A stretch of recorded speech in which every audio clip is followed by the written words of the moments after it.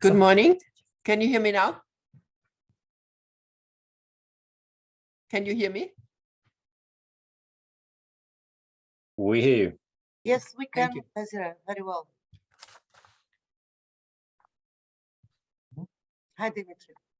Good morning. Good morning, Monica. Good morning, Ambassador. Ladies and gentlemen, it's my great pleasure to be moderating this morning's high-level opening, and I'd like to welcome you all warmly and say how pleased we are that even on the Monday morning, there are over 100 people joining online for the first session of the side events of the 70th Commission session of the United Nations Economic Commission for Europe. This morning, we're talking about circular economy. Tomorrow, we're talking about digital and green transformation for sustainable development. And on day 3, we will be talking about horizon scanning for the future of the UNECE region. Before we start, I'd like to pass the floor for her opening remarks to Madam Olga Algayeva, the Executive Secretary of UNECE. Olga, the floor is yours. Thank you so much, Dimitri. Good morning, everybody, distinguished panelists, ladies and gentlemen. It's really an honor to address you all today as we gather for the side events to the 70th Commission session of the UNECE. The topics that we will cover over the next 3 days, promoting the circular economy, digital and green transformations, and horizon scanning for the future, couldn't be more important. From global conflicts to the continuing pandemic, to the increasing threat of climate change and other human-caused environmental concerns, a multitude of crises threaten our UNECE region. But crises often serve as catalysts for innovation, development, and positive change. Over the next 3 days, we hope to discuss the ways that we can respond to some of the threats that face our region and work together to create a more circular, more digital, and more sustainable future. Globally, human society is consuming resources at an unprecedented rate. Ladies and gentlemen, 90% of materials are lost, wasted, or unavailable for reuse, as the Circularity Gap report is telling us. If we continue on our current trajectory, we will need 3 planets Earth to sustain our projected resources by 2050. The circular economy offers a response to this challenge. Rather than constantly extracting and using new materials, a circular economy envisions the reuse, repurposing, recycling of materials so that we can feed, house, clothe, and entertain the global population without exceeding planetary boundaries and destroying the environment. Circular economy will play a vital role in ensuring a sustainable future for our region and our planet. For this reason, the UNECE has been working tirelessly to bring circular economy principles to the region. In addition, digital and green transformations offer a response. Digital technologies will play a crucial role in promoting sustainable development, preserving and protecting the environment, and accelerating the transition to a circular economy. By improving resource efficiency, driving innovation, and building circular supply chains, these transformations can help reduce waste, curb emissions, and conserve limited natural resources. Digital and green transformations can also facilitate data exchange across the global supply chain, allowing businesses to make more informed decisions and increase transparency and accountability, while creating new opportunities for sustainable circular economic growth. We strongly believe that the future of the region and of UNECE itself relies on both the development of circular tools and standards and increasing efforts toward digital and green transformation. We are working with member states, including our 17 program countries, to develop policies and strategies that enable the transition to a circular economy. We have also been partnering with many different stakeholders, including the private sector, NGOs, and civil society, to develop innovative solutions that can help us and our member states achieve our goals. I want to recognize the presence today with us of many of such partners, including our keynote speaker, Joss Blériot from the Ellen MacArthur Foundation, a key player in the circular economy field. Importantly, to maximize the impact of the partnership for circular economy, we have launched a stakeholder engagement platform, so-called Circular Step. It brings together stakeholders from various sectors to promote circular economy principles and share best practices. Ladies and gentlemen, we count on all of you to join and actively participate in the platform's work. We call on you to make a circular step. Finally, the objective of all of this, of our work on circular economy and of our work on the digital and green transformations, is to put us on a path towards a more sustainable future. And here, UNECE recognizes the importance of horizon scanning.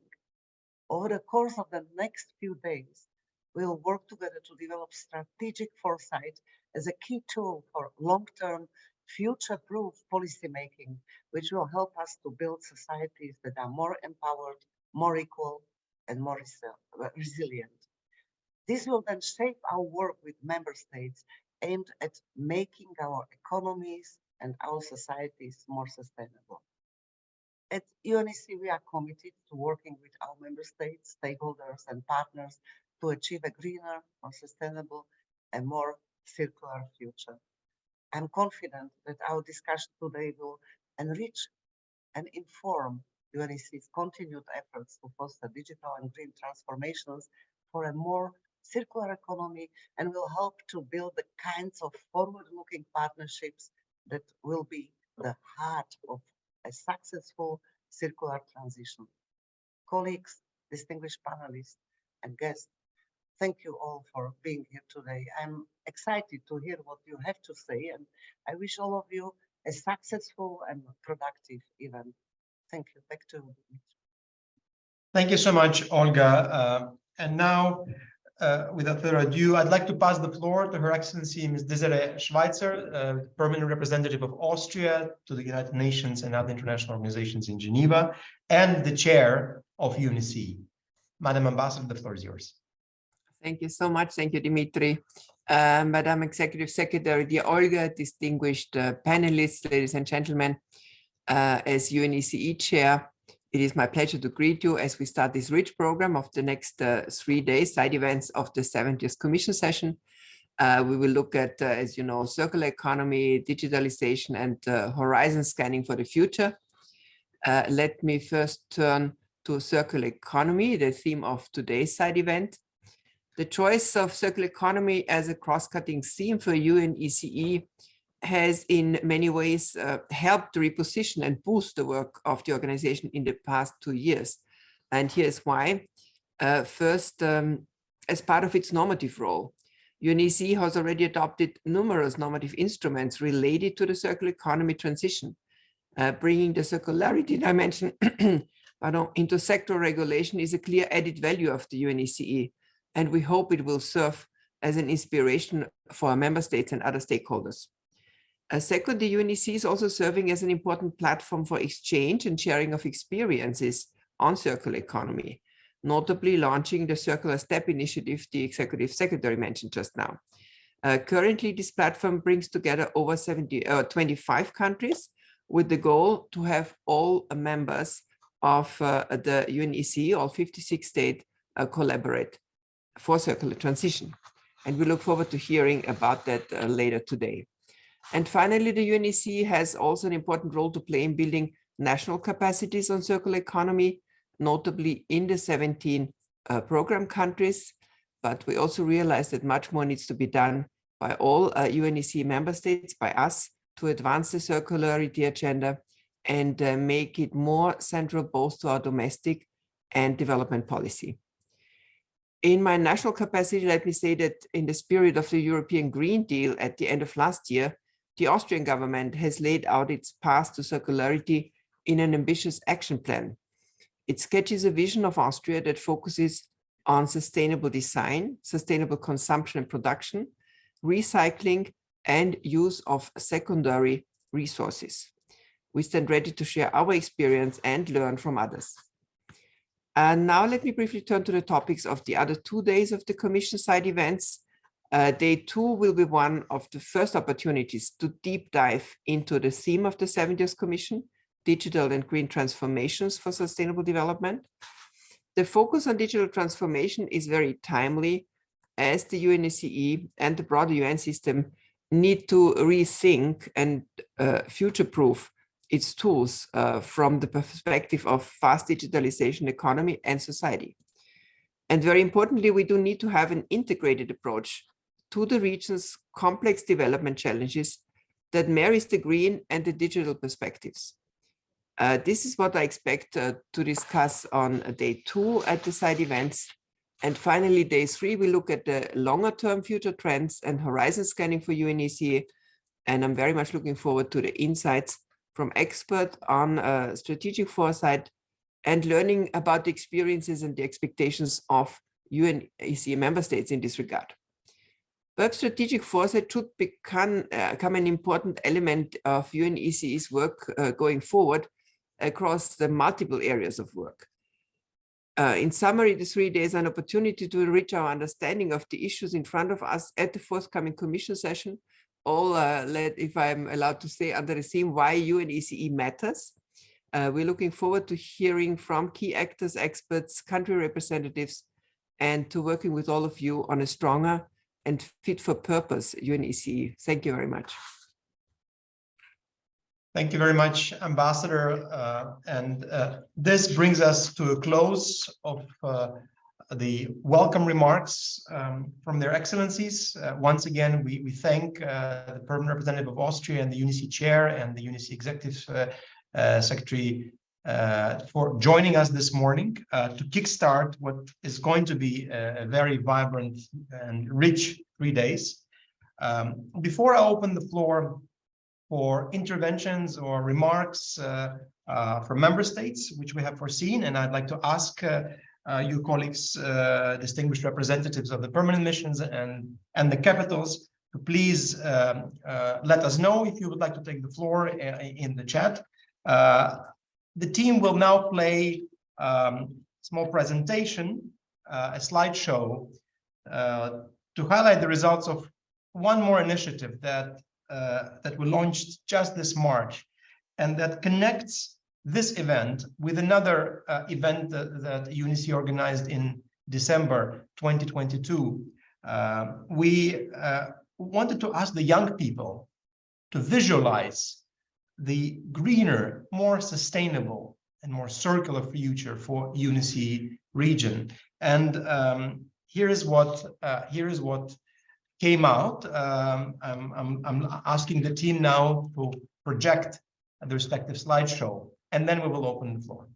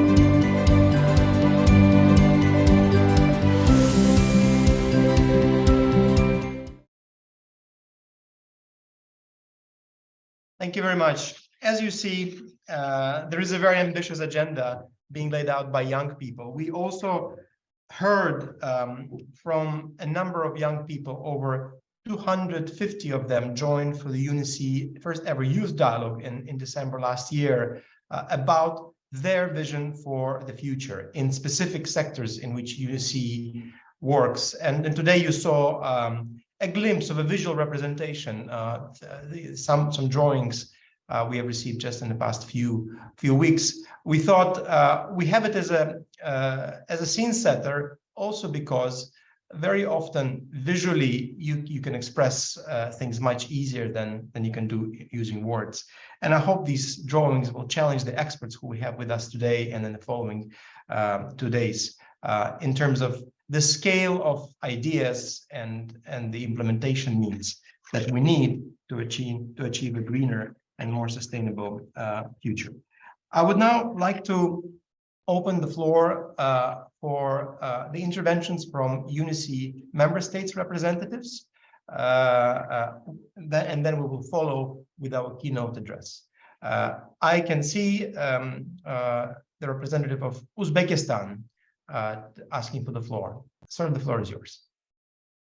Thank you very much, Mr. Mariasin. Thank you very much for UNECE and the UNECE chairman for inviting our permanent mission to participate for this important event, which leads to the 17th session of the Commission. And I would like to underline that Uzbekistan is also committed to the introduction of and development of circular economy in our country. For example, in 2019, strategy for the management of solid domestic waste in the Republic of Uzbekistan for the period of 19 to 28 was approved, which provides for the creation of efficient and modern system for processing municipal solid waste. The strategy provides for achievement of such targets indicators, ensuring the processing of at least 60% of generated solid domestic waste, increasing the volume of processing specific municipal solid waste up to 25%, and reducing the volume of solid domestic waste sent from disposal to landfills up to 60%. In the territory of our country, there are about more than 183 enterprises for processing municipal solid waste, with a total processing capacity of 894,000 tons per year. In addition, clusters with the total processing capacity of more than 1 million tons per year were created in 9 cities of our republic, based on the sorting of incoming mixed solids household waste to extract secondary material resources and process them. Since March 2021, separate waste collection system has been operating in the city of Tashkent in accordance with the decree of the president, which allowed for the implementation of this project. Also, according to the decree of the president since 2022, for business entities, sanitary cleaning enterprises, deduction of 5% of the fee charged for provision of sanitary cleaning services for the Republican Association Special Sanitary Cleaning Enterprise and Center for Organizing Sanitary Cleaning Service have been cancelled. For organizations operating in the field of handling household, construction, and medical waste, according to the list approved, and which has been also been given to them to the extraction of these taxes until 1st August 2025.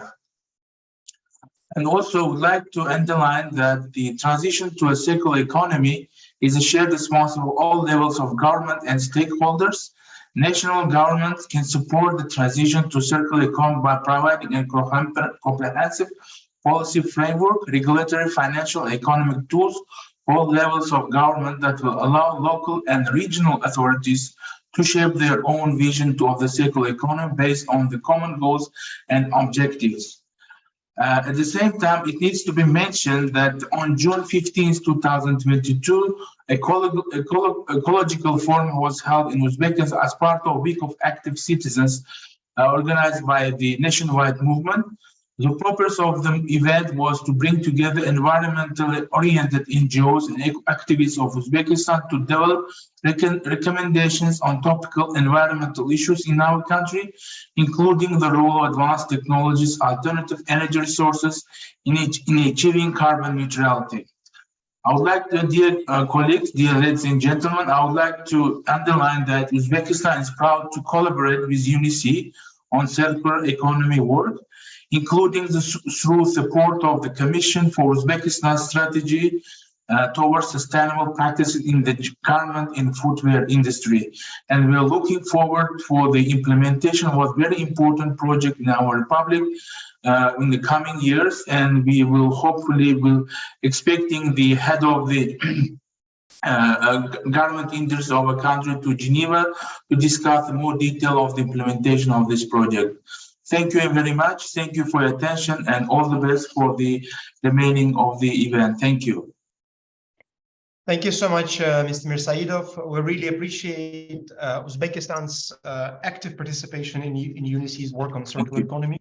And thank you also for your kind words. I'm checking with the team if there are any other hands from UNECE member states, official representatives at this point in time. We will be able to take other comments and questions after the keynote of Mr. Blerio. So if you could just confirm to me, colleagues, that if there are any other member states wishing to take the floor.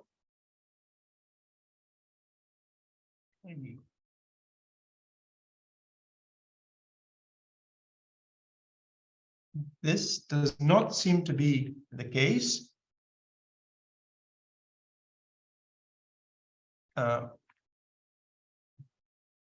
Okay. Before I give the floor to our keynote speaker, I'd like to say a few words myself. We heard the framing of this from our executive secretary and from the chair of the commission. Literally taking a circular step for UNECE was a decisive shift in the way that we as an organization think. It was something that made the entire secretariat and surely many of our member states rethink what is the role of UNECE going forward when it comes to helping shift the needle on the way economies work in this region and frankly around the world, simply because of how influential UNECE member states are globally in what concerns both economy and society. We really see the urgency of a circular transition, as was mentioned in the welcome speeches, from the points of view of resource scarcity, pollution, and climate change. But we also hope that circular economy can become a source of competitive advantage for countries and businesses in this region. As UNECE, we are just in the beginning of this path, even though more than 2 years have passed since we started working on circular economy and sustainable use of natural resources as a cross-cutting theme. Frankly, there is still a lot that we need to do as an organization to truly integrate circular thinking in the way we design our intergovernmental discussions, what we put on the agenda in terms of the programmatic work of UNECE, including our technical assistance to program countries, and in terms of how we measure what we do and the success of our work. We need to integrate much more across different thematic areas. We need to understand what circular solutions, let's say, in transport mean for trade regulation. We need to understand what a more circular city means for energy systems and energy reuse. We also need now, especially given our new cross-cutting theme, to very strongly link the agenda of circular economy and sustainable use of natural resources to the agenda of digitalization, with an overall aim for more sustainable production consumption models and ultimately a more sustainable society and economy. So there is a lot of unfinished business there. And we hope that today's event will be an opportunity to discuss how can we accelerate circular transition in the UNECE region. Specifically, ways to promote sustainable use of natural resources, and looking at both policies and practical solutions, including at the level of the private sector, that make this work from a business perspective, that make circular economy a good business. We couldn't have asked a better person to introduce us to this topic than Jos Berriat. As our executive secretary mentioned, he is one of the leaders in the circular economy field, and Ellen MacArthur Foundation is well known as a foundation that plays a key role in the ecosystem of players on circularity. Jos, turning over to you and thanking you for the years of great partnership with UNECE, I'd like to ask you to be open and provocative and share your perspective on where we are today, and what do you think remains as a key challenge, or several challenges that we ought to address, including what can UNECE do. As you know, we would like to make sure that our work in the areas of norm making and standard making, as well as our policy work and capacity building work, directly contributes to circular economy. So any guidance from you in that respect, from the expert perspective, but also from the perspective of the industry with which you are interacting all the time, would be much appreciated. Giving you the floor now, we are exactly on time, so you have 10 minutes with a bit of reserve even, and then we'll open the floor for a round of Q&A to Jos after this. Jos, over to you. Thank you kindly, Dimitri, and thanks for the credit which you're giving me and us, which is potentially a bit excessive, but I will take it anyway. Thank you. Excellencies, dear colleagues, ladies and gentlemen, allow me to extend my gratitude to the UNECE for giving me the opportunity to address this commission. And the commission's focus on circular economy is very welcome and of the utmost importance given the considerable reach and diversity of member states involved. But I've been asked to take a step back and consider the big picture, to look at where we come from and potentially where we are today.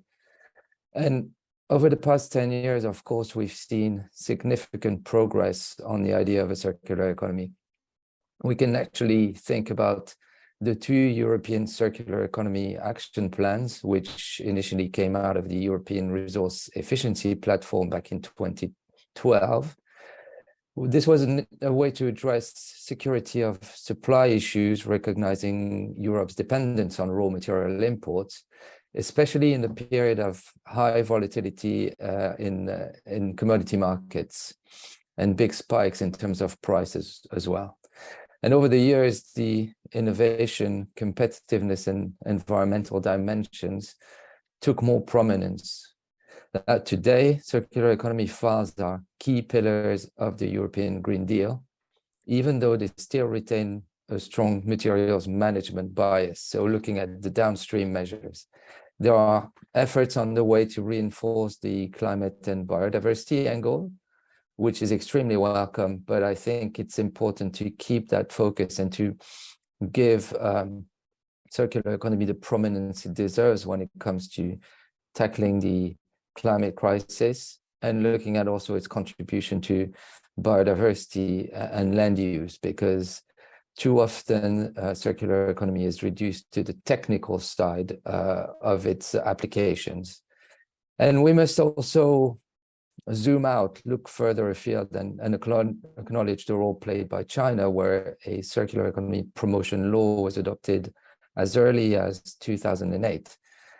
The recent 14th five-year plan has also been fitted with the most ambitious and upstream circular economy component witnessed in China so far, and that started in 2017, when Chinese regulations started to look at eco-design and EPR systems, when they were mainly, prior to this, focused on the 3 Rs and the very traditional resource efficiency approach. More recently, the USA has signaled its interest in circular economy in the context of its industrial decarbonization strategy, and the White House's Office for Science and Technology policy has been driving this effort through programs such as the Net Zero Game Changers initiative.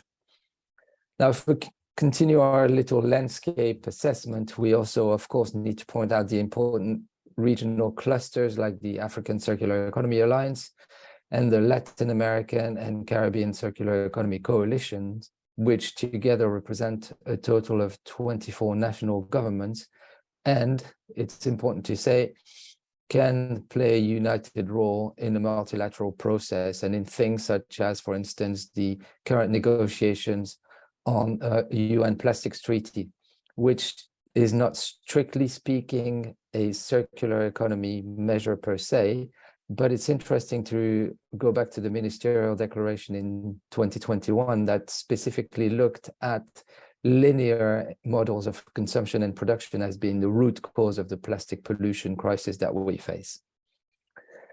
Another notable development is the creation in 2021 of the Global Alliance for Circular Economy and Resource Efficiency, GACERE, led by 2 UN bodies and the European Commission. This, of course, is another strong signal of the importance of the framework. And finally, even more recently, the UNECE launched a very important circular step platform for policy dialogue on circular economy. I'll just try to wrap this very, very quick and partial tour by saying that circular economy features in the multilateral process being discussed at WTO level and consistently appearing in G20 and G7 meetings. But let me perhaps restate the essentials, because as the discussion evolves, it's perhaps useful to remind ourselves that circular economy is a system change agenda and not simply a materials management strategy. The 3 guiding principles are eliminate waste and pollution, keep materials in use, regenerate natural systems, which means that it can also be looked at in terms of feedstocks, what gets put on the market, both in nature and volumes. And that's really important because we need to look at actually not what we can process post-use, but what we actually feed into the system.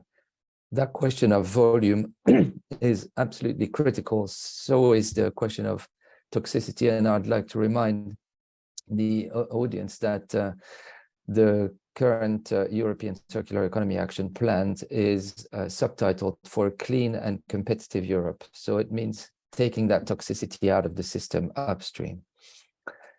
Circular economy can also be looked at in terms of process, and that includes design, for instance, design for disassembly and remanufacturing, because if we keep those products in use, what you don't waste, you typically don't need to replace, which means that it alleviates the pressure on natural systems and a virgin material use as well. And finally, the business model aspect is obviously very important.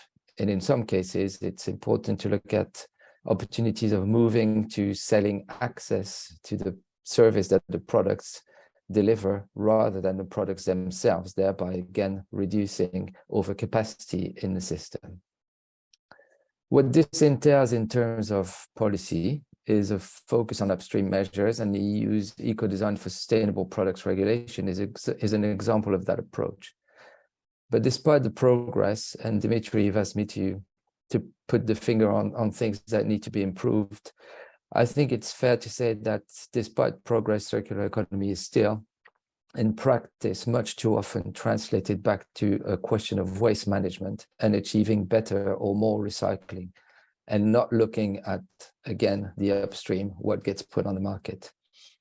Efforts have been made to take circular economy out of its natural habitat, which is the environmental ministries, but progress is slow on that front. And fortunately, today, I'm talking to the Economic Commission, which is a very welcome sign of things moving in the right direction. And more generally, with the growth in activity comes a risk of fragmentation of policy responses that don't connect well to each other. And in an attempt to help governments wishing to start a circular economy roadmap or national road plan, we have created what we call the Universal Circular Economy Policy Goals. Granted, it's a slightly dramatic title, but what it means to say is that these are designed to be adaptable to a variety of economic situations. There are 5 goals to help focus the discussion and provide starting points. The first one is about stimulating design for the circular economy, and it goes back to what gets put on the market. The second one is about managing resources to preserve value, managing resources as opposed to managing waste. Again, because what you don't waste does not need to be replaced. The third goal is about making the economics work, and I'll go back to this point later. The fourth one is about investing in innovation, infrastructure, and skills.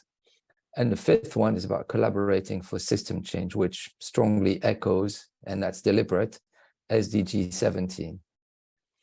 Now, perhaps more importantly, and as noted by key actors such as the OECD, for circular economy to get to scale, we will have to consider profound economic reforms which touch the cost and incentive structure of the economy, which is what our third goal points to and why we talk about making the economics work. This current system is hardwired for and by the linear economy, with a strong focus on throughputs and volumes of stuff sold. It hardly takes into account the negative impacts of consumption and production, these two elements being the real drivers of the global challenges we face. A recent report by the World Bank indicates that further opportunities could be unlocked by shifting fiscal incentives towards circular economy outcomes. Internalizing externalities in the economy can be done via taxation mechanisms, for example, carbon or energy taxation, resource taxation, material taxation, or subsidies by evaluating public investment projects based on their full societal impact, including the externalities. The results from the World Bank also indicate that leveraging material taxes to reduce labor taxes can have significant positive labor market and growth impact. The point that I've just laid out shows how critical it is for the circular economy to be a whole of government agenda. And the UNECE will soon publish a report examining institutional arrangements for the circular economy, which looks specifically at that cross-cutting aspect. We need to move beyond thinking about circular economy as a technicality. It's a transformative framework that opens up opportunities when it comes to innovation, reduction of harmful impacts, and resilience, which, as we know, is crucial in today's volatile landscape.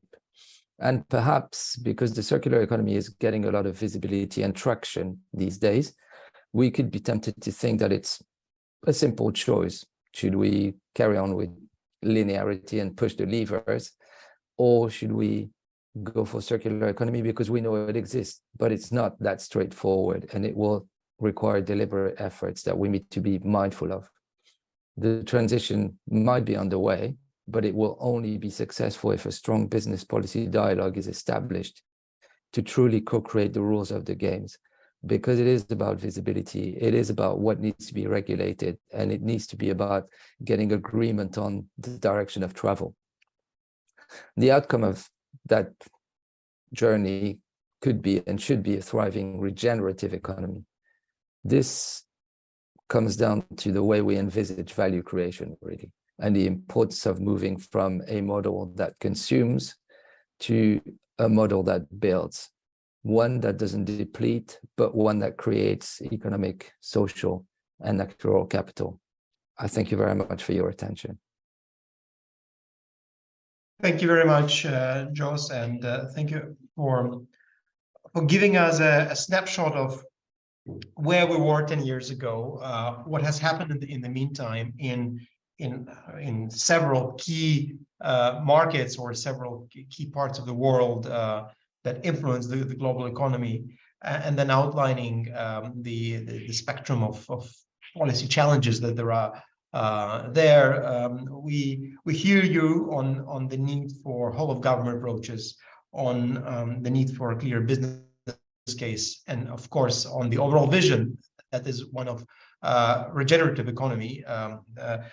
Finally, you reminded us that it's not so simple. This is not just about a sectoral issue or an environmental cause. This is a systems issue. So when we say whole of government, we don't say this, as we often do, just to say we need a coordinating committee across several ministries. No, we say this is actually a systematic change that requires a rethink of how an economy is functioning overall, not just the waste management end of it, which is very often mistaken for circular economy. Thank you for these inspiring remarks, for detailing what the challenges are, and setting a great framework for the discussions later today. Distinguished representatives of member states, of UNECE member states, I'd like to first of all ask you if there are any remarks or questions at this point in time. I saw that the representative of the Ministry of Environment of Armenia has provided a comment and a question in the chat. I think Jos has already referred to some of the existing platforms and cooperation mechanisms, including Kazari and others. But perhaps the distinguished representative from Armenia would like to take the floor and speak. I'm just checking if she would like to do so.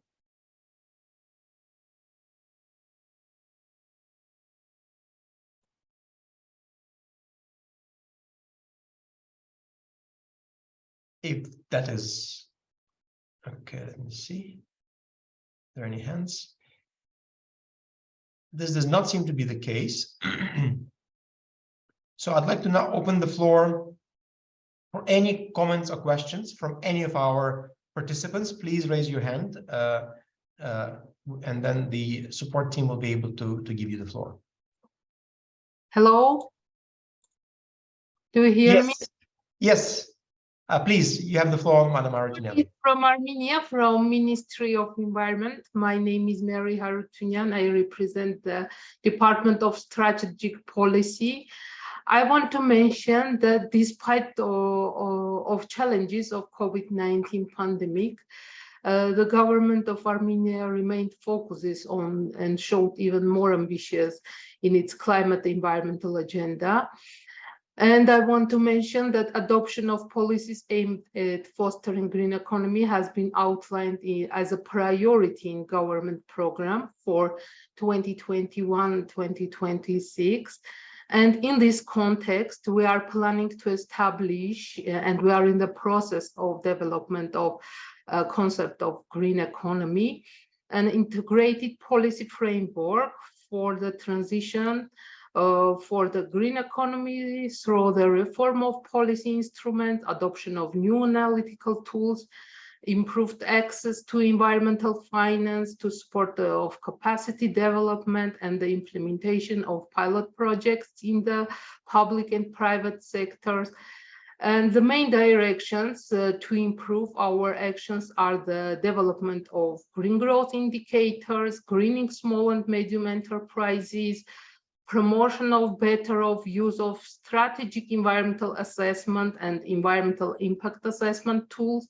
And in this context, I want to mention that in the frame of EU for Environment program, Armenian version of the introductory green economy course is developed and now available. This training instrument is very important as a tool towards high and mid-level civil servants of Armenia who are directly involved in the process of developing, implementing, and evaluating policies supporting the transition towards green and more circular economy.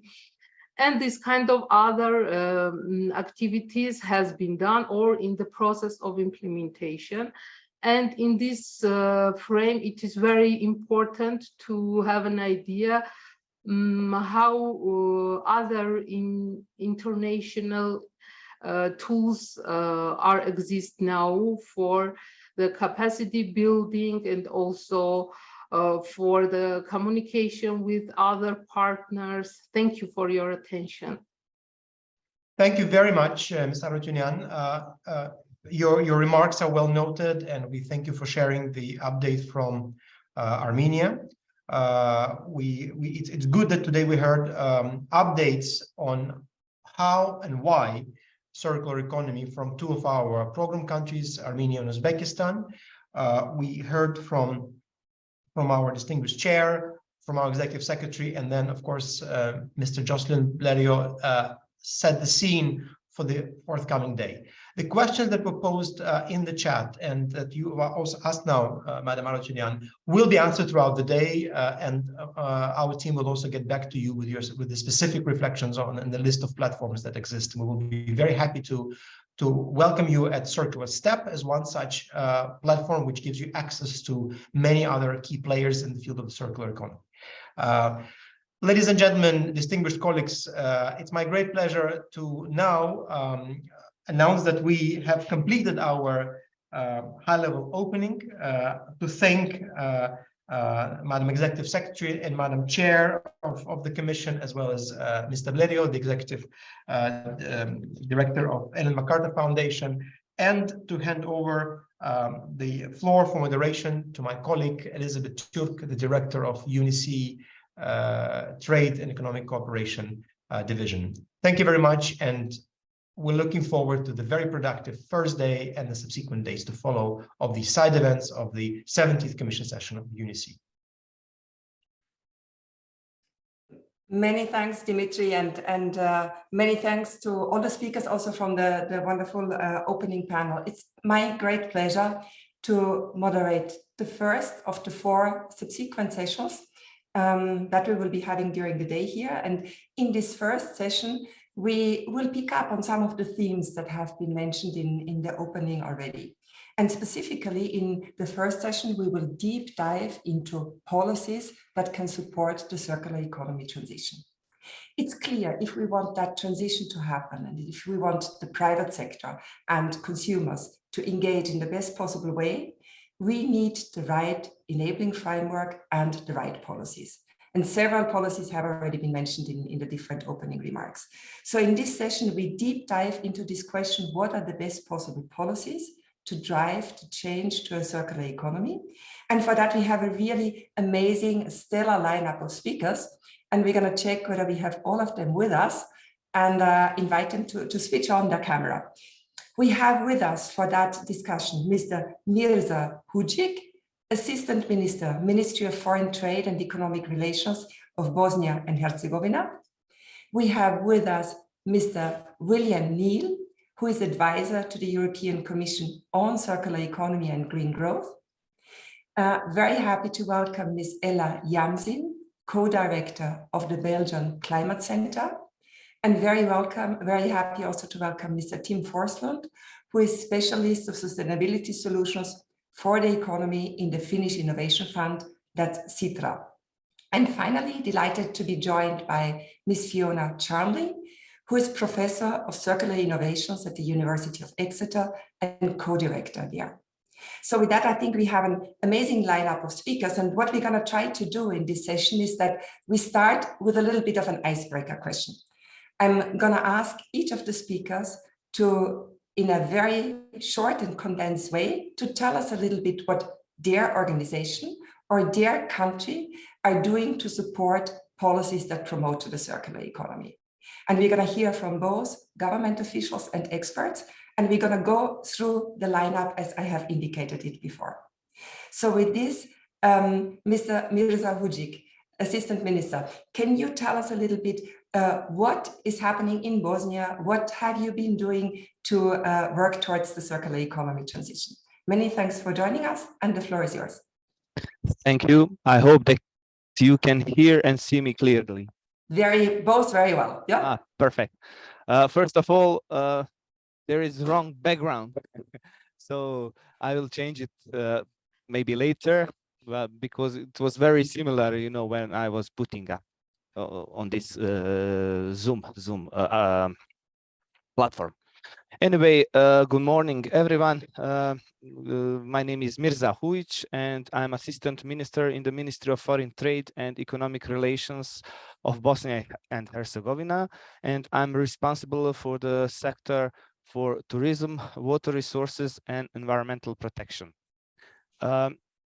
Competencies of the Ministry of Foreign Trade in environmental protection are defining policies, general principles, creation, coordination activities, and harmonizing plans of sub-state level institutions, and conclusions of international agreement and its implementation and cooperation at international level. Firstly, I would like to share with everyone that in Bosnia and Herzegovina, we are in the final phase of adopting the national environmental strategy called ASAP 2030 Plus with action plan. It is very complex policy document with 4 components, over 1,000 pages, so many priorities, measures, etc. In this policy document, we have adopted the principle of circular economy. One of the thematic areas of the strategy is the waste management, and considering the structure of our economy, we think that in this area we can make the best result when we are talking about implementation of circular economy. In 2022, with the support by UNDP, in Bosnia and Herzegovina, we developed the roadmap to circular economy.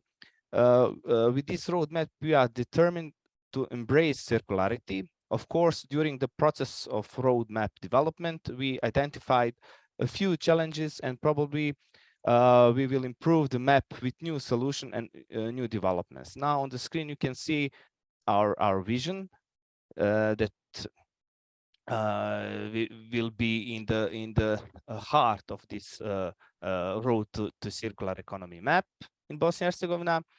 Also some steps, and as I mentioned, we need to improve this map with some new development, because it's still in the process of adopting. And also I would like to inform you that at the regional level, we have a document called Green Agenda for the Western Balkans. It is a new growth strategy for the Western Balkans, leaping from a traditional economic model to sustainable economy in line with the European Green Deal. Circularity is recognized as one of the important pillars of the agenda. The action plan for the implementation is developed with a few regional measures that covers the circular economy. And now we are working on the regional circular economy operational plan. However, all countries in the region, they are in the process of developing, or they already adopted roadmaps, but with some regional activities and measures, we would like to have a better impact and better result at the regional level. I think that is enough for the beginning. Wonderful. Many thanks for this very concise and precise information about the national environmental strategy, the 22 roadmap that Bosnia and Herzegovina developed, and also already mentioning the regional level. So perfect for the icebreaker. Let me now turn to William Neal, to the European Commission. William, you've been with us already several times on circular economy discussions, but please introduce yourself and a quick few words about the role of the European Commission in this regard. Well, thanks very much, Elizabeth, and it's lovely to be with you again. I really appreciate the opportunity to meet with everybody. So yes, I'm William Neal. I'm advisor on circular economy in the European Commission. I'm placed in the Environment Directorate General of the European Commission. In my directorate, we have direct responsibility for chemicals policy, for waste legislation, for sustainable production and consumption tools and instruments, and also in a new unit dealing with circular design and eco-design. I think to talk about the institution, the European Commission, for those that aren't really aware of the institutional setup, it's an executive body, but it also has the right to propose legislation. And we've been quite active on that recently. That legislation then goes through the European Parliament and through the member states in the European Council. And I think it's important to understand also that we rely very much on the principle of subsidiarity. So decisions and legislation and instruments should be taken at the level closest to the ground as possible. So at the European level, we are acting in certain areas, but there are many other areas where the member states are really competent and they're taking the responsibility. And Ambassador Schweitzer was saying earlier on about the Austrian circular economy strategy. We have, I think 22 circular economy action plans or strategies or roadmaps in member states of the European Union now. But as Dimitri also said, it's not really enough for these to be just a kind of coordinating committee approach. I think one of the crucial things is to have shared ownership of circular economy across different ministries and different stakeholders. And in the European Commission, I think we've fairly successfully done that. It's taken a while to sort of get it out of being solely in the realm of the Environment Directorate General to make others really take ownership. But our industry and Single Market Directorate General, and increasingly now our consumer, the Directorate General responsible for consumer policy, DG Justice, is also very active on implementing circular economy. So I think, as Josh said earlier on, we really got started in 2012 with the European Resource Efficiency Platform, which led to our 2 circular economy action plans. We're now implementing the second of those.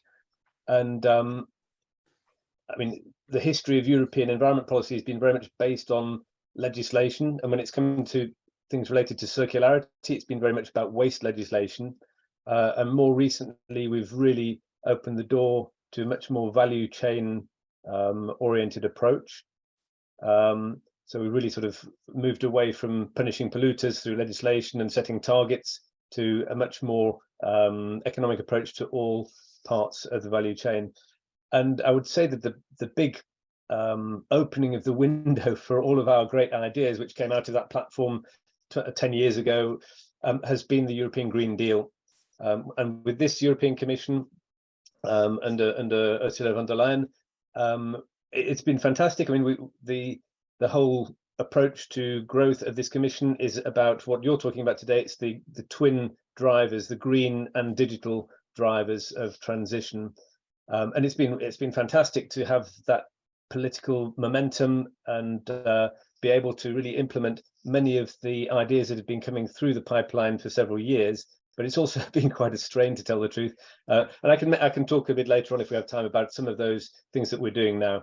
But I'll leave it there for now. Many thanks, William, for this great introduction and for explaining us a little bit the setup in terms of what DG Environment is doing, but also referencing the very important European law principle of subsidiarity and flagging the importance of the sort of shared ownership that we bring together the different realms of government here. And surely we're going to deep dive into the Green Deal a little bit more. Let us now turn to some experts from think tanks, and a great pleasure to welcome Ms. Ella Jamsing, co-director of the Belgian Climate Center. And Ella, you have been supporting also UNECE through some research work, but tell us a little bit what the Belgian Climate Center is doing and what you're doing in support of the circular economy transition.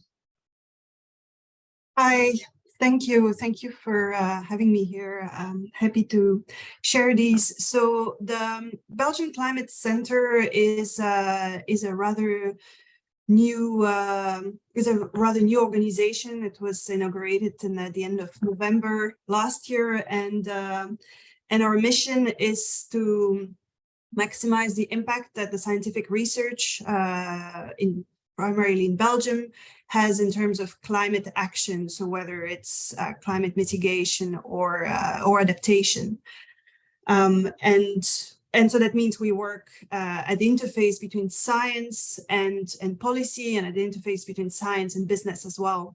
So where circular economy fits within this angle that we're taking is, of course, circular economy is a really important solution towards reducing carbon emissions. And that's not the only benefit of circular economy, but that's the angle to which we're approaching it. And so our goal is to really make sure that we deliver all the science needed to facilitate this transition to a circular economy. So at policy level, there are, for example, at federal level, a number of measures that have been decided to transition to a circular economy, and we will be supporting the transfer of knowledge from the scientists. There are a number of scientific inputs that are needed. I'm thinking, for example, about behavioral science is one of the places where scientists can really facilitate these policies, facilitate their implementation, help design them as effectively as possible. And so we'll help making this transfer of knowledge, and will help strengthen as well the scientific research taking place in Belgium, so that it continues being fit for purpose in this transition going forward.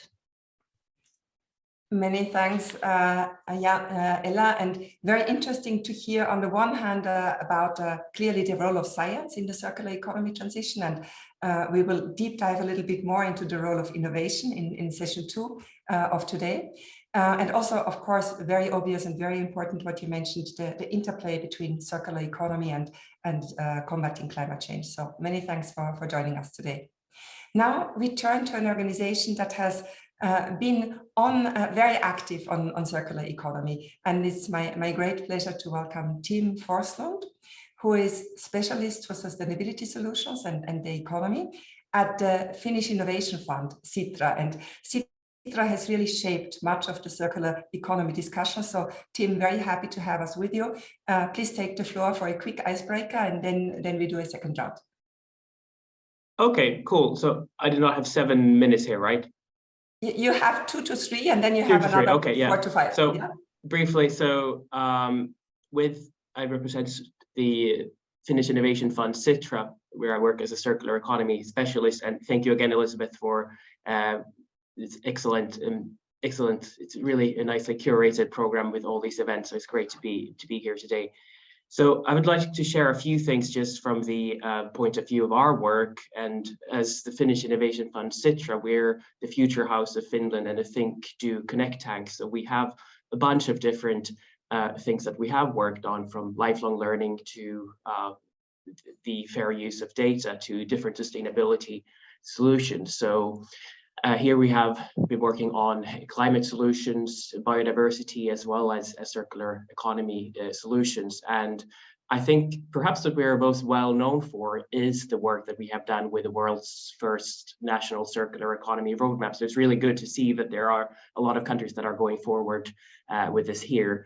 So I'd like to commend also Bosnia to go on their work on their roadmap, because this is really a centerpiece of driving the circular transition forward. And we saw so UNECE and the EEB just published a report. I think there are about 20 just in the EU member states that have started their journey towards a circular transition. And Chatham House has also looked at this as a global level, and there are about more than 50 countries that today have different forms of circular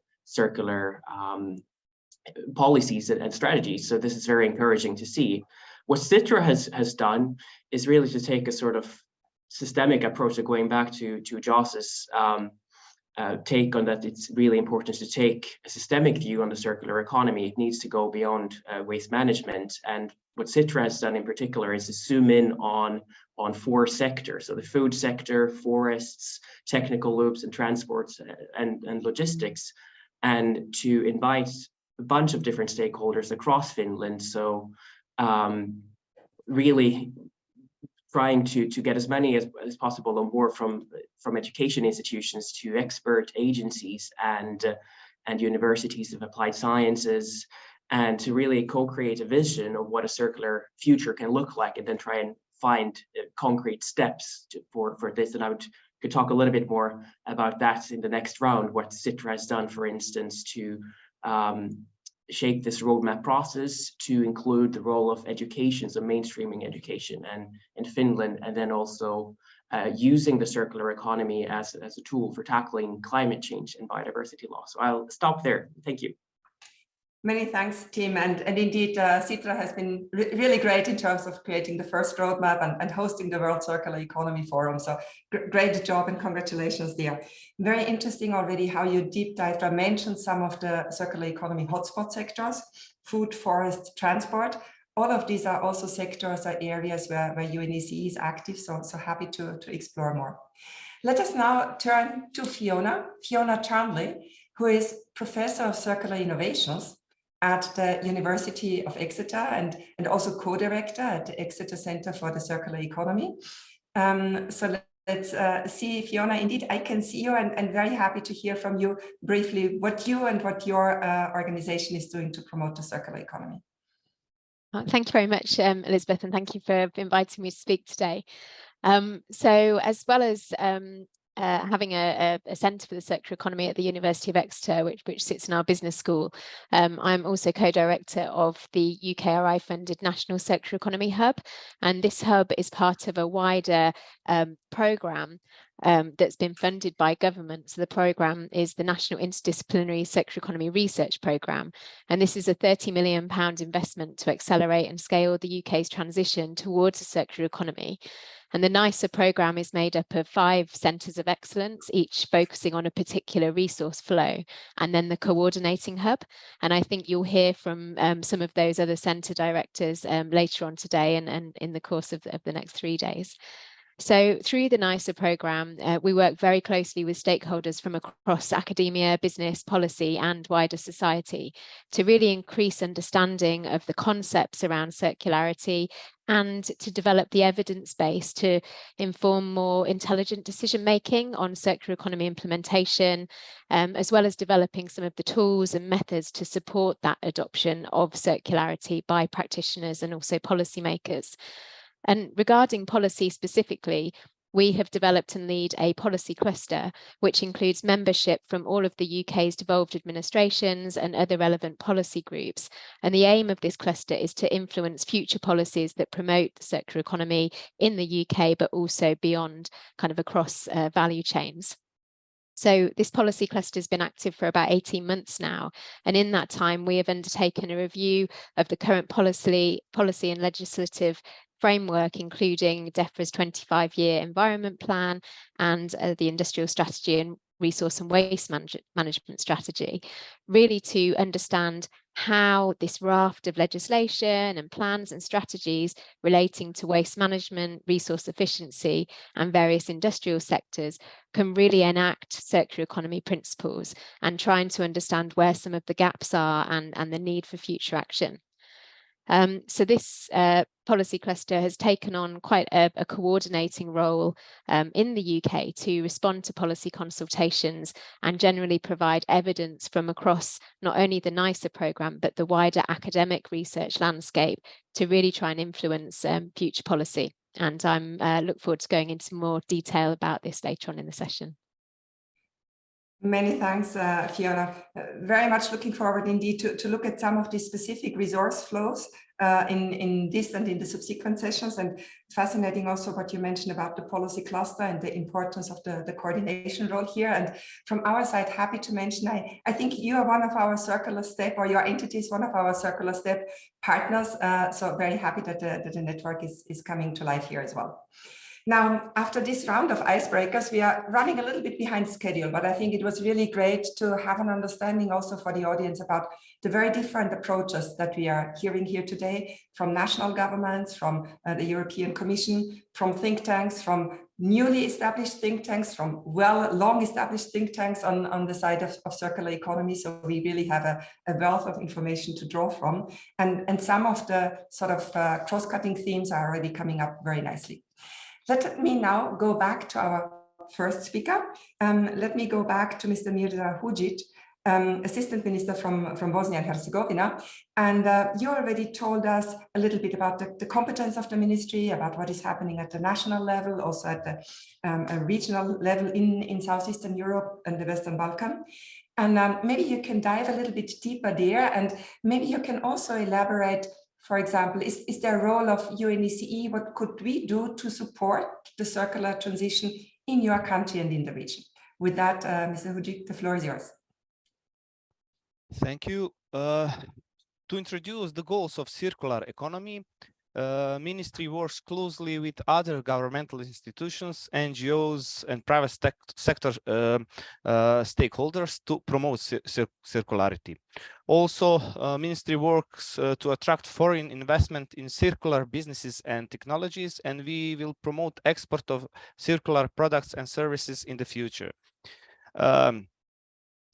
As I mentioned, we have defined policies at national and regional level. Also, we have action plans with priorities, activities, and measures. My country has a complex administrative structure, and it is not easy to coordinate all national and international activities between all stakeholders. However, we should think about the implementation it is not our work is it is not only to create some strategies, policy documents. We should think about implementation of that important documents. So that is the most challenging in the whole story of circularity in Bosnia and Herzegovina. So it is impossible to implement all activities and measures by own capacities, even if we have complex infrastructure, so many institutions, and etc. So in the stage of the implementation, I think that we depend of international support. For implementation. As I mentioned, most challenging things is the coordination between all stakeholders in the country and also with international community. So we already use UNECE circular step as very good tool and platform where we can exchange our ideas and also best practices, and to communicate with other countries in whole UNECE region. So maybe what I can propose to UNECE is to promote this step platform, and maybe to have some kind of capacity building in all countries like Bosnia and Herzegovina is, how to use this platform, what benefit could be of this platform. And honestly, in the region, we recognize the problem of let's say transboundary impact of circularity, because our economy depending on the regional context. So maybe we can use that approach in this way also. Many thanks, Mr. Hujic. And indeed, you refer to the very complex governance structure in Bosnia and Herzegovina, which surely makes policy setting even more complicated, but you also emphasize the importance and the challenges of implementation. And if I understood you correctly, that's maybe really an area where international organizations, development partners can support countries, can support the different actors to sort of like make progress on the implementation. I was very happy also for you that you refer to exports and to trade. And I think particularly as Director of Economic Cooperation and Trade, that's a topic dear to me and not always clearly linked to the circular economy, but definitely very relevant one. So many thanks for these thoughts. Now, let us take the same round, the same turns. And William, let me turn to you. You've already mentioned the Green Deal, and the Green Deal is really sort of like, I would almost say, all over the media and discussed in mainstream media these days. Maybe you can pick one or two other elements you want to share about that. And William, I would also ask you maybe to zoom in a little bit about what the Commission is doing to support member states in implementation. And also maybe a few reflections about the importance of partnership and cooperation, and maybe also what UNECE can do to support. Floor is yours. Well, thank you very much, Elizabeth. And I was laughing a bit out of sympathy with what Minister Hujic was saying just now, because it's really the same for across the European Union as well in terms of the challenges of implementation. I mentioned the fact that we've had this legal approach to setting waste targets, for example, for decades. And just because we have a legislative target, which all of the member states have agreed to themselves, doesn't mean that it happens. And we still have a real need for more technical capacity building and investment and getting some of the economics right to get the incentives in there to make it happen. So we are trying to work on that, and we've been increasingly organizing workshops across administrations, across the different member states to learn from some of the best cases, the best examples on a sort of peer-to-peer level. We actually call it the peer-to-peer program. And also neighbourhood countries of the European Union are entitled to join in that. So that's something which we could certainly work on in the future. But Elizabeth, you asked me to focus on a couple of things related to the Green Deal. As I said, the window's open. There's been so many recently, but I'll focus on two or three. Two of them, I think, the first being about keeping the worst products off the market and sort of setting a minimum level, and the second being about encouraging the best actors in terms of circularity. So the first is what we call eco-design, and we're talking here about product policy, about product design, and we estimate that about 80% of the life cycle impacts of a product are defined at its design stage, design and production. So you can really see product design as being part of waste policy, because it's really about avoiding waste and making waste easier to manage, because, you know, if you design out the worst aspects of it, whether it's hazardous chemicals or just difficult to disassemble products, then, you know, you're really making the whole waste management process more viable. But the idea, basically, we have an eco-design directive which has been used for the last few years to set minimum requirements for products that are put on the European market in terms of energy efficiency in the use phase, and that's been highly effective. In fact, we estimate that the energy savings that we've got from that equal the total generation of energy from wind power in the whole of Europe. So it's really very substantial, just from design tweaks, which are fairly uncostly and fairly easy, but at the design stage.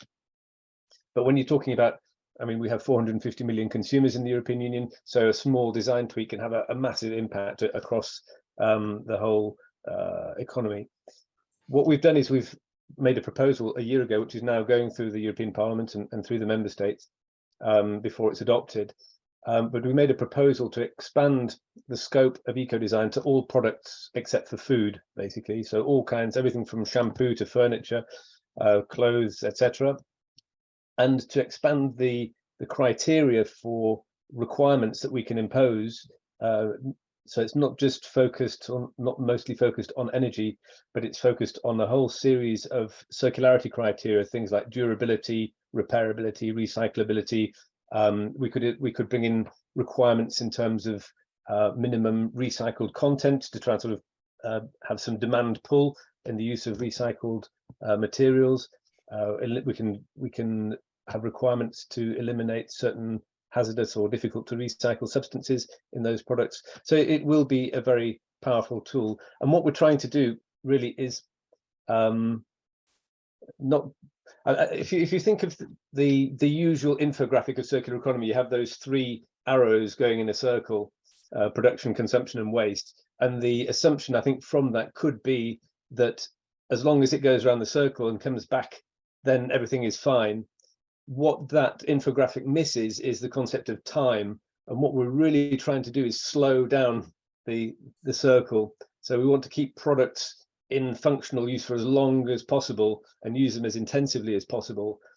Joss kept saying that what we don't waste, we don't have to replace. And this is all about that. It's, you know, it's keeping things, keeping assets and products in use for as long as possible and as effectively as possible. And this is what we're trying to achieve through eco-design.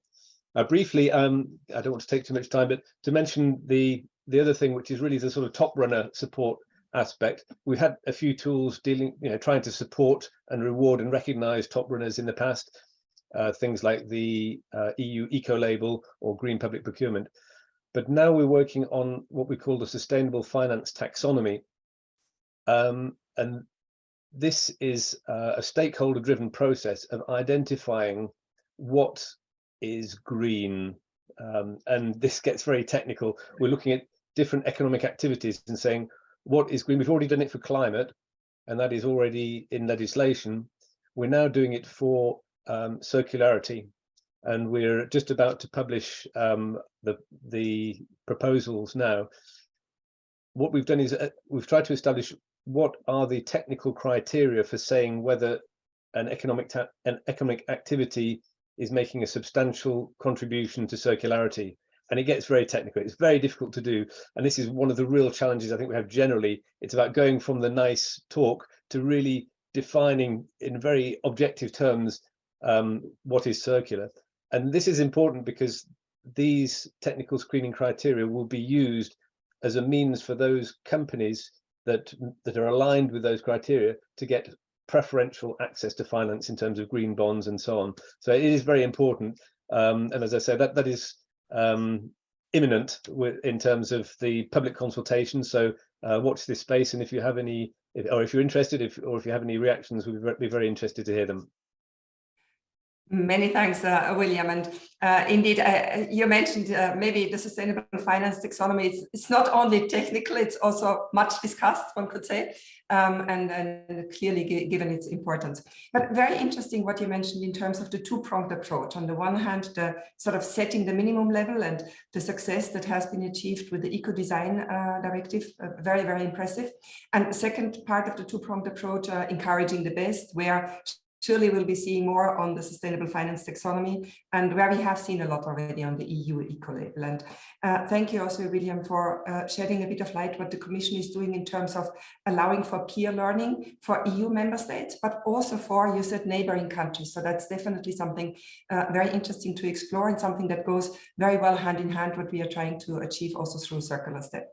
So many thanks for your insights. And maybe briefly before we move to Ella, a quick mention that I heard from the team that there are hands being raised. So we are not forgetting you, we are taking note, and we're going to give the floor to the audience once we have been through our speakers. So please do stay with us and keep your hand up. Now, Ella, let me turn to you. As I mentioned at the beginning already, is you've also been supporting UNECE by doing some research on the importance of institutional arrangements for the circular economy. So maybe you can shed a few insights from that and talk a little bit about what you see in terms of policies and institutions as sort of the best possible setup for a successful circular economy transition, and maybe also sort of like what could be the role of partnerships in that regard. Over to you. Thank you. Yes, so indeed, based on that work, but also my broader experience with circular economy, one thing that comes back a lot when we think of circular economy as a systemic transition is it's a model that has broad benefits. I mentioned the climate aspect, but it's environmental, it's economic benefits, it's social benefits, and it also means that in terms of where you start from in order to make this transition happen, to make it really effective, you also need to consider these different aspects of society.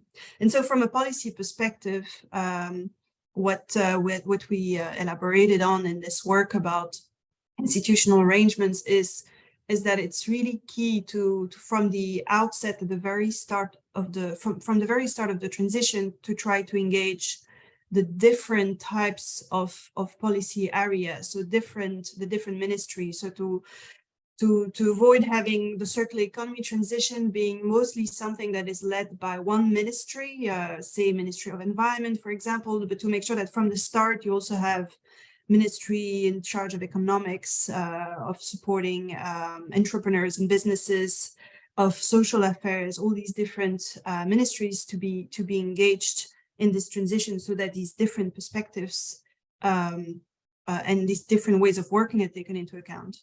And I think it's also important to acknowledge that this can be really challenging, and how challenging it is depends on political culture, political setups, the way governments are formed. So it differs a lot from country to country, but everywhere this is something that can be challenging. It's easier to work in silos. That's the reason we've been doing this for a really long time. But it's really productive and delivers a lot of benefits to go beyond the silos. And so it's across different policy areas. It's also across different policy levels. So there is more national, federal level. Of course, above that, at international level, we just talked about a European perspective, but then there is regional level, there is the local level, and there is a lot of benefits to be gained, and also enabling exchanges between these different levels, where a city will have different responsibilities from a federal level government, but it will also have maybe more opportunities for experiments, for trying things faster. And it's really useful to bring the feedbacks from these experiments into what is being done at regional or at federal level. So when putting in place these processes to develop these circular economy policies, it's also really useful to put that into the design of the process. And then a third level of interactions and collaborations is between different types of actors. So far, I'm talking mostly about collaboration across different types of policymakers, but also, and of course, circular economy, there is a very strong business perspective. It's something that can have benefits for businesses, and it's something that requires benefits to do a lot of things differently, to also work among businesses, among industries, to again there as well to collaborate more than is necessary in a more linear economy. So including these businesses into the transition from the start is also absolutely necessary.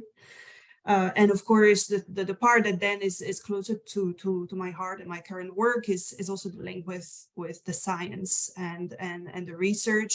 That also helps making the link with education. But at scientific level, there are many ways,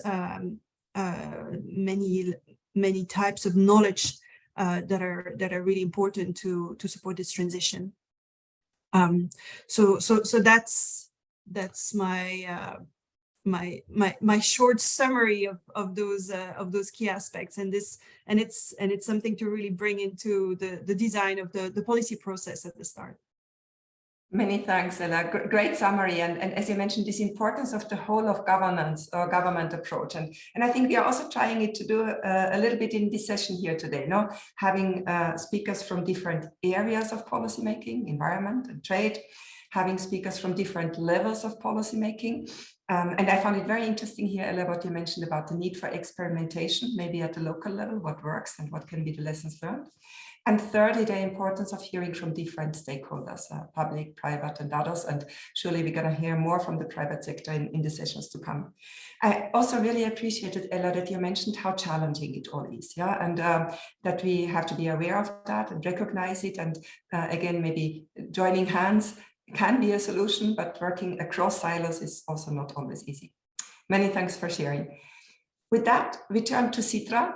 And Tim, you've already started your presentation a little bit before. Maybe if you wish to continue along these lines, and once again, really very keen to hear more about what Citra is doing, and also in terms of facilitating the World Circular Economy Forum, and maybe also interesting to hear a little bit like what EU member states, how countries can work together with other countries, and what we can do in terms of cooperation and partnerships. Over to you. Well, thank you, Elizabeth. I think there's a lot that member states can and other countries can do to work together on this. And it's really, in fact, really critical. If you take Finland as an example, we're a country of 5.5 million people. It's a small country by comparison. And what we can do here is to try bold ideas across Finland. And then if some of those work, we can then try to scale those. Otherwise, the impact is going to be quite small. And let's face it, the circular economy is not a Finnish concept. So we also need to bring in the best ideas from other places. And I think some of the examples that we have tried in Finland, for instance, is to try to mainstream circular economy in procurement. That's about 1/5 of Finnish GDP is in procurement, and also to develop circular economy indicators so that we can really measure the transition as well. So that also has to be comparable across different member states so that we are actually talking about the same thing.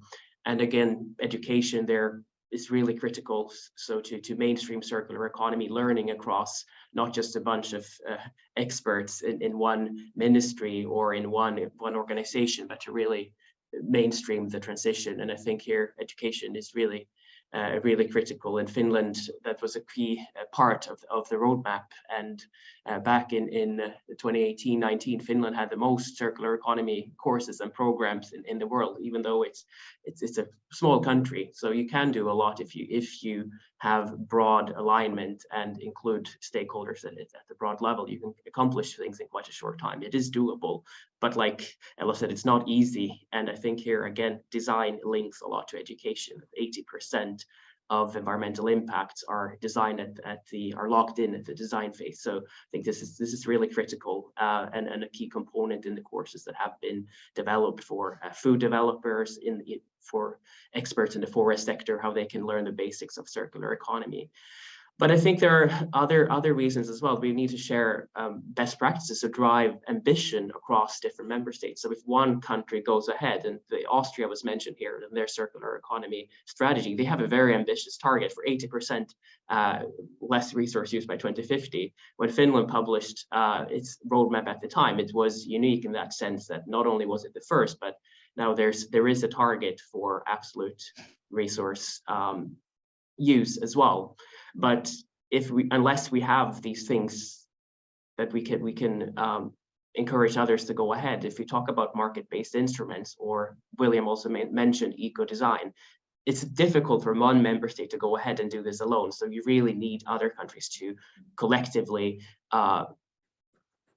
work on something. Otherwise it could penalize, for instance, a small country. If you take, for instance, Armenia has a lot of extractives, or Uzbekistan also has a lot of extractives. It's hard to implement, for instance, market-based instruments unless countries collectively can do this. And I think also that the role of standards is really, really critical here. So we have worked also with the Ellen MacArthur Foundation and with IEEP as well to look at the role of free trade agreements, that if we can include circular considerations, circular indicators and standards, we can also create a bigger market. And the previous report that we did with IASD shows that across certain segments, a circular transition, businesses that are engaged in services trade in the circular economy can actually have more exports than their conventional counterparts. So the circular economy is maybe under-researched, but it is a big export opportunity. And finally, I would just like to welcome you all to the World Circular Economy Forum in May in Helsinki, and I hope we will have a chance to discuss more what we can do to drive this forward as well. So thank you. Many thanks, Tim. And yeah, indeed, it would be lovely to explore Helsinki in summer and see the practice of the circular economy there. Found it very interesting what you said in terms of what small countries can do. Yeah, and you mentioned Finland in terms of trying bold ideas, and then they can be scaled up. So I think that's really like a thought to pursue. And also I appreciated your thoughts on the importance of cooperation, not only in terms of sharing best practices, but also how important cooperation is when it comes to implementing market-based instruments, the need for a collective approach. I think that's something we really have to bear in mind, that obviously from the trade perspective, happy to explore how we can bring trade into the picture. You mentioned the importance of procurement. UNECE has also picked that up a little bit, innovation enhancing procurement as a driver for circularity. And you mentioned the importance of indicators and measurements. And our colleagues from Statistics Division have just come up with really a framework for measuring circularity. So indeed, we are trying to put our contribution on these important themes and actions. And last but not least, Tim, point very well taken on the importance of education. So many thanks. And we now turn to Fiona. Fiona, joining us again from University of Exeter. And Fiona, can you maybe share a little bit with us something more about the Circular Economy Research Hub, how it supports the UK government in shaping the policies for the circular economy transition? And I guess for you, a key question also is like, how do we ensure that research can be applied to policymaking? Yeah, so how do we sort of like bridge that gap? Floor is yours, Fiona. Great, thank you, Elizabeth. So yeah, I mentioned the NICE programme before. So this is a UK funded programme to accelerate and scale the transition towards a circular economy. And with that programme, we have taken an approach looking at a deep dive into 5 particular resource flows. So we have a centre of excellence in each of the 5, which are textiles, mineral-based construction materials, metals, technology metals, and chemicals. So each of these centres is looking at research into how we can enable the circularity of resources and materials within each of these key sectors. And then we have a coordinating hub, which we lead at Exeter, which really kind of coordinates the programme as a whole to amplify and communicate the findings of the programme to businesses, to practitioners, and also to policymakers. And it's important because we're really interested in those kind of cross-cutting research areas, which are actually sector or resource flow agnostic. I think there's a lot of challenges that we face around moving towards circularity, that it doesn't matter about kind of the sector or the particular business or even the country or the region. Actually, there's a lot that we can do together, as some of the previous speakers have mentioned. So we're interested in looking at things like data and modeling, for example, design approaches, business models, and policy. So what we're doing is regarding policy is looking at how we can enable a whole system approach really across the whole life cycle of products that are related to different sectors, as I mentioned. So looking at kind of how across a value chain you can look at implementing circular policies or recommendations that will have that influence. So one example could be looking at kind of primary raw material taxation in order to kind of narrow or close material loops or flows. Then looking at things like kind of providing manufacturers more guidance on reducing process losses, or kind of looking at product durability standards in order to sort of really target production and retail circularity. And then when it comes to consumption, I think there's a lot we can do around improved collection infrastructure, for example, improved communication to consumers on what products are and kind of that traceability and transparency of where they've come from and what materials are built into those products. And then, of course, thinking about innovation, there's a lot that we can do around innovation policies. And I agree with some of the previous speakers, so William, on kind of, really the need to stimulate the design of more innovative products and services that enable the circulation of resources and materials.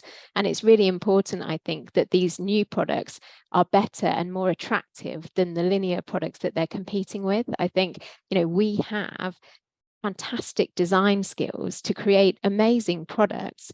Why can't all of those products just be designed to be better, to be circular, so that people actually want them, to kind of stimulate that demand for these types of products? And really government play a huge role in creating the enabling conditions to enable organizations to design these products, so to really change the rules.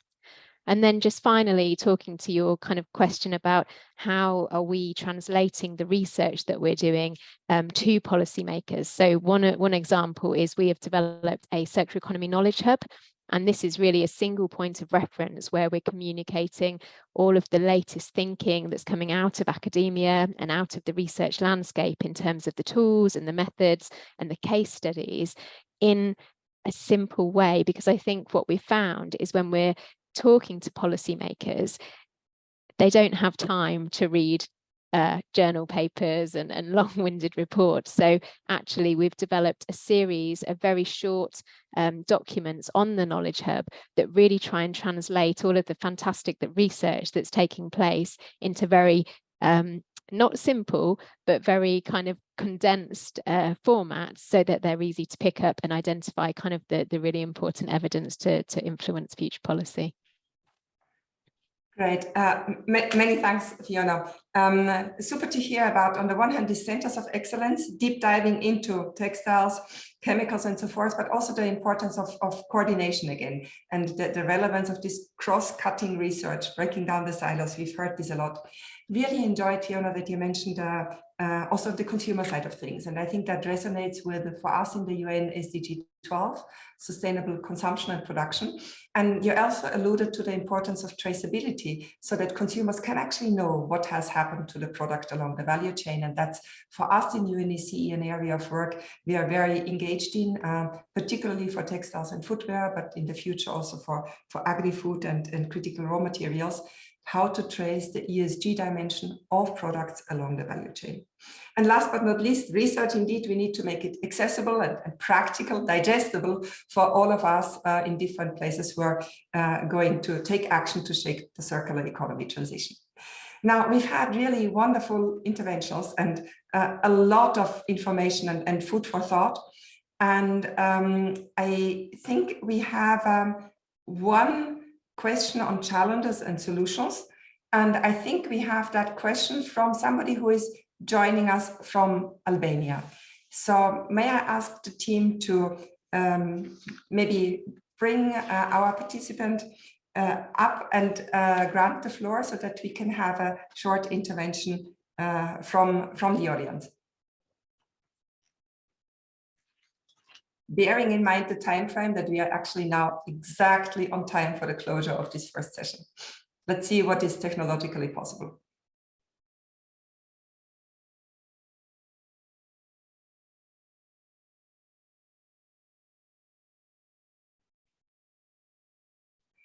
And if not possible right now, given that we all stay in the same meeting, hopefully stay in the same meeting along the morning for another session, we can always bring back our participant from Albania sort of in the second session or also in the wrap up. And then maybe let me conclude here and let me really thank all speakers for their interventions.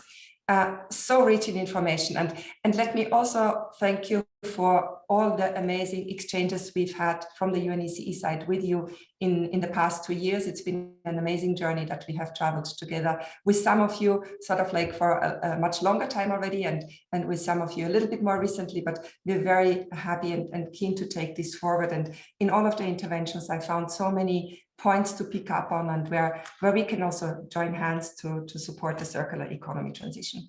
For me, one thing that came out really, really clearly in this session on policies is, on the one hand, this importance of taking a whole of systems approach. And that obviously also translates into a whole of governance approach in terms of policies. And again, to say, I'm very happy that in this session we could combine the economic with the environmental perspective through Mr. Hujic and William Neal. So thank you for joining us on there. And second thought that I felt came out really, really strongly is the importance of cooperation. And I think that's where we are all in the same boat, and where we can all play our role in terms of cooperating and supporting each other in the circular economy transition. And thirdly, I was very happy that there were some references to the challenges that all this entails. And I guess we have to be honest and clear about the difficulties along the way. But again, that's why it's so important to join hands and embark or continue traveling this journey together.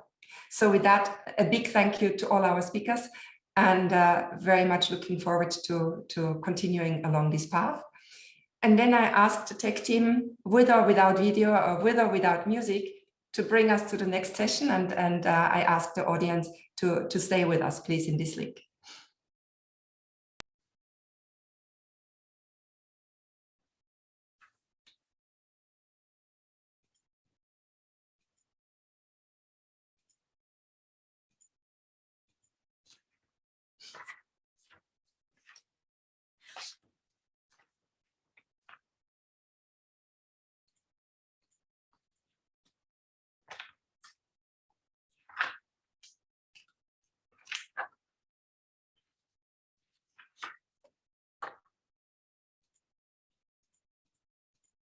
Great. Let us see whether we can. I see some of our speakers on the screen now. Excellent. Yeah, wonderful. So thank you now to our speakers for this second session, for joining us for the discussion. And again, a very warm welcome to all of you to the session where we now deep dive a little bit more into fostering circular solutions through innovation. And I think the importance of innovation, the importance of research, the importance of sort of entrepreneurial engagement, private sector, and the new solutions that private sector through innovation can bring up, they have already been alluded to in the earlier sessions. And so it's great that in this session, we now have an hour to deep dive a little bit and to really look also into the role of governments and business support institutions to promote these innovative circular solutions. So what are sort of like the support mechanisms that can be put in place? We're very keen, secondly, to showcase some successful examples and to hear what has worked and what has sort of turned into a success story. But as I said before, it's also important to be realistic. So we will flag some of the challenges in this area as we are sort of like working together to harness the power of innovation for the circular transition. Now, again, also for this session, we have a really amazing lineup of speakers. And we have with us Ms. Aysulu Mustafa Kulova, who is the head of innovations and strategic development department at the State Service of Intellectual Property and Innovation in Kyrgyzstan. So Aysulu, many thanks for joining us here today and for bringing that IP intellectual property perspective and the government perspective to our discussion here today. We also have with us Mr. Rafael Masvinga, who is the co-founder and sustainability board member of Circular from France. Rafael, many thanks for joining us and very excited to hear more about Circular, which seems to be really an amazing development to watch. We have with us Ms. Lyubka, please help me with the pronunciation a little bit, Mitrinovska. And Ms. Mitrinovska is the co-founder and global program director from Accelerate 2030. Again, an institution that has already been on the radar screen. And I understand you're also working with the Impact Hub here in Geneva. So many thanks for joining us here for this session. Then we are also joined by Mr. Irakli Kashibadze, who is the CEO of Future Laboratory and Startup in Central Eurasia Coordinator. So clearly there is a lot happening in terms of like incubators, accelerators in the Eurasian region, and very keen to hear more about that. Thank you for joining us. And last but not least, we are joined by Mr. Zhongjun Fan, who is Professor of Metallurgy and the founder and director of BCAST at Brunel University. So Fan, many thanks for joining us here today. Now, again, as in earlier sessions, we are bringing together different perspectives, a little bit more public sector, a little bit more private sector, different sort of like deep dives into maybe some of the solutions. Hope to hear a lot about how to engage the private sector and how to spur innovations. And to get us all going, let's do the same what we did with session one before. Let's start with a very short icebreaker. So I'm going to ask each of you in the order as I had introduced our distinguished panelists to give us 1 to 2 minutes, just a snapshot of what you and your organization or your government department is doing in support of the circular economy transition. And Aysulu, I'm going to start with you. The floor is yours.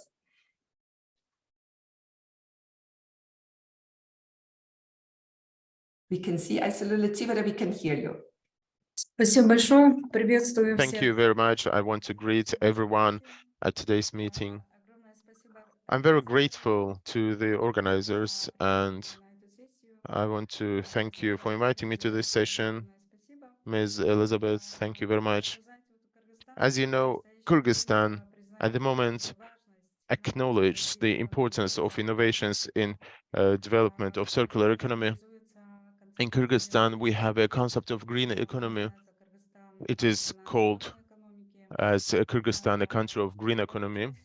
And in this area, in development of circular economy, we understand that startups are very important in this area. And one of the models of commercialization of innovations to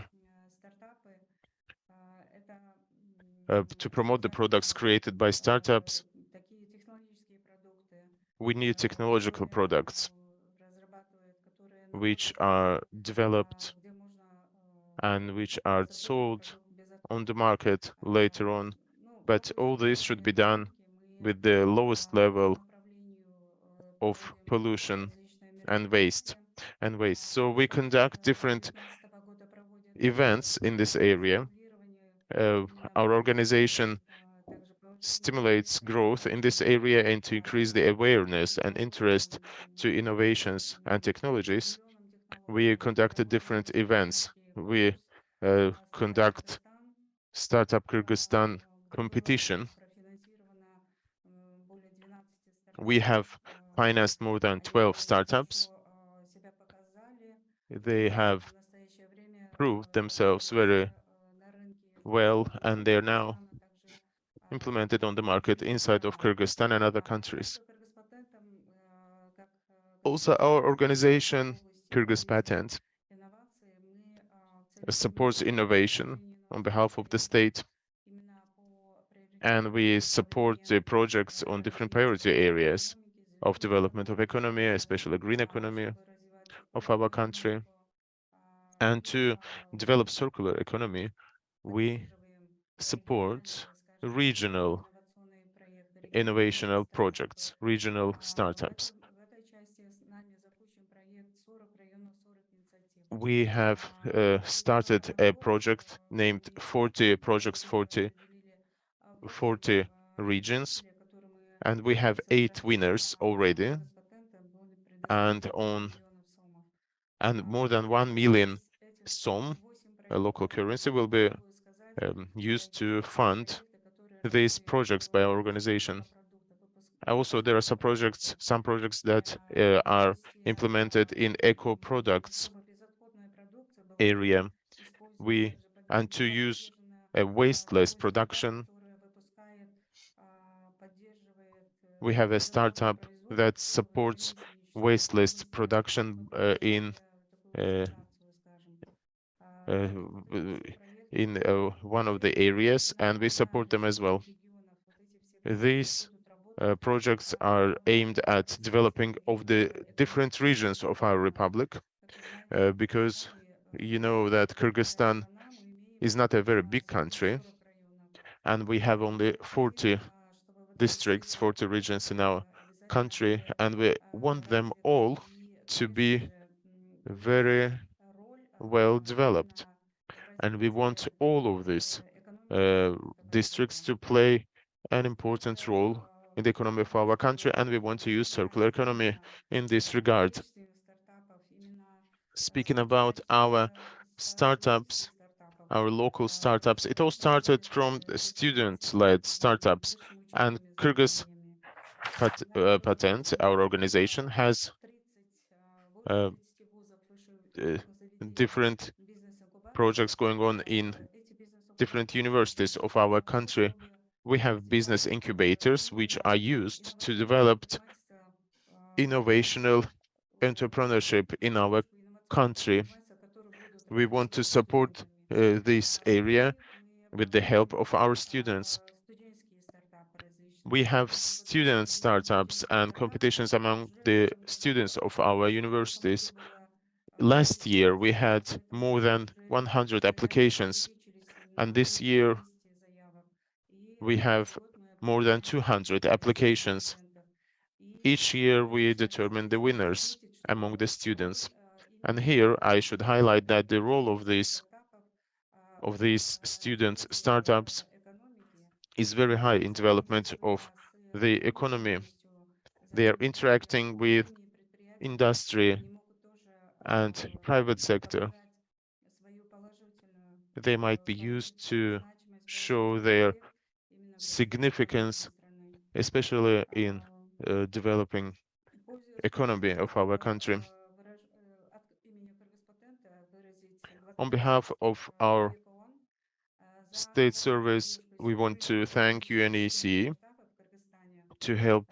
for helping us to develop startups related events in our republic. Together with UNECE, we are growing our startups, starting from the universities, and it all gives us an opportunity to start an ecosystem of startups, not only at the universities, but in general in our country, in Kyrgyzstan. Thank you very much. Wonderful. Many thanks, Aysalu, for this very comprehensive introductory remarks already. And from the side of UNECE, it's a great pleasure for us to work with Kyrgyzstan in the field of innovation, in the field of startups, but also in many other areas of economic policymaking. It's very impressive what you said in terms of the number of events you are hosting, and the startup competitions you are holding, and also the number of startups you are financing, and also great to see the different areas of startup financing, green economy, but also wasteless production, for example. So that's surely interesting to explore. And also Isolu very well taken the point, the importance of covering all the regions of the country, even if it's, as you mentioned, a smaller country, how important it is to ensure that no region is left behind. So many thanks for sharing these activities and successes and objectives of Kyrgyz Patent, and for joining us here today. Now, let me turn to the next icebreaker. And Rafael, let me turn to you. You are the co-founder of and the board member, sustainability board member of Circular. Yeah, and I think Circular is really sort of you aim to build the first global network of circular economy startups. So we're very happy to have you with us today, and that we also get an opportunity to connect to the other regions. And Rafael, give us your quick spiel about what you and your organization are doing in support of circular economy. Thank you, Elizabeth. Hi, everyone. I hope you're doing good. It's a pleasure to be with you today. As you said, I'm one of the co-founders of Circular. Circular, our mission is to accelerate the transition towards a circular economy, and how we do that is by connecting circular economy startups worldwide with big companies that want to accelerate on the topic. It all started 8 years ago. We used to work with Airbus with the other co-founder Jules, and we decided to quit our job. It was in 2015, and we decided to do the first circular economy world tour. So we raised some funds in France, and we decided to travel 17 months in 22 countries to meet with 150 circular economy entrepreneurs, whether it was in Europe, Africa, Asia, South America, and North America. And there is first a good news I'd like to share with you. It's that after these 17 months, I can tell you that we have all the solutions to transition toward a circular economy. So that's the first good news. And then back to France, we did a couple of conferences in Europe and in other countries to basically raise awareness on the topic and to say that we had the solution. And the big companies that had sponsored this world tour came back to us and said, well, basically, it was back in 2017, we'd like to work on circular economy, but we don't know how to do it. You have a network of circular economy solution. Would you be okay to help us working on the topic? And we decided to create a company. And today we basically have, as you say, Elizabeth, a global network of more than 1,000 circular economy solutions everywhere around the world. And we work with more than 120 companies, French and international companies. And basically we accelerate circular economy by connecting them so that they can do first pilot projects, and then if it works, to basically scale up the project. So we're working with like companies such as LVMH, Danone, Renault, EDF. So just to say that in every sectors it's moving, and that's a good thing. And obviously connecting startups with big companies is essential. That's why in 2018 we created the Circular Club with the French Ministry of the Environment. And basically it's 4 events that are hosted in France where big companies meet with circular economy startups to build partnership to scale up the circular economy. So it's a pleasure to be with you today, and it will be a pleasure to share some success stories with you. Thank you for having us. Great. Thank you, Rafael, for giving us a quick glimpse on the history of Circular. And it's impressive what you have achieved, something starting in France and basically turning global. And as you mentioned, involving a large number of bringing more than 1,000 circular solutions, and involving a large number of both small and also very big and very well-known brands. So happy to have you with us and learn from you and involve you. Now, let me turn to Ms. Yubka Mitrinovska. And Yubka, you are joining us as the co-founder and global program director from Accelerate 2030. Tell us a little bit more about Accelerate 2030 and what this organization and what you are doing in support of the circular economy transition. Over to you. Thank you very much for the invitation. It's a pleasure to be with you today and hear about other experiences and share ours as well. As you said, I'm representing the Impact Hub Network and our global program Accelerate 2030. Maybe I will tell you a little bit about the network and the program itself. So Impact Hub Network is one of the largest entrepreneurial networks focused on impact at scale. We're present in more than 100 locations, usually with a physical co-working space, which is a gathering space for innovators, entrepreneurs, freelancers that want to generate positive social or environmental impact. And we have spaces from New York to Mexico, from Bogota to Kuala Lumpur. And this has enabled us to launch Accelerate 2030 shortly after the SDGs and Agenda 2030 were brought in 2016, jointly between Impact Hub Geneva, where Accelerate 2030 is hosted, and the UNDP, with the mission to find entrepreneurs across developing and emerging economies across the global south or the global majority who have solutions towards the sustainable development goals and help them scale their impact. So this started in 2016 with a core belief that entrepreneurs can catalyze the move or the transition to a more regenerative and distributive economy, and with that achieve the SDGs. And since then, we've implemented the program across 32 countries, supporting more than 470 entrepreneurs and engaged with more than 200 partners. And the way we work is that in each location, we implement a national scale ready program, either in collaboration with a local impact hub or another local accelerator and incubator. We provide the methodology to implement the national phase of the program, which starts with diagnostics, boot camps, mentorship, and expert support. And then a selected cohort that really has international scaling potential is invited in Geneva, connected to the UN, to the investment and the business community. And then we're guiding them also in their international expansion strategy. So that's the program in a nutshell. And when it comes to our work in circular economy, besides other support pillars we have in the program, like leadership and resilience, access to finance, impact management, scaling strategies, in the past few years, we've integrated circular economy as a core pillar within the program, and it's a core focus of our network globally as well. We drew from a lot of the experiences from the circular economy transition program that we've done in Switzerland. We harvested and codified that knowledge also from other expert networks, and developed a set of courses and tools for the entrepreneurs to be able to integrate more of the circular economy principles in their work. We did a pilot 2 years ago, and now it's kind of a mainstream topic within our program.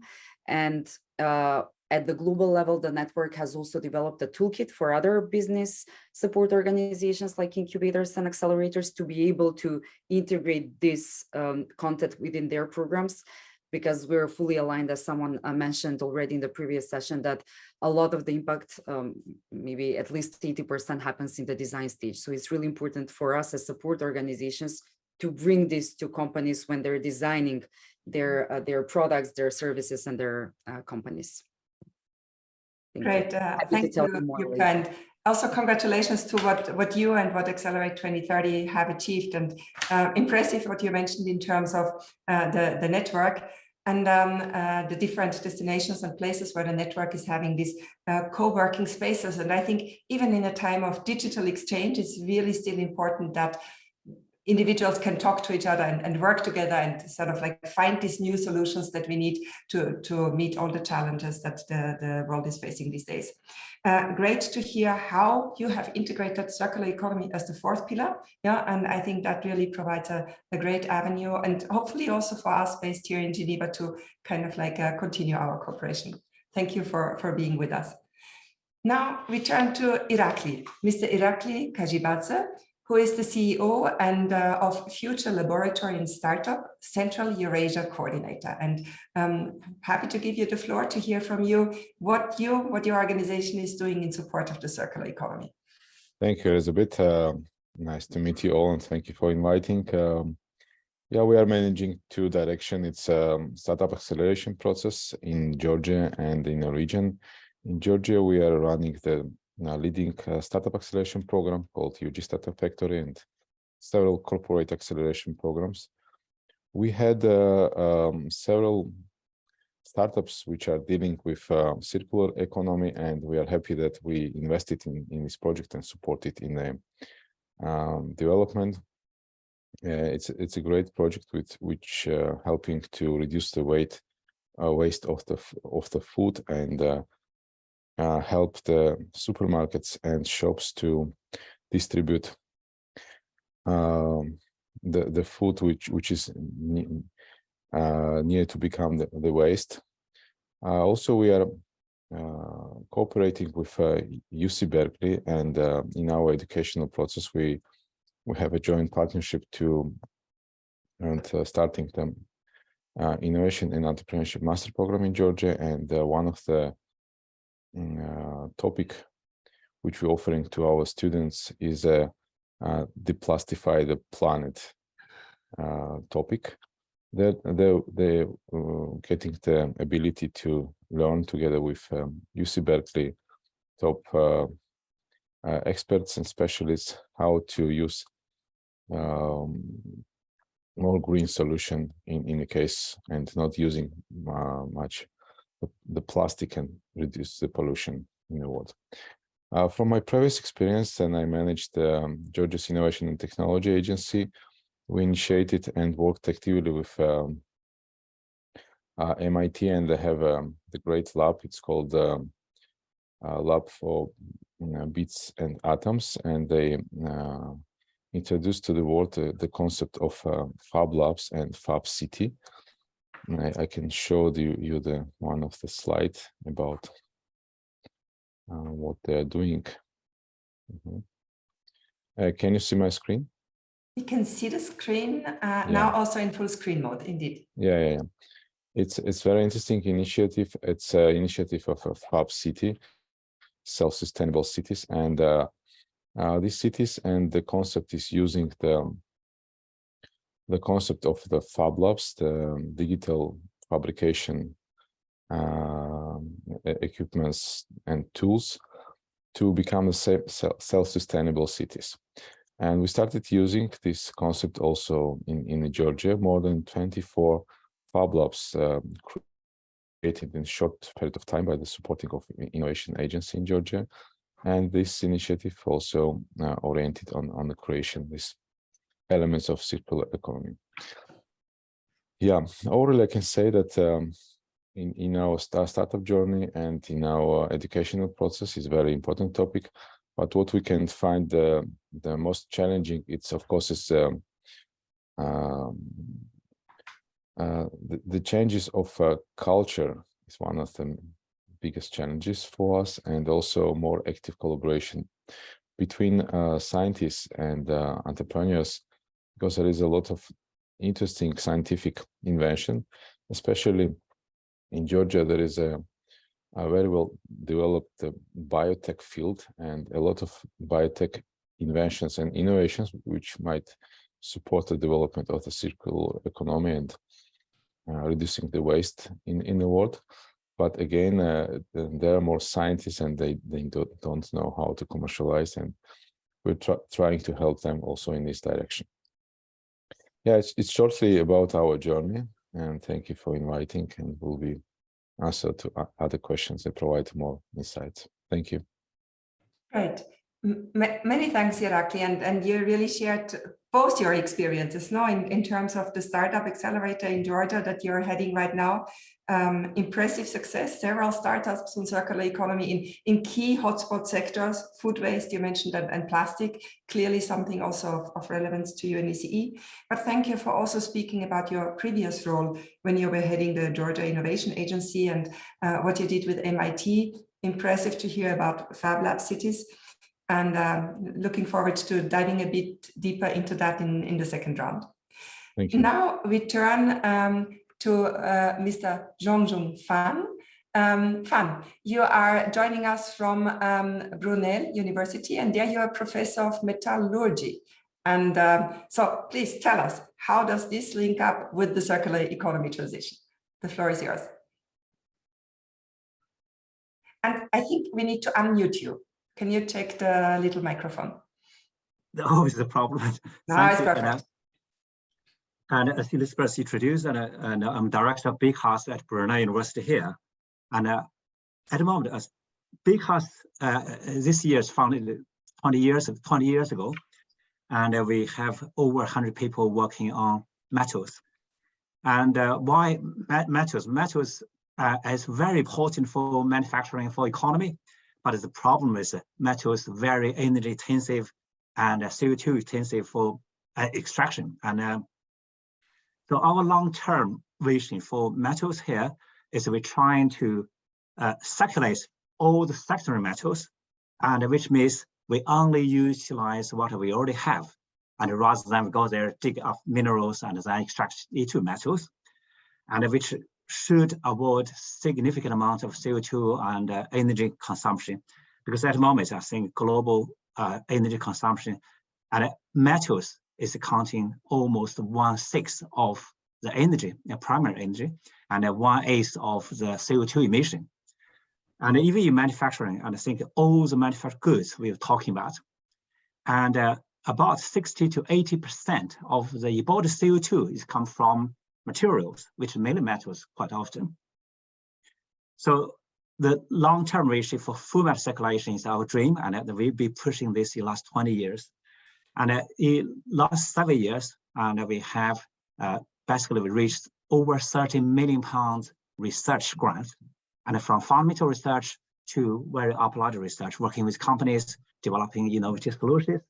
And we worked with over 100 companies, and including SMEs and large companies, and particularly is the automotive sector. So at the moment, I think our direction-wise, we are dividing our research activity to 3 directions, and one is closing loop, and which is not only about recycling, which is holistic addressing this issue, and so all the metals should be secondary rather than just currently mainly primary alloys. And so we develop new alloys for facilitating recycling, and we also develop technology for better delivering the recycling process. And the other medium-term research activity we are doing is we're developing alloys, and the metallic materials. So I said earlier, is very important, but currently we see designed on a linear way of thinking. For example, why we should only have aluminum alloys or steel. Steel is based on iron and have a bit of other alloy elements. So we are developing alloys which can be multi-principal alloys in long term, which will deliver much higher strength. So we can utilize much less, which means we narrow the flow of metallic materials. And the other one is probably to introduce later on is we're developing technologies for making metallic components much longer. It's not twice, 3 times. We are aiming at orders to make it longer time. So therefore, the whole flow loop can be much slower. So I stop here. Thank you. Many thanks, Fan, for zooming into this important sector of metals, minerals in connection with the CO2 emissions, and of course also automotive. And very interesting that also you kind of like emphasize the importance of design, moving it from linear to circular, and that this is really one of the entry points, because that's maybe the key way to narrow the flow of resources and to slow down this flow of resources as well. So many thanks for joining and for sharing your research. Now we've had a first round that took us a little bit longer than the anticipated icebreaker, but I think it was great to get already a very good overview of the very rich experiences we have with us here today. And I think what came out is, on the one hand, the importance of innovation, finding innovative solutions, and the importance of entrepreneurship and the entrepreneurial spirit. And we've heard some success stories about how this can be facilitated, what support actions have been taken, and the idea or the importance of sharing and creating networks, creating incentives really came out quite strongly here. Now, for round 2 of the questions, several of our speakers have almost given us already the round two question answer, but we'll still go through all of our speakers and maybe benefit from the fact that we can turn to question three a little bit. And I'll do that with Aysulu, because Aysulu, you have given us already an amazing overview of all the important developments happening in Kyrgyzstan, also about some of the challenges. And maybe if you want to share something else on that, or if not, maybe you can just point us to one big challenge or one big solution that you would like to flag for our attention.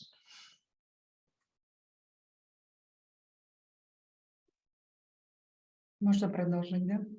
Спасибо большое. Thank you very much. As my colleagues said, at the moment,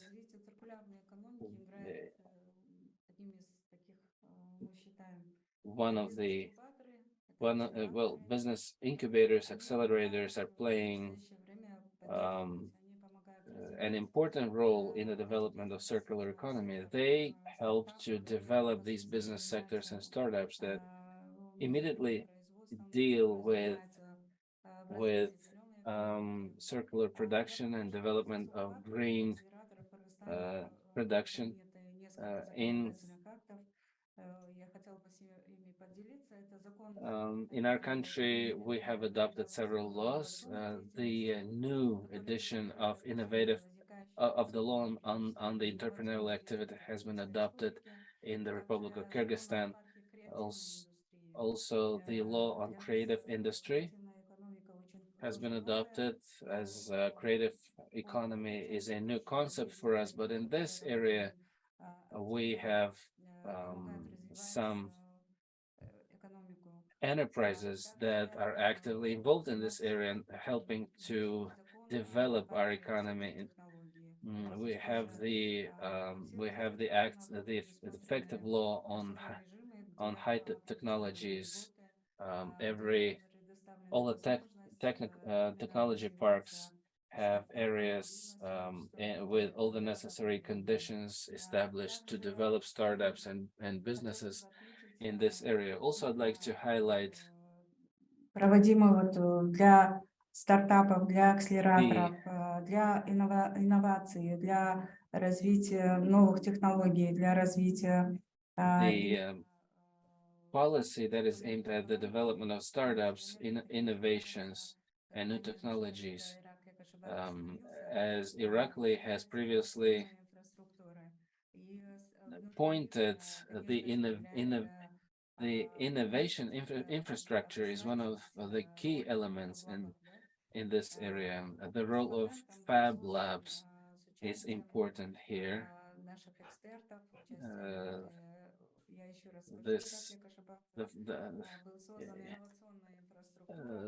Once again, I'd like to say that we have come up with the first ever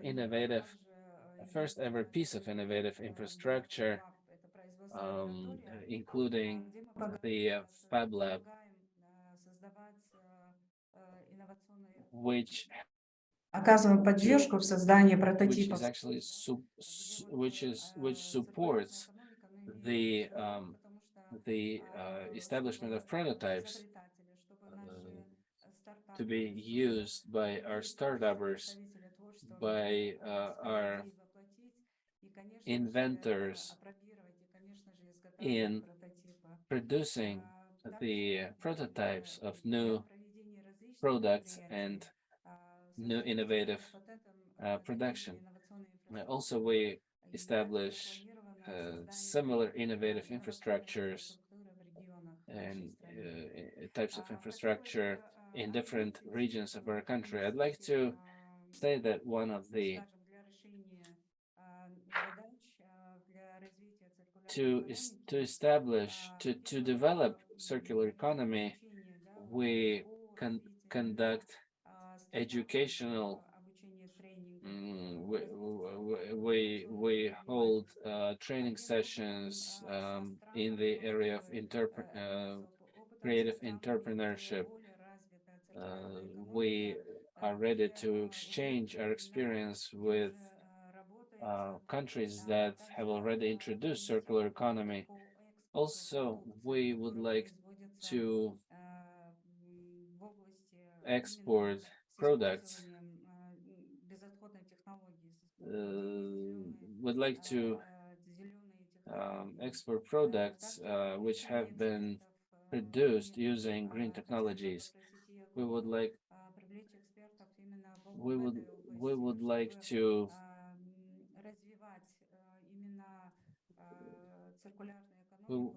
to develop circular economy in Kyrgyzstan, and also one of the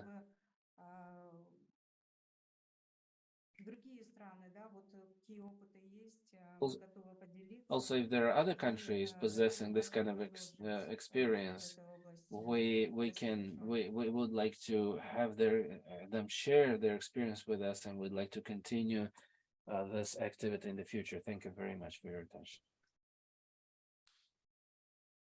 Many thanks, Ayselu, for sharing your second round on thoughts, and really for flagging again the important role of accelerators and incubators for spurring that circular production and the green products. And very interesting also what you mentioned in terms of the specific laws and regulations that Kyrgyzstan is adopting, including in the field of trade and industry.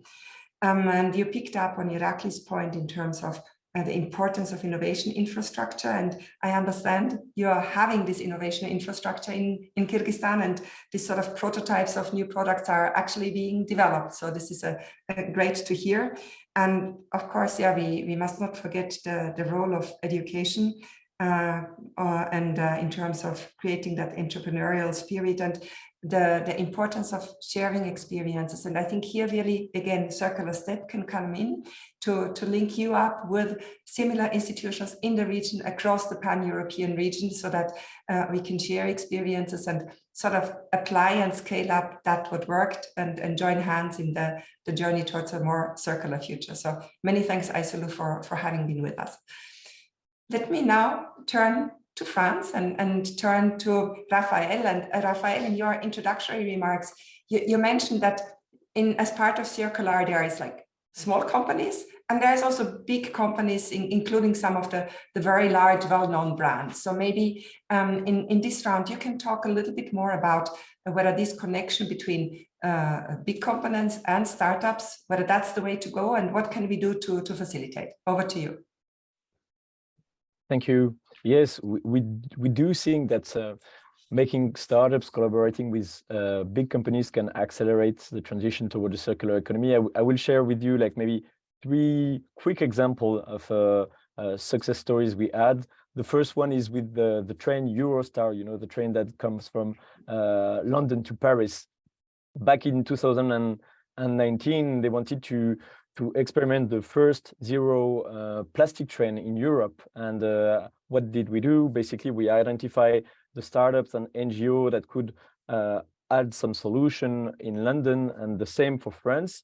And the project took basically 9 months. And after 9 months, we had the first, basically the first zero plastic train in Europe. It was a pilot project. And the idea was to show that it could be feasible, and it could be also feasible money-wise. I mean, like, if you want to make startups working with big companies, you have to have obviously a return on investment. And every time we're trying to connect circular economy startups with big companies, the big companies are obviously focusing on the environmental impact, but also focusing on what's in for me money-wise, right? And we have to bear that in mind. So obviously, it's important to have the sustainable impact, and we're all convinced about that. But we have to bear in mind that companies will do circular economy if it's business way for them. It's feasible. Another good success story we had last year. We worked with the AFD and the Turkish band. AFD is the French Agency for Development, and basically they finance project worldwide to accelerate circular economy. And there was this bank in Turkey that wanted to create a circular economy assessment tool to be sure that the credit loan they will give to startups will go to startups that are actually doing circular economy. So thanks to the help of the AFD, we created this assessment tool for this Turkish bank, TSKB. And well, the mission went quite well. And now they have the tool, and because of the tool and because they can prove that they can invest in circular economy startup that have a good impact, well, basically the French Agency of Development give them a 80 million loan to invest in startup in Turkey. So once again, it's as soon as you give tools that enables to assess financially and environmentally a success story, that helps to get loans and to get finance. And maybe one more project that we worked with, as we said, like the role of incubators and business incubator is key. And we have a couple of incubators in France that are trying to accelerate circular economy. First of all, they were focusing on France, but now they try to identify circular economy startup worldwide to try to bring the solution in France, but also to take the solution that are in France abroad. So this incubator is the incubator of CTO. I don't know if you know CTO. It's basically the extended responsibility producer company for packaging in France. And they have a challenge called the Circular Challenge. And each year they are trying to identify worldwide all the circular economy startups that have the best solution regarding packaging. So we're trying to source in Africa, South America, Asia, the best circular economy solution that they can invest in and that they can basically help growing locally and also in France. So if there are startups listening to us right now, the Circular Challenge is a good way to basically get some help. And if you want to grow in France, that's a great tool. And well, we make like tens and tens of collaboration. And what we realize is that there are both strengths, right? There are strengths coming from big companies and strengths coming from startups. The strengths obviously coming from big companies. There's three main strengths: resources, financial resources, industrial equipment. Obviously, the startups do not have that. And as soon as they're collaborating with the big companies, the company can share the industrial equipment, can share financing lines, and that helps a lot the startups. Obviously, big companies, that's the second point. They have the experience on managing complex supply chain, dealing with partners and so on. When you're a startup, you're just starting a business, and that's not that easy. So benefiting from the experience of big companies is key. And then obviously as a startups, when you're working with a big company, you have the brand recognition, right? So you have the media attentions, and collaboration with startups and big companies can give a lot of attention to startups. That's really happening now. And on the other hand, we have lots of startups coming from, we have lots of strengths coming from startups. Obviously, the innovation part. I don't know if there are lots of big companies here listening to us, but what we did realize is that to put an innovation within the big companies, it's really circular economy innovation need to change your supply chain, and it takes a lot of time when you're big companies. When you're a startup, you can do it quick. And there is like plug and play solution that they can put within the big companies and accelerate the process. So obviously this innovation part coming for the startup is really important.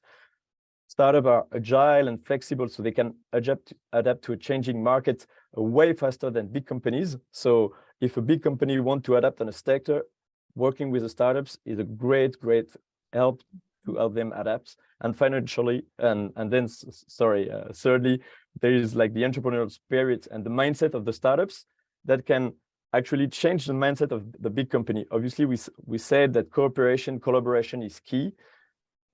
In the mindset of big companies, it's competition, right? And now we have to think co-petition instead of competitions. And the startups have this mindset, and basically when startups start working with big companies, there is a change in culture. It's not always easy, but like the mindset and the culture of big companies is changing working with startups. And last but not least, to try to share all the key success factors of what make a success story between startups and big companies when they're collaborating, we launch a podcast that is called Circular Talks.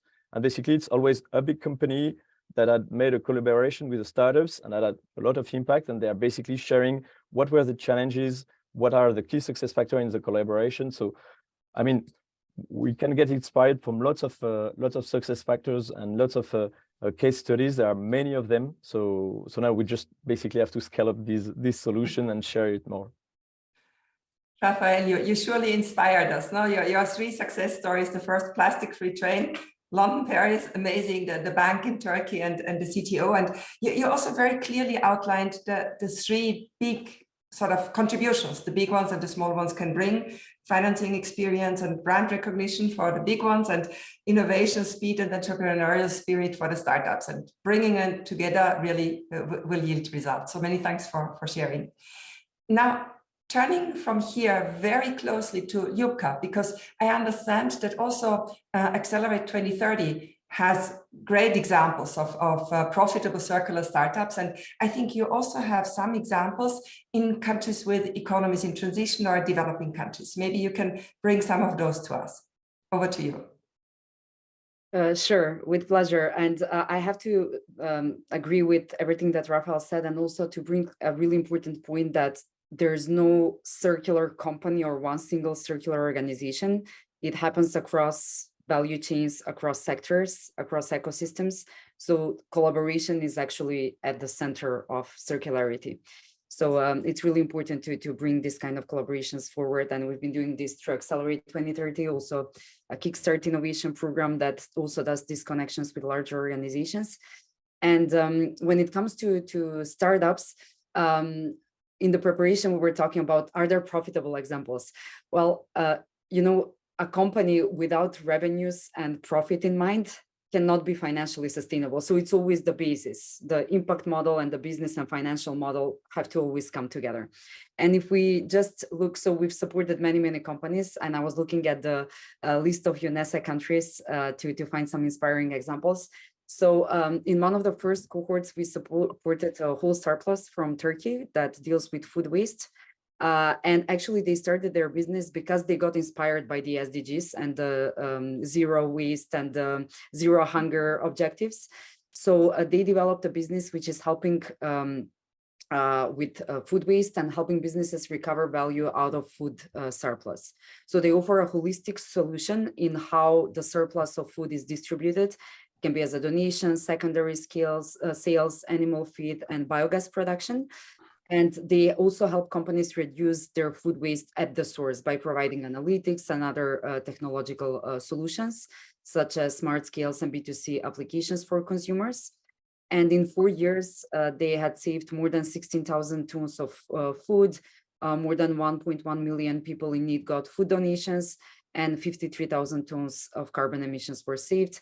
And in some 2,000 million teraliters worth of surplus food was brought back to the economy.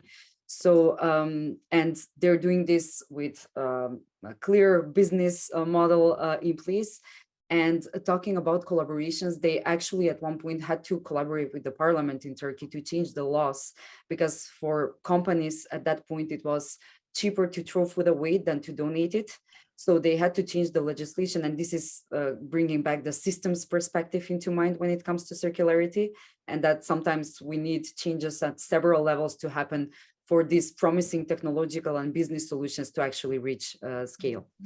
And another short example I can bring here is from Serbia, Ecofungi, who is a mushroom producer using an innovative circular mushroom production model that harnesses local cellulose-based waste in 30 kilometers radius, creating mushroom substrate, cultivating mushrooms using unique energy-efficient innovations.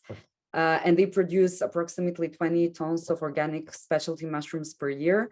And they've developed, so one thing is their technological innovation, but they've also developed a replicable model of how other organizations across the globe, and they've brought this to Africa already, in how they can actually replicate the model as a whole, so it's locally based and sustainable. And I'm not sure if we will get to another round, so I will just drop some of the information about the program and how to get involved. We're launching the 5th edition now in April, and we're happy to collaborate also with other countries and governments that are eager to bring more of like action-oriented approach with their companies in their countries, and some more support around circularity. Great, many thanks, Jukka, and for closing also with that call for action almost, if you are launching the 5th edition for our audience to contribute. Super exciting examples, the Turkey food waste, for us really important topic as well, reducing food waste and loss. So very exciting here. And the Serbian example in the field of agriculture and mushrooms, also very keen to read and learn more about that. And Jukka, you also made the point that I think is coming across in almost all the interventions, the importance of the whole of systems approach, and that we need to break these silos to create the right solutions. So many thanks for that, Yuka, for joining us. And I quickly turn to Irakli. And Irakli, you've given us already great overview of some of the success stories you have contributed to. And I'm thinking you're also working with SPECA, the Special Program for the Economies of Central Asia. And maybe you can add a few more words in terms of, do you think it's appropriate and realistic right now for countries in Central Asia or other UNECE program countries with economies in transition? Is the time ripe for them to move towards sort of more circular business models? What's your take on that? Yeah, thank you for the question. Yeah, of course, it's possible. And first of all, it should be more deeper integrated into the educational process. I would like to provide one more example from the partnership of UC Berkeley with leading international companies. And just a minute, can you see my screen? You can see. Just now it's gone again. Before it was here. Yeah. Yeah, for example, there is a process then the companies like Nestle, Samsung, and others are working with universities, and startups during this process are doing the very interesting innovations. For example, one more slide. For example, during the study process, students are working on helping the companies like Renault, Nissan, Mitsubishi to reduce the plastic packaging usage to ship the car parts. Yeah, and the students are developing these innovations by involving the scientific some kind of scientific research, also the process which is related to the creation of startups, and finally they have the ability to prove the UC Berkeley work with leading companies. I think the same process should be initiated in our region, and universities should work more closely with local companies, local industries. They will be able to help transform the processes and use more circular economy elements. But finally, to get the bigger impact in the world from the circular economy, we should transform it into the very profitable business.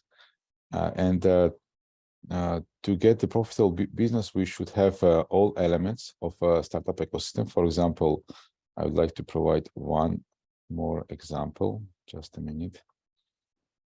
Yeah, of course, we need more venture capital in this industry. For example, there is several venture capital funds which are especially funding providing finance to the startups from the circular economy. And if the startups will not offer to the users, potential users, it might be corporate users or retail users, the significant improvements, the improvements which also reducing the expenditure, will not get the self-sustainable process for the long time. It will be the direction which will need always the subsidy from the governments, from the international fundings, and our main goal is for innovation, for startups, for acceleration process and programs, and with partnering with leading international research institutions, universities, to create more profitable startups in a circular economy. Yeah, that's shortly my statement. Great, thank you. And another success story, a concrete example, what you explained, the idea or the avenue to reduce the plastic in the shipment of the car parts, that was created by, if I understand properly, by students, by academia, and by bringing together the startups with the large companies. So very illustrative example. And Irakli, you flagged something also Nubka said before, like the business model needs to work. It needs to be profitable, and you had a strong call for increasing venture capital to go into circular economy startups. So yeah, very well taken. Yeah, absolutely. There is a very successful startups also in the world. For example, it's TerraCycle. They are working with different brands, and they're helping them to like unrecycle and use the products in a second cycle, and to offer them additional products. But at the same time, they're reducing the amount of waste. It's all about the creation of a partnership, creation of the right and profitable business models, and we should teach students, entrepreneurs how to do this, and also teach and help the stimulate creation of venture funds, maybe by providing some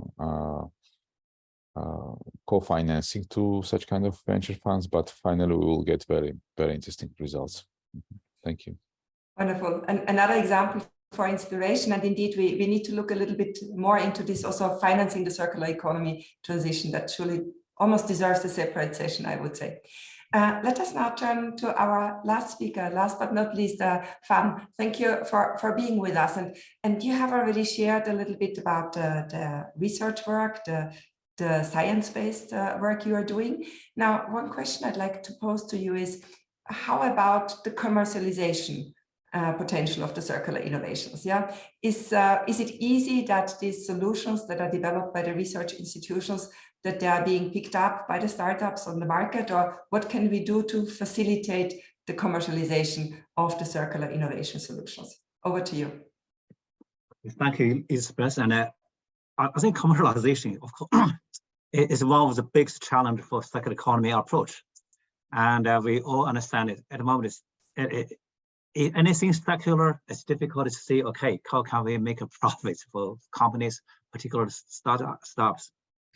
And but I think I just kind of point out the one through observations, one of the very important area possibly we have omitted in terms of research is because circular economy, the most important one is a systems approach, whatever we are talking about. As business or as future solutions to our environmental challenge, and we need a systems approach. But it is a systems approach currently, I think one big piece missing is long-term. We see long-term scenario, and which because everybody we started from short-term, and we quickly will harvest all this low-hanging fruit, and probably in the middle we found out we have very little progress going to make if we don't start now to work on long-term problems. And for example, I gave you one of the examples we've been working on, funded by UK government, you see, and we found out, of course, when material is talking about metals, and metals and human being, you would think there's nothing in common, and actually this is quite a lot in common. And we as a human being, we get tired, and the metals get tired after prolonged working. And at the moment, and we as human beings, we get a regular sleep, food and drink, and even holidays, and metals after birth, which made a component, and we put it somewhere for service. We never ask how you feel. Actually, metals get tired after prolonged service, and even get sick, and even broken, and so automatic on one life. So we have inspired by the circular economy approach, and we're trying to develop a similar system like is UK National Health Service, free service for all, and it doesn't matter rich or poor. And for metals, we're doing similar thing. We can develop technologies to rejuvenate tired components and regularly, so they can have much longer life. And also we're creating technology which can best recover thick components, which are quite severely tired, and also broken components. Sometimes it just from outside nothing wrong with it, but from inside they got cracks. These cracks can be healed by proper technology. So at the moment we're developing a framework for metal health service, and which will do three things: and rejuvenate, recover, and repair of these components. And I think this is not going to be translated to business very quickly. This may take another 20, 30 years. But by that time, it will have this technology, we will have a significant transition towards increased circularity. Thank you. Many thanks, Fan, and also for bringing us to the famous R's a little bit. And I note your emphasis again on the systems approach and the need for a long-term perspective, because the short-term gains is what we are currently sometimes running after, but we really need to take the long-term perspective here. So, and the role of science has surely a great role to play in this regard. So with this, I'd like to thank all the speakers. We are more or less on time. Again, we didn't have time for question 3 about the one big challenge or the one big solution, but we've had a large number of challenges and particularly solutions being presented here today. And I'd love to thank all the speakers for, bringing their success stories. We really had so many amazing examples of where incubators and where startups sort of like came up with wonderful solutions that help us with the circular economy transition. And I think through the many success stories and examples, we've really created a little bit of inspiration, and I hope that this translates into many future circular solutions being generated by startups. And I also would like to thank the speakers, because you kind of like tried to emphasize a little bit of what is needed to make that work. And we heard a lot about the importance of the networks, the breaking down the silos, and the different support mechanisms. And I think some of the very practical experiences about the competitionals and the support programs, they really might offer inspiration to be carried forward also in the UNECE region more broadly, namely in our program countries in Central Asia, Southern Caucasus, Western Balkan, and Eastern Europe. And through that, I hope that as UNECE and as the Circular Step network, we provided a platform that some of these experiences can be shared, that we can learn from each other, that we can inspire each other. And I very much hope that we can continue doing this, and that we are joining hands in this transition to the circular economy. For us, the question of startups and also incubators, accelerators, and the financing and innovation behind that is really something important, and we'll surely be picking it up across our different programs. So with this, thank you to everybody, to our speakers, to our audience. It's been a very, very rich morning, and I invite everybody to take a break now. And if I understand correctly, we are back in about 2 hours at 2 o'clock. And then we look specifically at how to accelerate the decarbonization and promote the circular economy through transparency in value chains. So we first deep dive into that. And then we have a sort of like concluding panel for the day, where we once again look a little bit at the importance of partnerships. And I very much hope that many of the audience that has stayed with us so well this morning, that you will also be joining us this afternoon. With this, bon appetit, and see you soon. Bye-bye.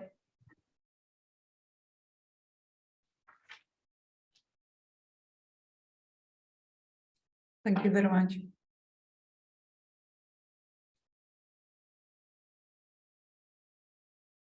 Bye, everyone. Thank you so much. Thank you for joining. Okay.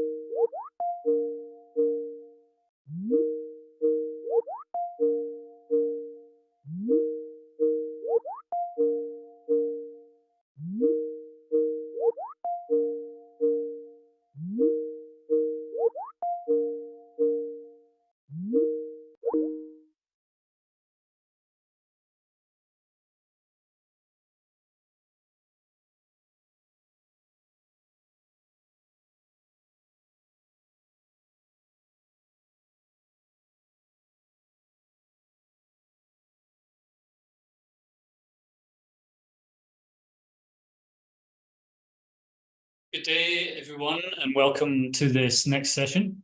I'm Dr. Jack Barry. I'm a research fellow at Chatham House, and I'm delighted to be moderating the session on accelerating decarbonisation and promoting circularity through transparency in value chains. The topic at hand is critical in the face of our global climate and environmental challenges, and I'm excited to be joined by an esteemed panel of experts who will share their insights and experiences today. But in today's world, it's no longer sufficient for businesses and organizations to focus solely on their economic performance. We must also consider the environmental and the social impact of our operations, products, and services. Now, one way to do this is by promoting transparency and traceability in our value chains, which is essential for accelerating decarbonisation and promoting circularity. Now, I always like to think value chain traceability and transparency can be likened to a puzzle. When you're working on a puzzle, you need to have all the pieces in place to see the complete picture. Similarly, to achieve decarbonisation and circular economy goals, we need to have a complete understanding of the environmental and social impact of our product and services throughout their entire value chain. So if we're missing pieces, it's challenging to optimize operations and reduce these impacts effectively. So improved value chain traceability and transparency allows us to identify where these missing pieces are and how to fill them in. So by having all the puzzle pieces in place, we can see the complete picture and make informed decisions about how to reduce emissions and achieve sustainability goals. So to effect, now I would firstly like to introduce our brilliant panel of experts today. First, we'll have opening remarks from Ms. Agnes Gutsiamani, who's Youth and Environment from Youth and Environment Europe.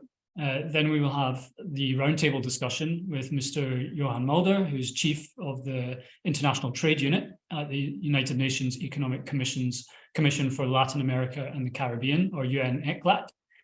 We also have Mr. Anil Arora, who is the Chief Statistician for Statistics Canada, Ms. Sehan Akhtemur, Chief Commercial Officer at SOCTAS, and Ms. Nada Bujos, Fishery Officer at Fisheries and Aquaculture Division at the FEO. And then finally, we have Ms. Daniela Savic, who's Head of International ESG Compliance, Eurasian Resources Group. So together, we'll explore the importance of value chain traceability and transparency in decarbonisation and circular economy, both at the national and sectoral levels, and discuss how businesses and organisations can accelerate their sustainability efforts. But just before we kick off the roundtable, let me just remind you of some key housekeeping rules for the smooth running of this session. Each speaker will be asked a question and we'll have about 5 or 7 minutes to answer. Panelists will have their camera and microphone on, and we invite you to participate in this discussion by putting your questions and comments in the chat and selecting everyone as the audience, and we'll address them later on during the Q&A towards the end of the session. So let me now turn to our panelists. First, I would like to, and I'd very much like to hand over the floor to some opening remarks from Ms. Agnes Gutsiamani from Youth and Environment Europe. Please, Agnes, the floor is yours. Thank you very much for the invitation. And let me present myself. So, dear Madam Chair, stakeholders and colleagues, I'm Agnes. I'm the advocacy manager, and I speak on behalf of Youth and Environment Europe and as a youth representative in this event. I would like to introduce the topics that will be further discussed during our meeting. Experiencing the climate crisis consequences every day has built the momentum to step away from a take, make, and waste economic model, which is one of the major contributors to climate change. More specifically, EU consumption of textiles, for example, has on average the 4th highest impact on the environment and climate change after food, housing, and mobility. It is also the 3rd highest area of consumption for water and land use, and the 5th highest for the use of primary raw materials and greenhouse gas emissions. Speaking from a youth perspective, to promote sustainable growth, it is impossible to leave digitalization aside. Digitalization has reshaped the way we live and is rapidly changing the operating space of civil society, governments, institutions, and industry. Therefore, here with my intervention, I would like to address the importance of traceability and transparency for the circular transition from a youth perspective, as it is essential that the transition from linear to circular economy will take place fast and efficiently. Traceability of product is important because it helps identify potential inefficiencies and waste in the supply chain. When a product is traced through its entire life cycle, it can help identify where waste is being generated and how it can be reduced or eliminated. By tracking a product's journey, it becomes easier to determine how it can be repurposed or recycled rather than simply thrown away. On the other key element, meaning transparency, the open sharing of information about a product or materials journey is important because it helps build trust between stakeholders in the circular economy. When there is transparency about a product's origin, ingredients, and processing, it increases the creditworthiness of its safety and sustainability. This applies especially to the recycled materials, as there is a need to guarantee that they share the same quality as virgin materials. By being transparent, the circular transition will accelerate as it will gain more supporters as safety and high quality will be guaranteed. EU has just set the example through the proposal for a directive on green claims to stop companies from making misleading claims about environmental merits of their products and services and stop the greenwashing phenomenon. Trust among stakeholders is the key to foster the circular transition, and this can be achieved through transparency and traceability. Tracking a product's journey and offering publicly this information would strengthen not only the circular transition, but also the youth climate movement, as valid sources would become available that would support our arguments for a more sustainable way of living, working, and producing. Strong environmental, social, and governance standards are needed to ensure both robust sustainability and supply security. Digital tools, such as well-informed AI systems, should be used for the application and monitoring of these standards. There is a need for anticipation on how the product and use of this material will impact our societies and the environment, and there is a need for rigorous analytical tools. These tools would help in overcoming administrative and bureaucratic burdens, and they would lower the cost of being sustainable. Additionally, technology encourages participation in decision-making as it makes accessible information to the general public, contributing to inclusivity and strengthening a bottom-up approach. Relevant documents are more easily accessible electronically, creating a well-informed audience ready to exercise their rights effectively. On the other hand, I cannot avoid mentioning the risk of creating a two-tier society, and this risk should not be overlooked, as this would threaten the very foundational core values of a democratic society. A big part of the global population doesn't have either access to digital tools or is digitally illiterate. This poses a threat of not being inclusive, and therefore circular transition would leave behind either products that are being produced or processed in developing countries, or even governments and industries that could escape from this mechanism for the sake of profit. In the online world, there is also the jeopardy of misinformation, which leads to polarization and extremist propaganda. This could have a detrimental effect on the legitimacy of the circular transition if it's not guaranteed that the right, transparent information reaches the entire population. Both transparency and traceability derive from one very important pillar of the Aarhus Convention, access to information, which is a core element of a legitimate democracy. We cannot consider the outcomes of a convention if we do not include young people in every footprint of it. Therefore, what is most important for us to agree today is to guarantee that this valuable right is being exercised in a transparent, inclusive, and effective way. This way, democratic performance is improved and accountability is enhanced, creating a secure place for democracy to flourish. Climate change is present, and the children and young people of today will face tomorrow's worst effects. Therefore, it is a duty to the future generations to fast forward the circular economy and make sustainability part of our lives. Thank you very much. Thank you very much, Agnes, for making a clear argument for the importance of traceability and transparency, and perhaps more importantly, stressing the risks of the digital divide and how the transition to a circular economy could exacerbate and further exacerbate these, inequalities if not done properly. So really brilliant opening remarks and also highlighting the importance of youth involvement throughout all stages of decision-making process, and also ensuring that decision-making process is transparent. So a really clear call to action. Thank you very much for setting the scene. And I guess moving on naturally from your points, Agnes, to Johan, I wanted to come to you first, really to build on Agnes's opening remarks and help set the scene for us a little bit on the topic. And I know at UNECE, the member states that you work with include countries that are not only at the upstream part of the global value chain in terms of production, but also at the end of life disposals. And that can be disposal of textiles in the Atacama Desert, which I'm sure you're going to pick up on.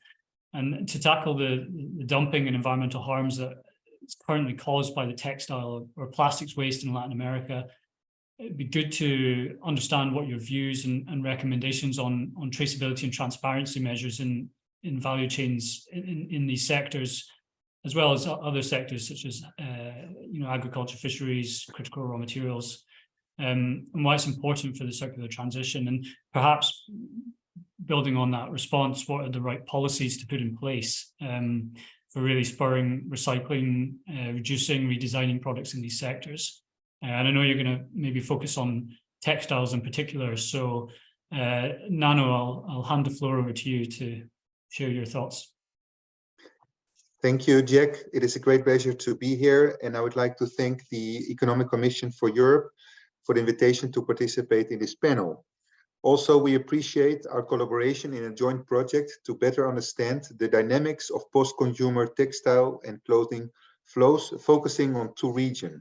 On the vendor side, in this study, we focus on the European Union, which is with the world's largest exporter of used apparel, together with the United States and China.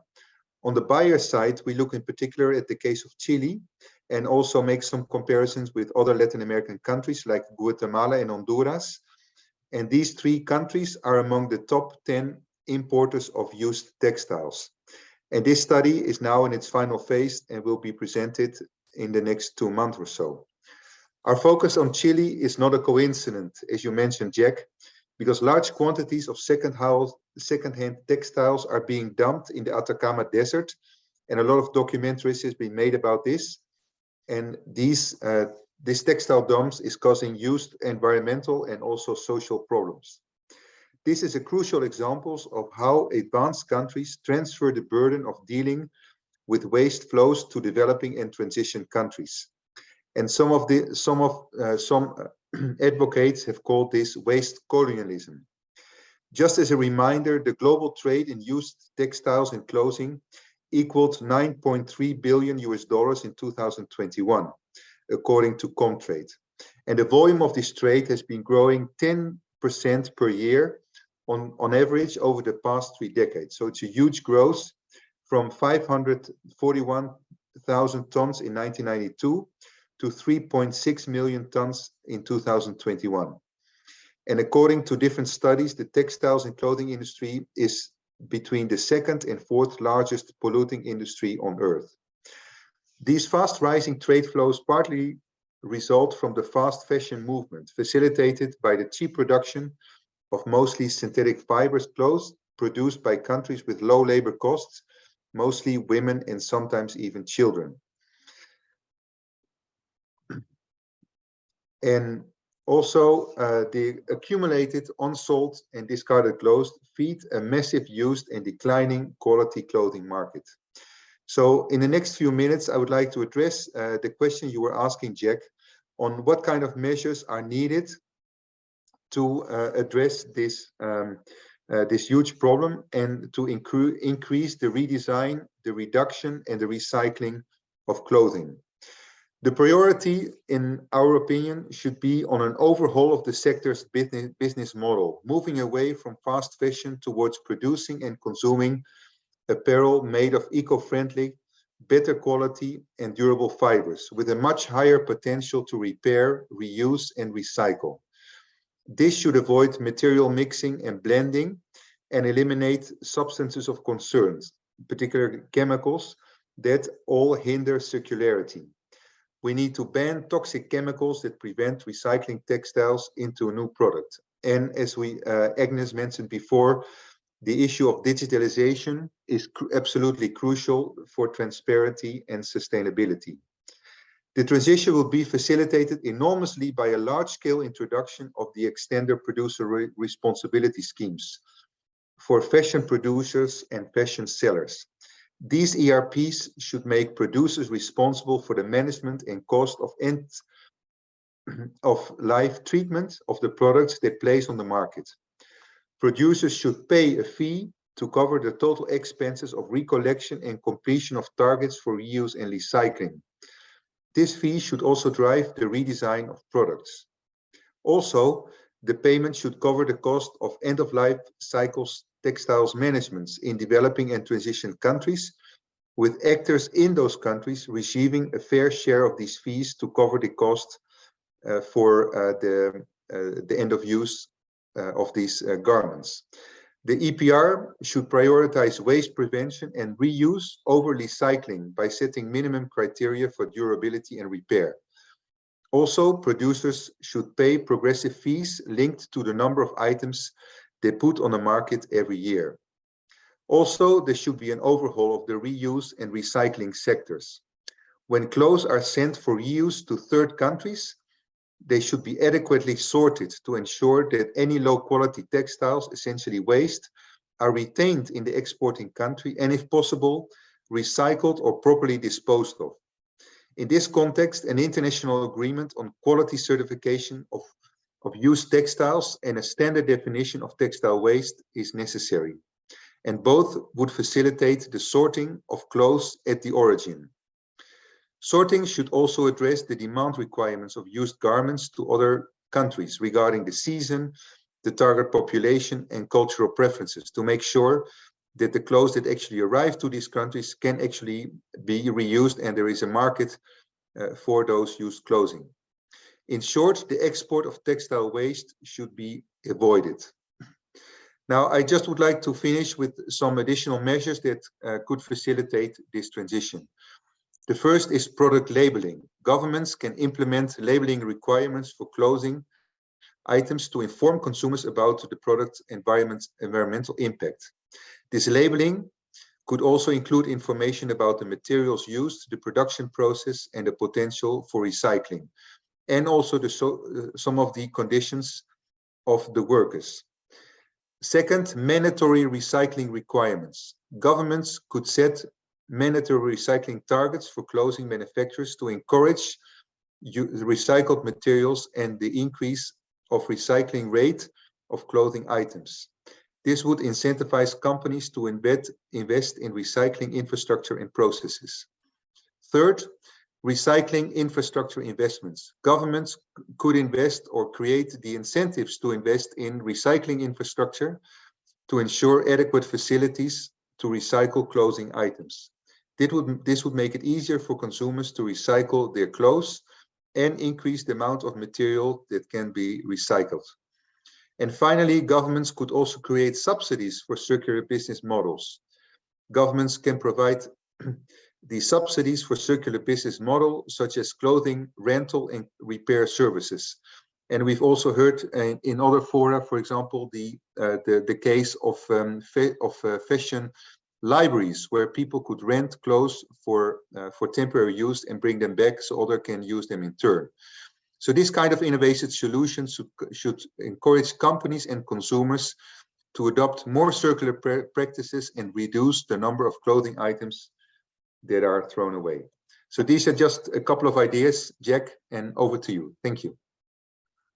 Thank you so much, Nano, and I'm really looking forward to seeing the study on used textiles trade that you're going to publish soon. You always produce very good work, so I'll look forward to seeing that.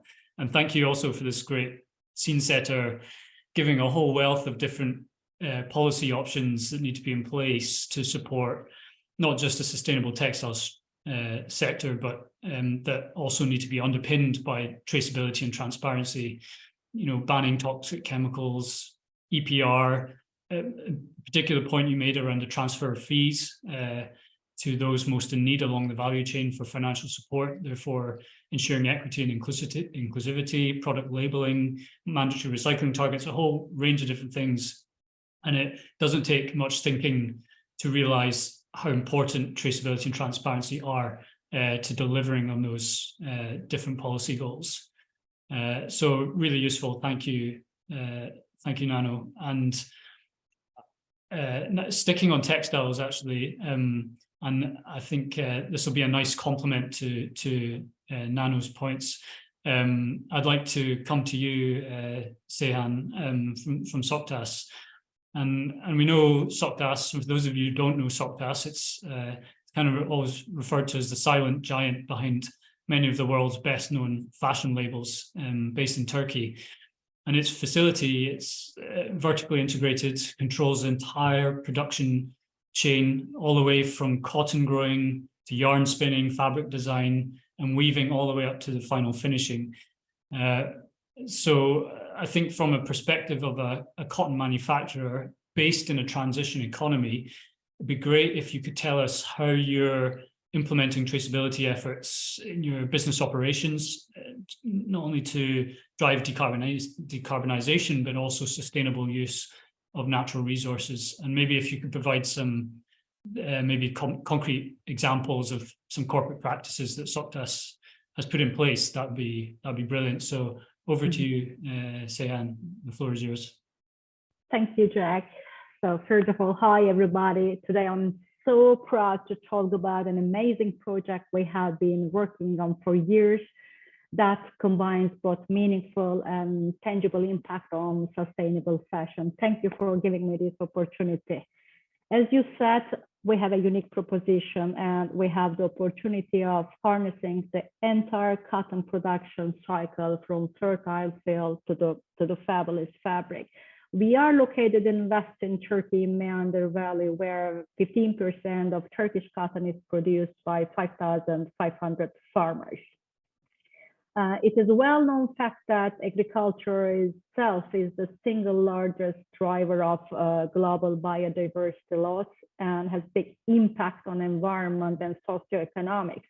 However, we have proven agriculture systems that can help mitigate this damage, restore ecosystems, and also de-risk fiber production disruptions from climate impact for the sustainable future of our industry. Today, I'm here to say that by employing regenerative practices, we can rebuild degraded soils, we can increase soil fertility, we can increase both plant water use efficiency and soil water storage capacity, we can reduce inputs, we can reduce both agrochemical pollution and CO2 emissions at the same time. Our first regenerative cotton pilot project started in year 2019 with the encouragement of Stella McCartney and the support of leading soil scientists that they sponsored. Since Stella McCartney joined to LVMH, our project is also being supported by LVMH Group. With our project partners, we are also assessing the feasibility of new technologies to measure climate impact, CO2 emissions, and explore the potential of regenerative agriculture, which is very promising. The following year, our second regenerative cotton project started with WWF Turkey with a vision for transitioning into regenerative agriculture in our whole region that will reduce the pressure of cotton production on nature and ensure the long-term sustainability of cotton production in our area and, of course, livelihood of farmers. I'm very happy to say that both projects are expanding year on year. Being one of the early adopters, we believe in the context-specific knowledge is essential, and we try to collect as much as data that can help for transition. We have detailed KPI lists covering soil health, carbon sequestration, biodiversity, water saving, reduction of inputs, energy use, waste management, and social impact. At Söktaş, we strongly believe in that, as you also mentioned, improved traceability and transparency are key tools to identify, address, and finally to reduce social and sustainability risks and impact on the environment. And hopefully, eventually, will support the competitiveness of the business that are relentlessly working to increase sustainability of products and activities. While we were reducing our emissions and strengthening our claims with Regenagri certification in farm level to boost traceability and transparency across value chain, we were looking for chain of custody options with physical segregation as well as PCI mass balance system in place. But considering relatively small initial volumes, we had hesitation to add one more certification, doubling efforts and costs for whole value chain partners. Then for this purpose, we collaborated with UNECE to develop a blockchain pilot use case based on regenerative agriculture to trace the product from farm to shelf through documentary evidence and to prove sustainability credentials. Blockchain allows verifiable tracking and tracing of product through every stage of production and provides product origin information and sustainability performance in a trustworthy way. Of course, this will also strengthen the brand's claims with robust verified information and will help consumers to make informed decisions. I must say it's quite exciting testing this innovative approach and assessing UNECE methodology to create more traceable, transparent activities and products in the fashion industry. While wrapping up my session, I would like to thank you for listening to our journey and hope we can inspire similar initiatives and collaborations from our industry. Thank you. Thank you so much, Seyhan, and really good points coming through there. The first is you're doing things on the ground, actual projects on the ground in terms of regenerative activities, building soil health, climate impact, but more importantly, you're really trying to rigorously measure the effectiveness of these and communicate them along the value chain. And you mentioned this collaboration with UNECE, with the blockchain process, which is built on the garments and textiles kind of sustainability protocol. And I think Camilla just put the link in the chat there for further information on that project. It's a very pioneering project, and as Seyhan's attested to, it's really, I think, setting laying the foundations for not just traceability and transparency in the textile sector, but can be applied across various other sectors as well. So thanks so much, Seyhan, for your kind of experience on that. And we'll move on from the textiles realm now and take a step back and think about what traceability and transparency means more at the national level in terms of metrics and measuring progress towards circularity. And to drive the transition towards a circular economy, we need data that's trustworthy and reliable, and therefore the role of national statistics is crucial. And one such leading example is the National Statistical Office of Canada, or Statistics Canada, which is focused on material flows, particularly plastics, and which issued a Canada-wide strategy to zero plastic waste by 2030. So very ambitious strategy. And we're lucky to have Anil Arora with us today, who's Chief Statistician at Statistics Canada. So Anil, thank you so much for joining us, first of all. And it would be interesting to learn from your perspective, what role a National Statistics Office plays in the traceability and transparency for climate and circular economy. And maybe if you can tell us how, in Canada, how you track and trace materials all the way from production to consumption and then end of life and use it after end of life, that would be brilliant. So over to you, Anil. Thank you very much, Jack, and just fascinating conversations. So I'll try and give you, an idea of sort of what we're doing here in Canada, and specifically the role that Statistics Canada is playing in sort of three parts. One, why does that circular economy matter for us, and why we did a physical flow account for plastic materials. So I'm going to get into that a little bit, just to give you a sense of sort of what that measurement looks like. Secondly, some of the frameworks that the UNECE and others are developing. And then thirdly, sort of what Canada's role is specifically in this.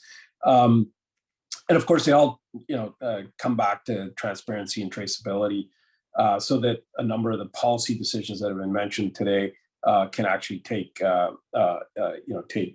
place, and that we can track the impact of those policy decisions. So first of all, for us, I mean, it's the circular economy is really a different way of doing business, and we need to move away from that traditional way. Our economies extract, use, and dispose of resources, and rather transition to the circular economy, where clearly the objective is nothing is wasted. And one related initiative that Canada has undertaken is the implementation of the Canada-wide strategy and the action plan on zero plastic waste, which includes the single-use plastics prohibition regulations that came into effect in 2022. As you mentioned, Statistics Canada plays a key role in the measurement and evaluation of these government policies that support transitioning from that linear to the circular use of plastics. And to support the zero plastic waste agenda, we were asked by Environment and Climate Change Canada to create a physical flow account for plastic materials so that we can better support the measurement and evaluation of the relevant policies. Now, I know several European countries have developed or are developing economy-wide material flow accounts as part of their approach to measuring the circular economy. And these aggregate all materials together. And obviously that makes sense for Europe that imports most of their resources. For us, being a resource-rich country where policy departments require detailed information about specific materials to monitor and to evaluate the transition to the circular economy, we took a first cut at an interest in plastics. So our physical flow accounts track plastic materials, as you said, from production to consumption, then through to waste and recycling systems, to their transition into plastic flakes and pellets, ready to re-enter the manufacturing process. And these accounts draw on many data sources, from the supply and use tables to Statistics Canada's surveys to our administrative data. And these data are then integrated and analyzed so that we can estimate things such as how much plastic is produced for Canadian consumption, including domestic production and net imports, how much is leaked into the environment, and how much is discarded. And of that, how much is diverted, baled, recycled, buried in landfills, or burned with or without recovering energy. Tracing, as has been mentioned, the fates and destinations of various resins and product types, they enable this calculation of individual geographically specific diversion and the recycling rates. And that's the kind of information that our policy departments need to gauge the effectiveness of their actions and to be able to keep that going over time. Our policies have produced, I think, some good results. In 2020, Canadian businesses and households diverted almost 10 million tons of materials from landfills, and that's up 4% since 2018. The plastic account shows that a majority of all discarded plastic is successfully collected. In 2019, 30% of discarded plastic in Canada was diverted from material recovery. And of that plastic, 30% was converted to recycled plastic resin that's ready to be used in the manufacturing of new products. And so overall, 9% of discarded plastic in 2019 was converted to recycled plastic resin and made available for use in manufacturing. So let me move on to the second point, which is how the system of national accounts and the system of economic and environmental accounting, how are these harnessing the strengths of both frameworks?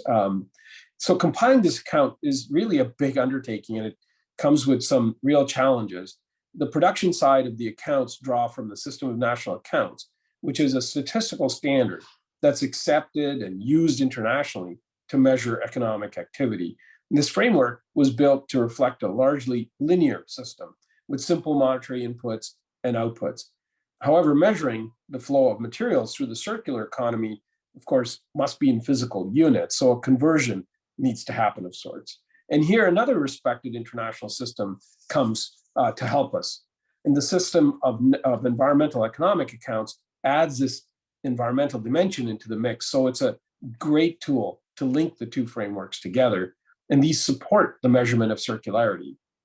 The fate side of the account, which tracks what happens to plastics, relies heavily on survey data, chiefly the waste management survey that we conduct each other year.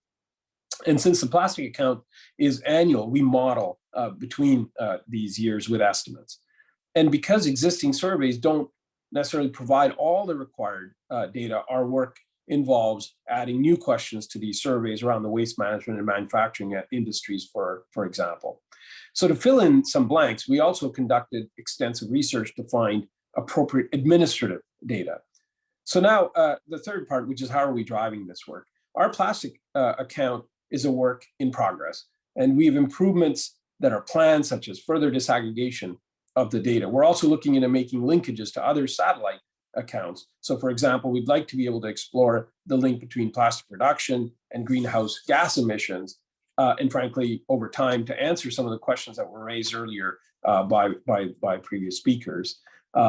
It's our hope that the plastic account will lead to other materials being tracked as they flow through our economy, and the priorities of policy departments obviously will have a large part in determining which materials and which dimensions we focus on next. As national statistical offices, I think we have to collaborate with international partners in the circular economy space, and that's crucial for establishing statistical measurements that are comparable and interoperable so we can make sense of some of these international flows as well that were mentioned. We made significant progress in this international arena by participating in events such as this one, actively contributing to guidance papers such as the UNECE OECD guidelines for measuring circular economy, and sharing our work, which when our agency joined forces with the UNECE in 2021, we hosted a seminar on measuring the circular economy. We also work closely with Canadian policy departments so we can provide them with the statistics and metrics so they can better track their policies and their regulations. So lots of work done, but a lot more to go yet. And I hope that this is helpful, and I look forward to the conversation on how we can meaningfully contribute to the transition to this circular economy. Thanks. Thank you so much. That was definitely useful, and so many different points I've noted down there that are really brilliant observations. The first being the kind of traditional focus for material flow accounts to focus on the whole, just aggregating all materials together.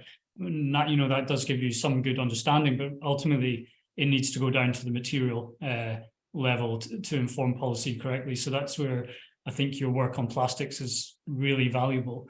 But also when we think of the Global Plastics Treaty negotiations going on, the need for national mapping of plastics is so critical to delivering and reporting on whatever comes out of that treaty. So I think you're going to be in demand over the next couple of years to share your knowledge on how you've done that. And also just your points highlighting the challenges, existing data sets emerging and evolving because they started in a linear economy. So they're not very conducive to mapping certain types of flows, particularly those end-of-life flows and secondary flows. And particularly, I think trade statistics is guilty of this. The harmonized system of codes in which trade statistics are derived very, is very limited in being able to track the secondary flow of plastics or recycled plastics around the world. So there's many challenges there. And I might come back to you in the Q&A around how you see it might fit into the plastics treaty discussions. But we'll move on for now. And going from the national level back down to some sectoral focuses now, with our final two speakers to explore what traceability and transparency means for fisheries and for critical raw materials. So firstly, let me turn to you, Nada. Now, the fishing industry is kind of marked historically by illegal, unregulated, unreporting fishing and fraud along the whole value chain. And the lack of transparency and traceability is kind of unanimously recognized as a serious impediment to sustainable fisheries at a global level. And the current work in the fight against illegal fishing, addressing fraud and ensuring food safety and quality standards initiatives are being done by multiple actors and institutions. But the FAO, to which you represent, is really at the center of that discussion. And I was wondering if you could maybe tell us more about just firstly this challenge in fisheries around traceability and transparency, and what the FAO is doing to help address these challenges. Yes, thank you very much, Jack, and thanks to the organizers for having me. It's a pleasure to be here. I've been following the side events since this morning. It's really interesting. Thank you. The word transparency has been mentioned many times since this morning, and I want first to reflect on transparent markets and trade, which is one of FAO's program priority areas under the strategic framework 2022-2023-31. In particular, it refers to improved market transparency and equitable participation in markets, global value chains, and international trade to be achieved through policy coordination and human and institutional capacities for evidence-based decision-making. In fisheries and aquaculture, the division where I work, we have under the strategic framework, of course, the Blue Transformation Roadmap, which recognizes the importance of aquatic food systems as drivers of employment, economic growth, social development, and environmental recovery, which all underpin, of course, the SDGs. The Blue Transformation Roadmap recognizes need to support the 2030 agenda through the transformation to more sufficient, inclusive, resilient, and sustainable aquatic food systems for better production, better nutrition, better environment, and a better life, leaving no one behind.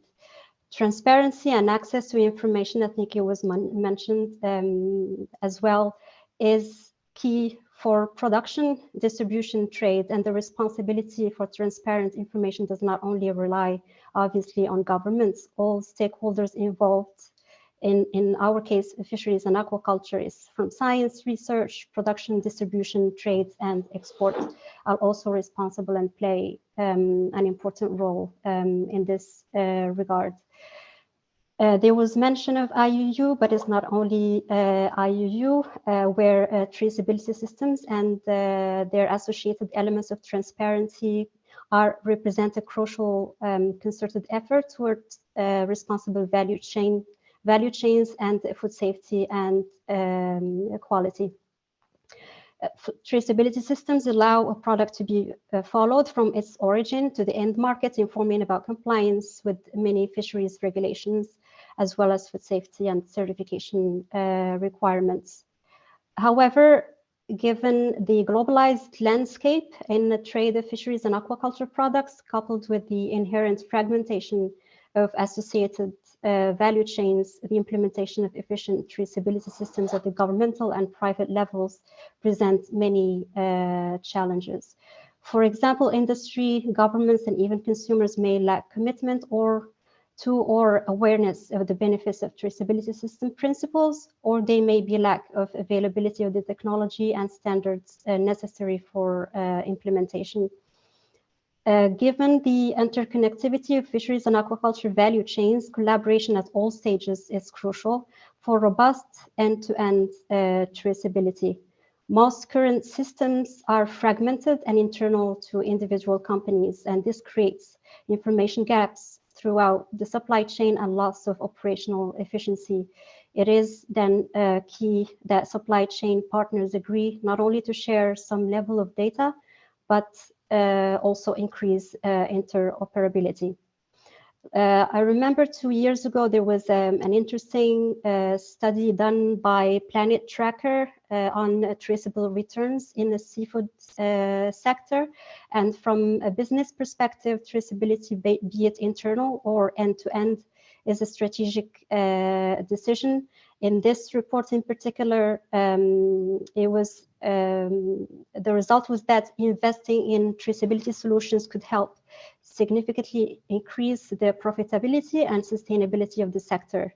And implementing a traceability solution typically yields a 5-year internal rate of return of between 39 and 62% for the average seafood processing company. That is huge, and which is way above the 39 internal rate of return on a typical merger and acquisition. So though the relationship between the financial benefits and inevitable costs associated with traceability implementation still needs to be fully understood.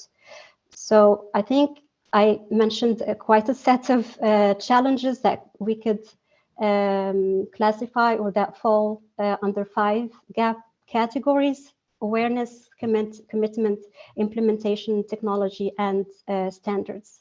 And FAO's work tries to address all these through normative work or standard setting and development of guidelines, capacity building and technical assistance to members, and also commissioning of studies and technical papers, and collaboration with international organizations and initiatives, and also attending seminars and meetings such as this one.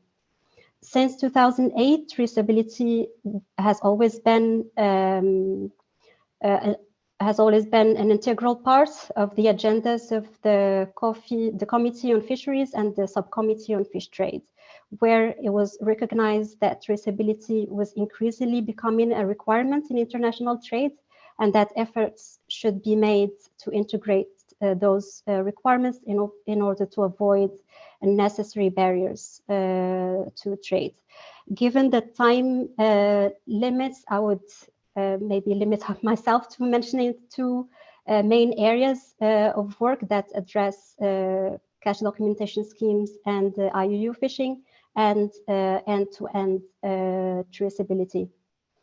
For end-to-end traceability, for the last 2 years, we've been working on the development of a guidance document on advancing end-to-end traceability along capture fisheries and aquaculture value chains, which corresponds to a critical need for consensus towards establishing end-to-end traceability throughout that are globally agreed and standardized, and to have a better understanding of what critical tracking events and sources of key data elements are for both aquaculture and fisheries. Setting these CTEs, KDEs, was also a work that was ongoing by the Global Dialogue on Seafood Traceability, which is an international business-to-business forum that developed global voluntary guidelines for interoperable seafood traceability. Our work on the guidance document we made sure that there is alignment and reference was made as applicable to the business-to-business CTEs and KDEs. So in a way, we try to not duplicate or create confusion, but rather to align. In this document, as we also need to provide some recommendations, the overarching takeaways and advice was to identify, define these data elements for commercial and regulatory traceability, to follow strict due diligence using a holistic and integrated approach involving all stakeholders at legal and commercial and operational level prior to commitments. During the development of this guidance document, we also had many regional consultations to approve more or less the list of PDEs, CTEs, but also disseminate and collect country level gaps that we can work on. So these relate to awareness and commitment to compliance with markets requirements, a lack of harmonized traceability requirements, high implementation costs, and lack of technical capacity when developing traceability systems for capture fisheries and aquaculture. The second area of work is, of course, the voluntary guidelines for catch documentation schemes that were adopted by FAO members in 2017, and which aim at assisting in developing and harmonizing new and existing schemes. To complement the voluntary guidelines for CDS, we developed a document on understanding and implementing catch documentation schemes, a guide for national authorities that addresses national responsibilities for determining and ensuring legal provenance under existing catch documentation schemes. This document was published as part of the FAO series on technical guidelines for responsible fisheries, and was developed as a handbook seeking to guide practical guidance on CDS and handling CDS documents and related processes, promoting compliance at the national level, and also aims to improve and harness monitoring, control, and surveillance and product tracking tools to support more effective CDS implementation. So I hope that I kept to the time, and this answers your question, Jack. Yes, thank you, Nara. Very comprehensive, and I think your point, the 5 points around awareness, commitment, ability to conduct processes, fragmentation, duplication, all I think common problems faced in many sectors, but really interesting to learn what the FAO is doing, and the FAO's critical role as a neutral broker, pulling together and trying to harmonize all these different systems and actors. Really valuable to learn about. Thank you. So in the interest of time, just moving on to our final speaker, Daniela, it's becoming increasingly clear that the net zero energy transition is not just an energy transition, it's a materials transition. And to meet the net zero goals by 2050, there's around 3 billion tons of critical minerals that are needed. And the trade in these are likely to surpass those of oil and gas. So traceability and transparency is going to be critical to ensure these materials are mined and processed responsibly. So Daniela, I know the Eurasian Resources Group are doing a lot to address this challenge, particularly through the resource platform. So I was wondering, in the maybe 6 minutes that we have left, if you could tell us a bit more how that platform works, how it supports the circular economy, and maybe touch on the battery passport as well in this topic. So over to you, Daniela. Sure, thanks, Jack. And I'll try to be brief and concise here. Thank you. So good afternoon, distinguished participants. So as a start, let me just explain who is ERG quickly. So we know ERG has a global presence and a workforce of more than 67,000 people, and it owns integrated mining, processing, energy, and logistic operations in Kazakhstan, Brazil, and Africa mainly. And perhaps allow me also to be humble here, because it's important that to tell you that at ERG, we definitely understand that the mining industry still has a long way to go to reduce its environmental impact, but we should all play a part in promoting responsible practices and do everything what is possible to move the next phase and to meet our next generation expectations. So as such, tailings management and reclamation are essential components of responsible mining and in promoting circularity within our industry.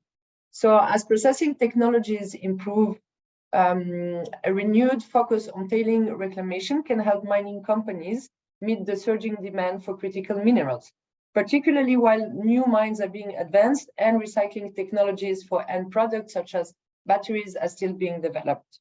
A concrete example of this is our production facility called Metalcol.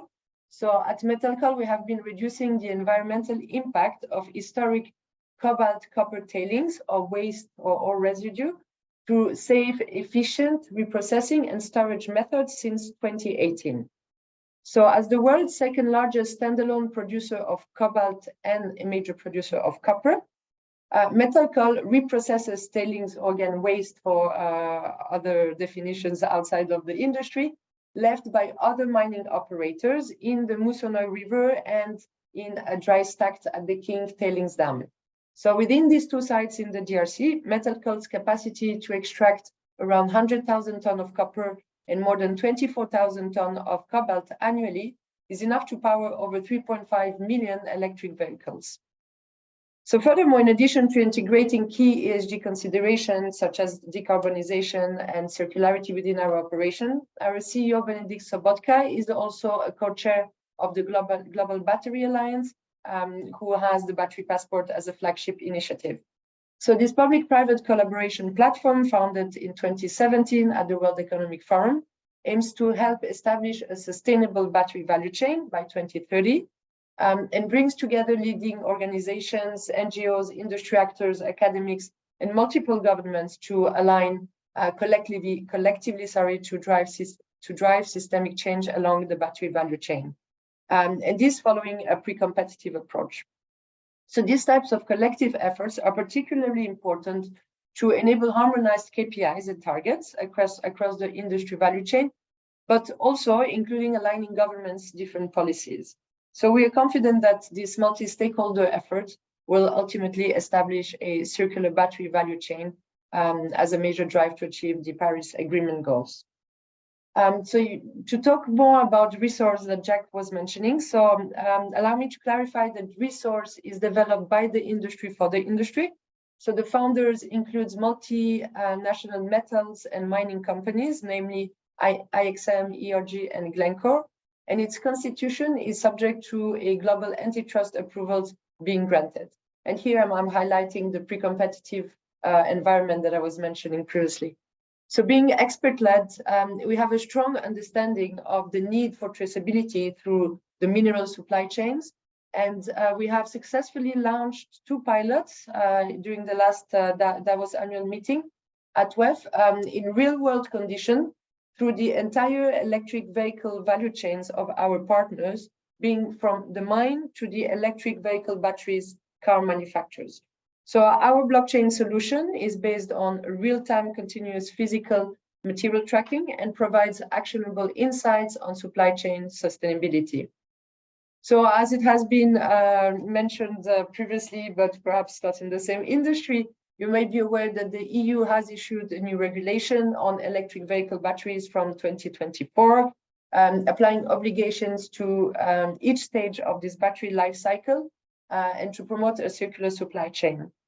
So those key obligations to promote circularity include supply chain due diligence, a maximum limit to carbon footprint, a minimum limit of recycled content, ESG, performance reporting requirements, but it also extends the producer responsibility for collection and recycling of used batteries, and a digital battery passport to capture key lifetime events. So with all that said, Resource being a digital platform for the traceability of mineral, we hope that we will be able to issue a multi-metal battery passport, which will help our partners to comply with the new regulation, while also enabling flexible disclosure settings that protect commercial information. Thank you. Thank you so much, Daniela, and keeping to time, and really, really interesting what you're doing with Battery Passport and the pilots. So I'm sure people can reach out to you in due course. So it comes to me to do a quick summary up of this whirlwind tour. We've seen that traceability and transparency is critical to realizing an equitable and sustainable circular economy transition. We know that. It's also important at the sectoral level to help restructure these to be more circular, these value chains, but also underpins national circular economy policy making and perhaps even more importantly, multilateral collaboration on this topic. So I'd like to just say thank you so much to our panel. We've covered a lot of different topics and content. Hopefully there's a lot of food for thought there. And so yeah, a big thank you to the speakers and also the attendees for coming to listen and being present here. And with that, I'd like to hand back over to Elizabeth Turk to pick up and move on to the next session. So thank you very much, everyone.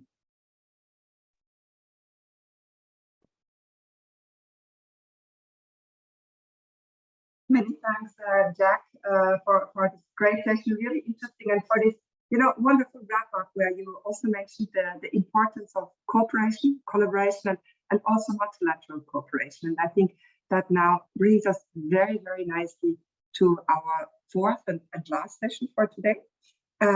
It's a session where we look at Circular Step, UNECE's Circular Economy Network. And while the team brings all our speakers up to the virtual podium, let me maybe just reflect when we heard from our earlier speakers throughout the sessions, and also already in the high-level opening, several speakers referred to Circular Step. And in UNECE, we are very proud of that because Circular Step is our network to step up the circular economy transition. And Circular Step really is aimed at sharing best practices, at bringing stakeholders together, at filling the gaps, and at creating synergies amongst the many different initiatives that support the transition to a circular economy. Now, during the day today, also many references were made to the importance of cooperation and partnership, as just also by Jack when summarizing the last session. And here I'm very happy that we can in this session maybe bring the two things together. On the one hand, Circular Step, but also the general discussion about partnerships and cooperation. And I think that goes very, very well with all that we've heard about the importance of taking a systemic approach, of breaking down the silos, be it in terms of the different experiences and best practices that we are bringing to the table, but also in terms of cooperation and partnership between countries. There might be countries that are already very advanced on the circular economy transition, and there might be countries that are sort of still at the more early stages of embarking on that important transition. So the goal of this session is to look exactly at how to foster the circular economy transition through increased partnerships and to take a little bit the Circular Step as one of the issues to discuss. And for this, we have, again, an amazing lineup of speakers, and I think everybody is now here and visible on the virtual podium.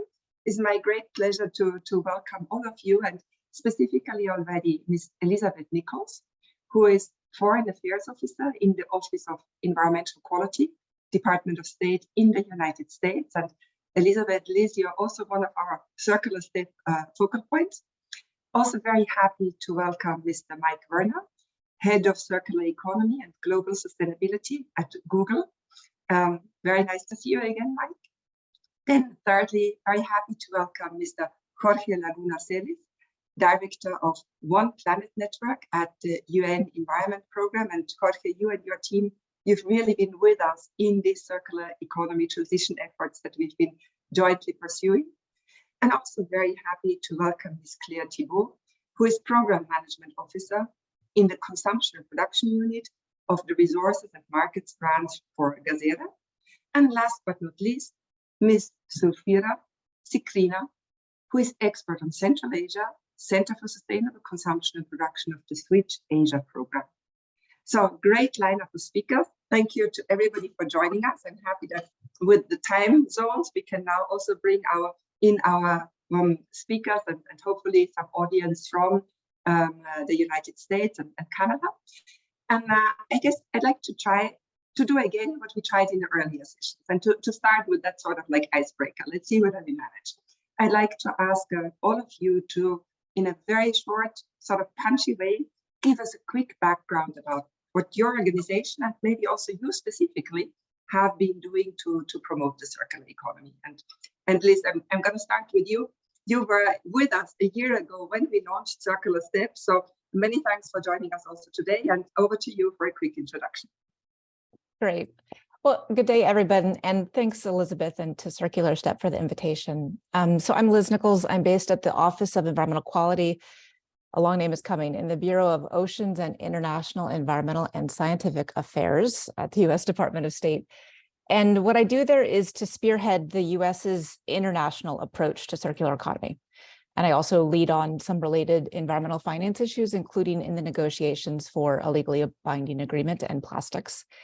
So what is the State Department doing to support partnerships in the circular transition? Well, the top line is that the State Department's mission is to protect and promote U.S. security, prosperity, and democratic values, and to shape an international environment in which all Americans thrive. So I think we would say that the objectives of the green transition, or what we would refer to as a more circular economy, directly supports that mission. And that's because we all know this, but the successful decoupling of continued economic growth and prosperity from natural resource extraction, waste generation, pollution, all of that accelerates economic development, enhances national security, and works towards our environmental goals.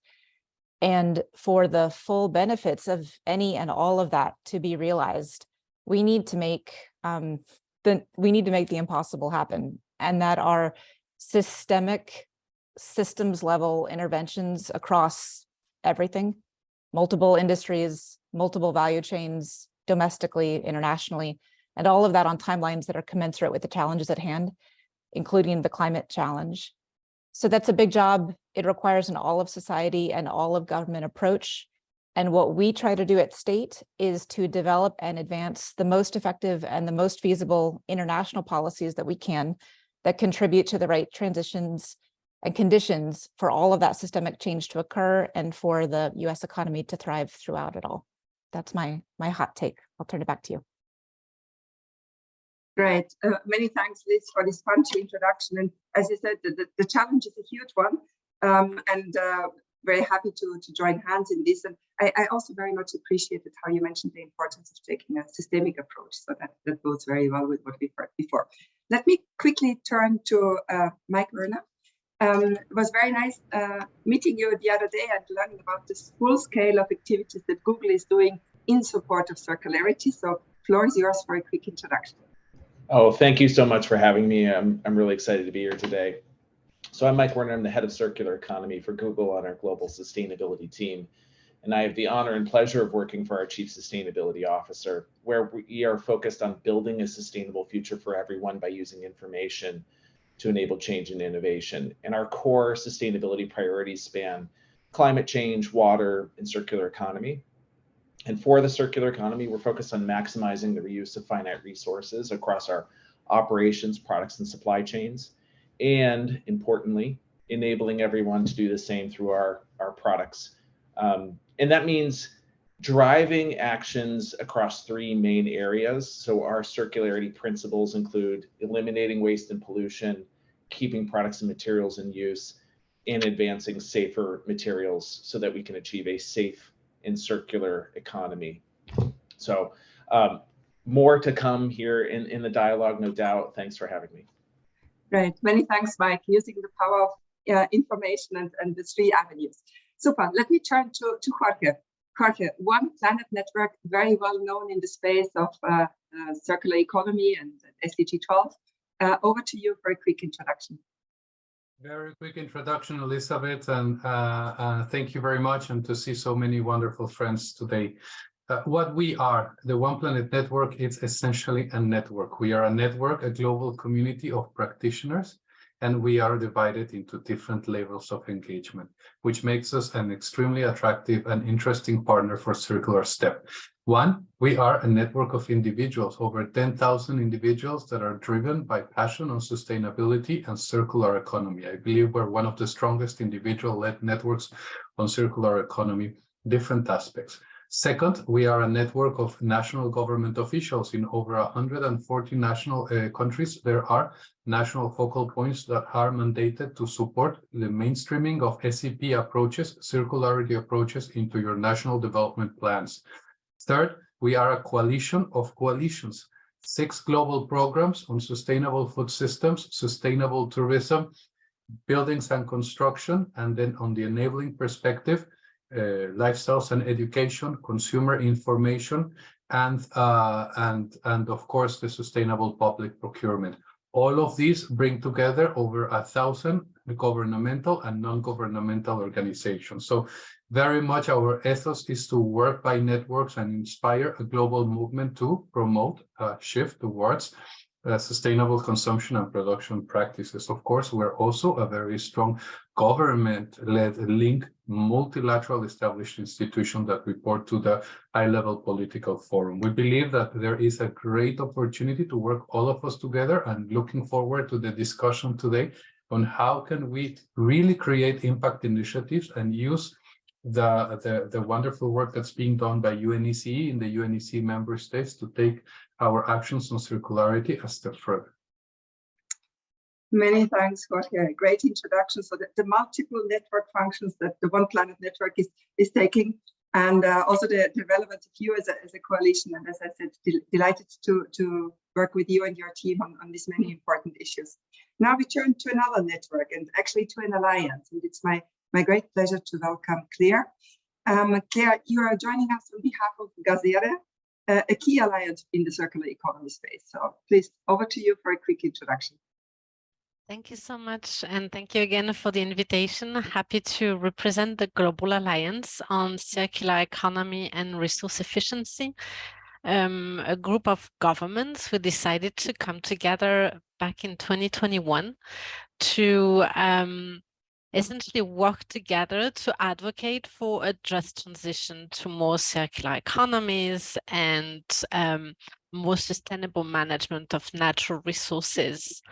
What Gazere aims to do, and what UNEP does in support of the Alliance, is really to build the case for circular economy by bringing to its members and the rest of the world science-based evidence of the potential of circular economy to address the triple planetary crisis, climate, biodiversity, pollution crisis, but also other sustainable development challenges.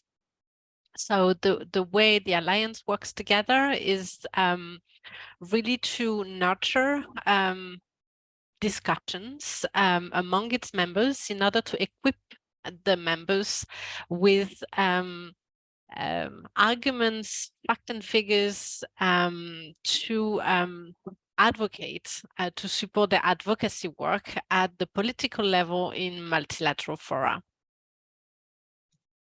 Many thanks, Claire. So we can turn to Gazere to obtain the science-based evidence on how circular economy can help us address all the multiple challenges, the triple planetary crisis that we are facing.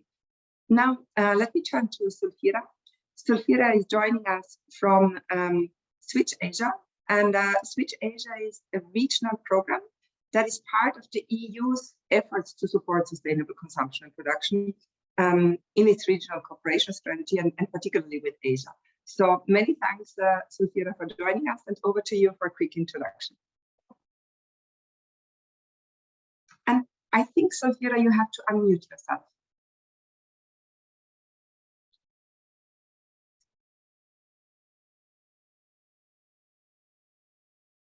I cannot yet hear you.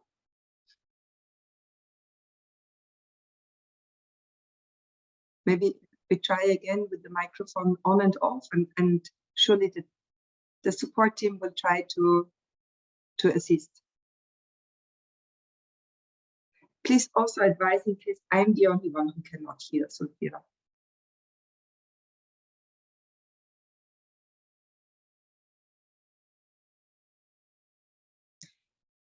Maybe let's do the following. We have our colleagues Lana and Anastasia, Sulfira, who will get in touch with you, and maybe together with UNOC IT, we can sort of see that we can also listen to your contribution, because indeed we are super interested in hearing more about Switch Asia, and there is also great complementarity in terms of the region for UNECE with Switch Asia. So So please do stay with us. I'll come back and give you the floor, and then we can try again. Maybe in between we can figure out a solution. Okay. Now, I have to congratulate speakers here. It's the first time that this icebreaker has actually worked. We are wonderful in time. And that gives us now a little bit an opportunity to deep dive into the specific activities that are being carried out by our speakers and their agencies and organizations, and always trying to really look at it from a partnership and cooperation angle. So Liz, if you permit, I'll start with you again. And you've already given us a bit of an overview of what the United States State Department is doing in support of the circular economy, and maybe you can expand a little bit on that, and really also help us think about the role of government departments like yours to promote circularity through cooperation, and what you have experienced here, what has worked, and where you also see scope for us to engage further. Let us see whether we can hear from this. Well, thanks very much. So I think one of the key roles of the State Department is actually to bridge our domestic and our international environments. And so just about every action that we take in that work involves, for example, partnerships with stakeholders. And a lot of what we're trying to do is to understand what needs to be done in the US economy and understand how to enact those needs for change and needs for shifts in the right kinds of enabling environments within the international landscape. And so a lot of that work is about promoting, frankly, international cooperation, including through our domestic stakeholder networks. And so sometimes, you know, I feel like that bridging action that we provide is pretty direct. When I sit behind the US flag in negotiations on the plastic pollution agreement or the circular economy resolutions at UNEA or one of Jorge's 10YFP board meetings, the idea there is that I'm carrying a US position that we have formed based on the best available science, views of a range of different government agencies, and further cross-referenced against views from our domestic academics, our non-governmental environmental organizations, our tribal authorities, our business and industry stakeholders. And that's because we keep in regular touch with all of these folks all along the way, especially in major processes. And so one part of what we tried to do is to plug stakeholders fairly directly into the international cooperative and multilateral partnership space. And so I should say also that Circular Step has been a wonderful early partner along the US circular economy journey, as has the 10-year framework of programs on sustainable consumption and production. There are others, but you're here and you're especially important for us.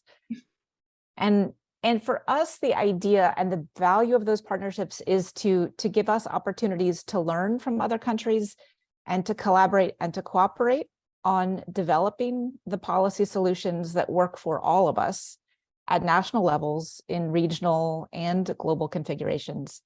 And then we're meant to take that information back home and essentially continue to iterate along this whole partnership food chain to make sure that what we're hearing and what we're doing internationally continues to track with what we need to be doing domestically and to make pivots and shifts and tweaks when we need to.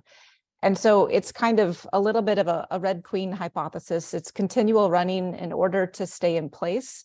This might be why people think government moves slowly, but effectively engaging with all US stakeholders in the way that needs to be done meaningfully and with impact.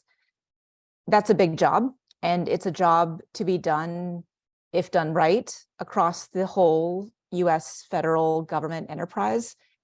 And so another big part of what we do is to convene across the different agencies that are working on circularity in different ways and to learn how they are advancing these conversations, how they're getting circular policies into place domestically, and what they're learning from the stakeholders that they convene.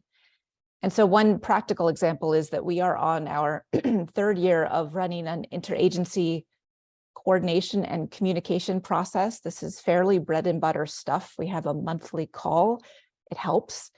And we do that across couple hundred folks who all work on circularity issues in different ways across all the different agencies in the US government that work on this. It brings a lot of effective cohesion into how we stay coordinated and aware of actions on circularity across this whole bright line from innovation and ideas and research to commercialization to policies and implementation of the circular economy, all at really different scales.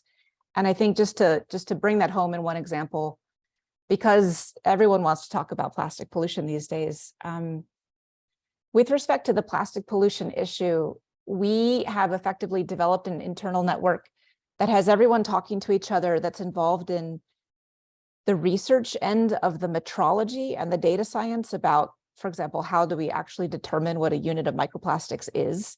And that eventually goes into the development of new standards. And that is the same conversations we connect to the folks that are designing the domestic programs that are currently deploying billions of dollars into overhauling our domestic recycling infrastructure network. And those connections are connected to the development and execution of policies that govern international trade on plastic scraps and plastic containing products. Those are not divorced from the conversations that take place to prep us for the negotiations to develop a new multilateral environmental agreement to end plastic pollution. And we connect those folks to those that deal with the multilateral and bilateral financing that is needed to execute all of those actions and actually bring those global ideas off the paper around the world. And so I think I'll just close by saying the State Department, what we're trying to do is to shape and articulate that bright line throughout the whole system, and stakeholder input and partnerships end up being at the center of all in a very, very iterative process. Thanks. Great, Liz. Amazing job you're doing there. And I loved how you put it, like bringing that bright light throughout the system. And I think it all really boils down again to this importance of a whole of government or systemic approach. And this, if I understood you correctly, it's like bridging the gap between national and international, but also convening nationally the different government agencies, the NGOs, tribal authorities, industry, academia, to get the best possible evidence base. And then to have this feedback loop towards international, but also a little bit from international back to the US. So I can imagine that you're in many coordination and information calls, and even more so, I appreciate that you're with us today. And thank you also for the kudos to Circular Step. Really very much appreciate it. Now, let's turn from government to private sector. And a really great pleasure to have with us Mike Werner from Google. Amazing brand name. And you know, Mike, we had this preparatory call a few days ago, and I was like just so thoroughly impressed by all the activities that Google is carrying out, and also by how you're actually bringing in the partnership thought. So with that, over to you for a few more explanations and inspiration for us to take. Sure. Well, partnerships are a key strategy for us because no single company, government, or NGO can solve for the global challenges we face. And we have active partnerships supporting our key priorities, whether that's net zero by 2030 for our operations and value chain, or replenishing more water than we consume by 2030, or driving out waste from our business and supply chain, and even providing powerful geospatial tools to protect and restore nature. I'll talk about three relevant examples for the audience. So last year, on the product side, we announced a partnership with Acer and Lenovo as part of our Chromebook repair program. And this was a partnership that enabled educational institutions to easily identify Chromebooks that are more repairable, including having commonly repaired components like a keyboard, display, and palm rest, and others. Their online manufacturer guides are also available to show how to repair those devices, to get tools to safely fix them, and to get those replacement parts. A second example is that we recently have been running sustainability accelerators through our Google for Startups ecosystem. And these accelerators are a 12-week boot camp for companies to help them become more successful and increase their skills and capabilities. And we track them over the years to understand their growth and their journey.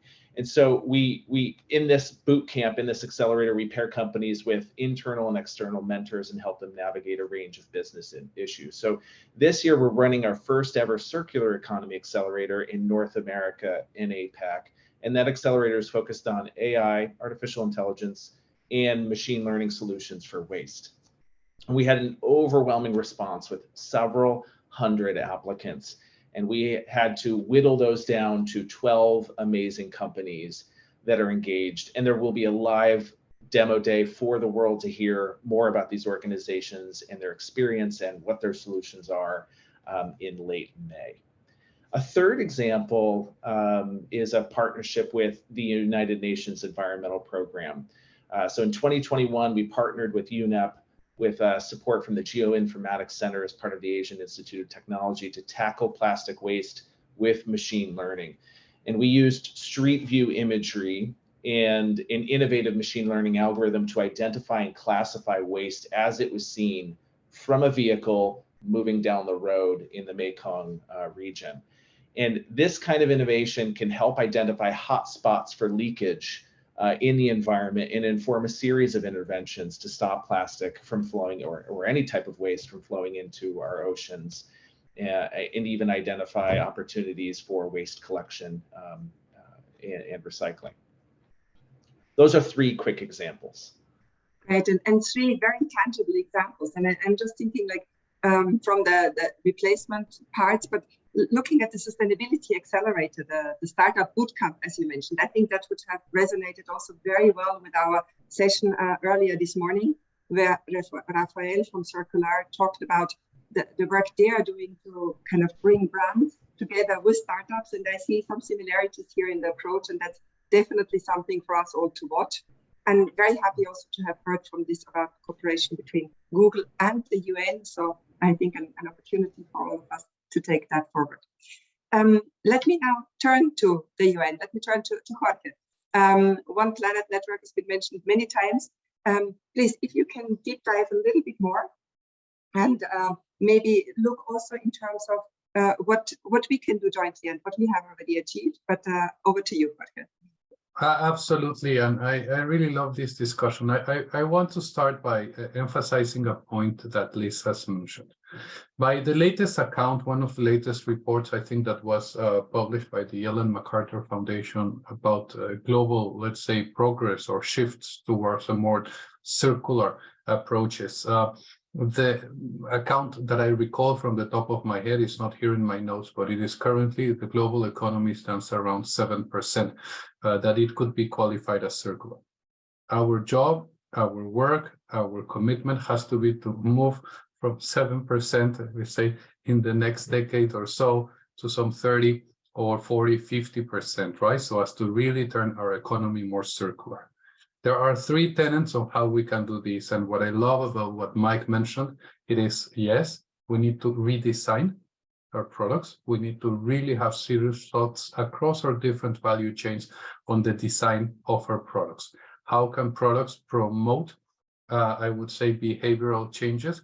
How can products be thought in a way that they are using less materials? How can products be rethought in the sense that we will be using recovered materials? The second one is to extend the longevity of the products that are currently in our economy. And the third one, it is to recover the materials that are there. I was listening intently to the previous conversation that we were having in the previous panel about the digital passports for mineral resources. These are important discussions.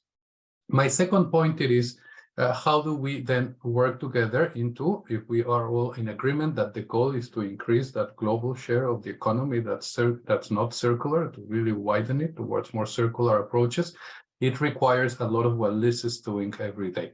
Circular economy, it's by necessity, and circular approaches are by necessity, not the purview of one single ministry or even one single business cannot provide a solution.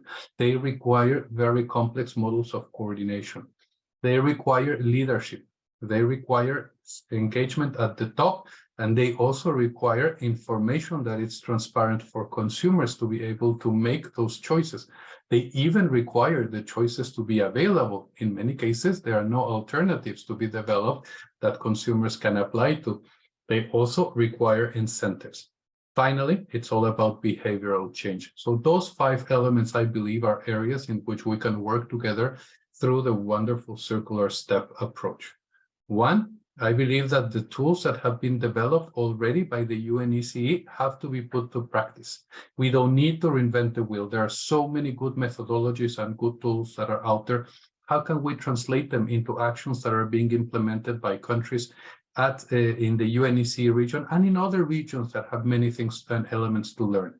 Second, how do we bring the experiences that I was hearing from Mike at the level of what Google is doing to harness already ongoing initiatives? For example, and this is a very small quote that I make, just last year, in partnership with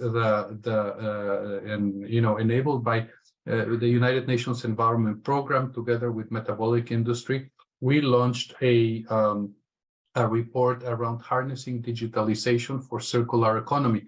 And this has 3 very important components that are thought also as innovation labs. Why? Because these innovation labs that you are doing in Google are absolutely critical if we want to solve the challenges, for example, of plastic pollution, sustainable packaging, extendable products that we want to do. We need to create those business models. In many cases, there are really a great opportunity for changing our economies, creating great financial and economic opportunities. So working together in these types of partnerships, normalizing the idea of innovation labs, normalizing the idea of innovation hubs, but overall putting the tools to use. The last comment that I wanted to make here, it is at the end, we need to tell the story. A lot of things are happening globally, and we are not telling well the story of circular economy, circular approaches, or sustain, you name it as you want it, right? I'll give one example. We are not overall doing a big push to report on the implementation of Sustainable Development Goal 12. But I do know we're doing more actions on the ground that are being told globally.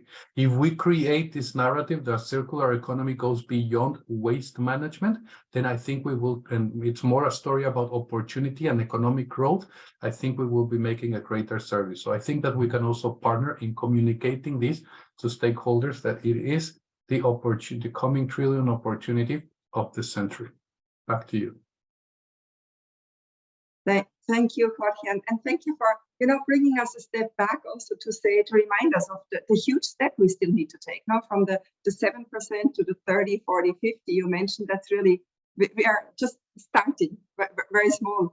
And you gave us some examples of how to go about doing that and flagging some of the issues also discussed this morning, design, longevity of products and recovery of materials and so forth. Really enjoyed what you said about partnership. Not only that it's essential because we need to break the silos and it's not the purview of one agency, but also you gave us very concrete examples how to promote behavioral change through partnership, how to foster implementation, the importance of using partnerships for innovation labs, and last but not least, the telling the story. Here, I think is really something that we can all do better by joining hands. And I hope that today's event is also an opportunity to tell a story about the circular economy and to create a bit of inspiration and engagement. Now, with this, before we move to Claire, maybe it's the moment to just check whether Sulfira's technical issue has been solved. And Sulfira, I would invite you to try to speak, and then we see whether we can hear you. And if so, please make your introductory statement, but please also feel free to elaborate already a little bit more.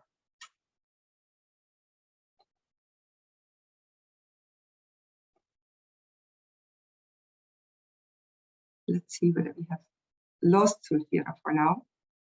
It seems I cannot find her. In case we lost Sulfira, Claire, let me proceed with you, and we'll try to bring switch Asia back the moment we got her back. Claire, you are joining us here for Gazere, and now Gazere also an alliance of governments, an alliance that we have explored already also what we can do jointly with Circular Step. Give us a little bit more of your insights in terms of how you see that shaping up. Thank you so much. So maybe I should mention that Gazere is an alliance of 17 members as of today, from Canada to Chile, Colombia, the European Union, Kenya, South Africa, Rwanda, India, Japan, Korea, and New Zealand. We have members from across the globe. And the work of the Alliance is essentially articulated around two main pillars. The first one is our advocacy work. The members come together to align on a narrative around circular economy, again, joining forces to strengthen the messaging around GACERE.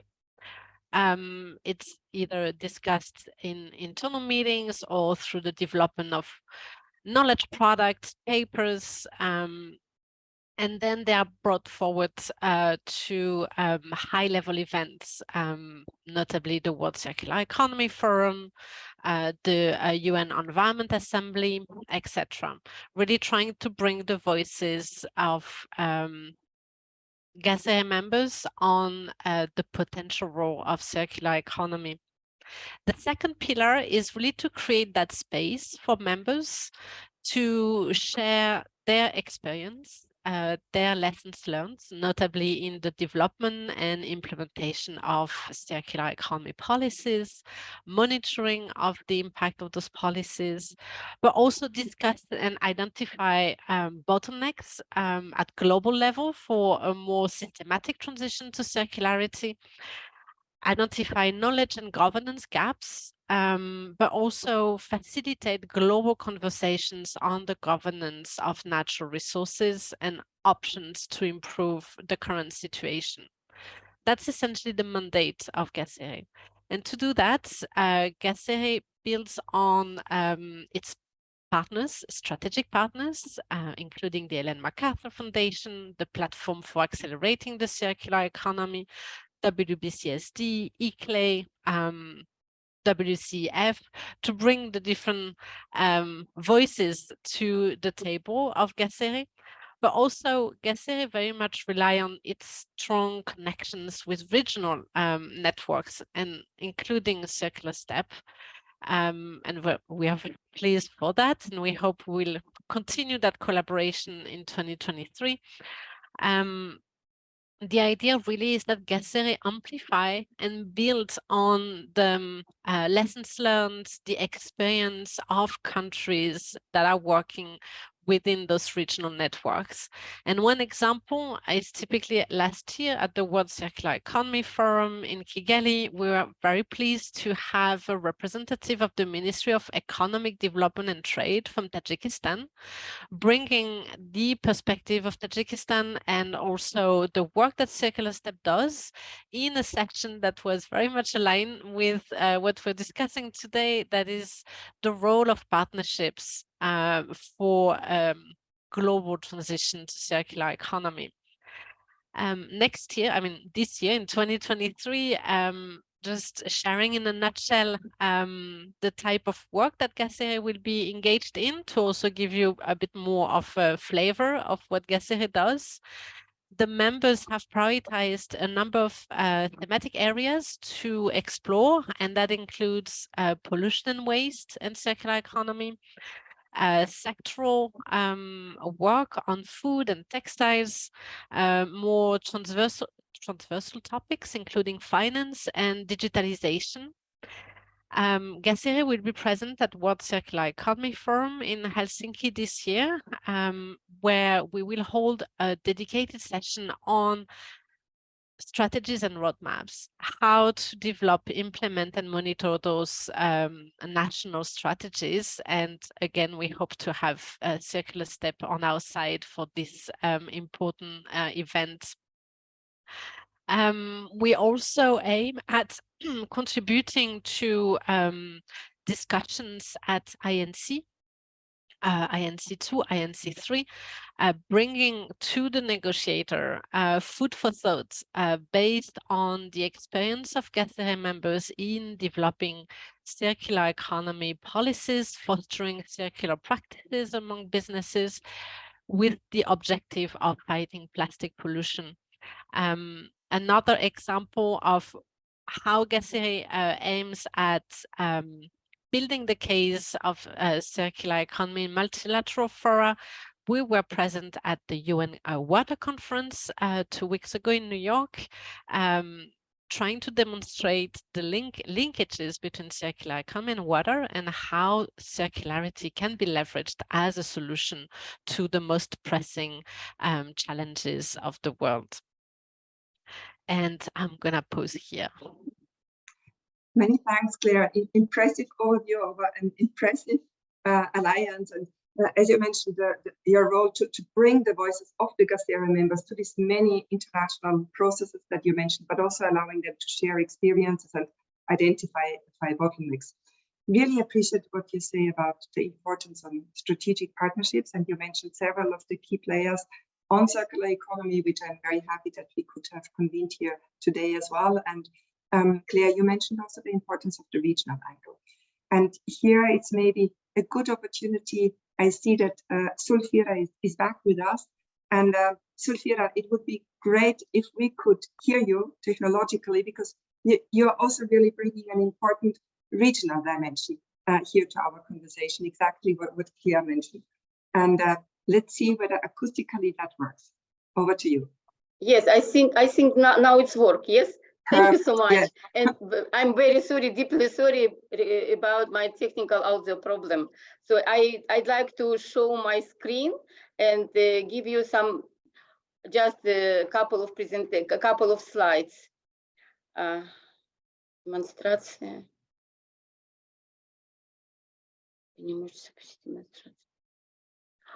Or I can't do it. Maybe Roxalana or Anastasia help me, because not possible to share screen from my side personally. Maybe somebody.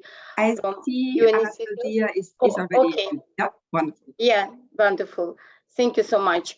Thank you, Elizabeth, for introducing myself. Yes, I'm a regional expert on SCP and circular economy, and I worked as a key expert on the Switch Asia 2. And within this program, we have realized we have implemented 10 reports on Central Asia region. So two words on the regional initiatives and what is the policy landscape in Central Asia region in terms of circular economy.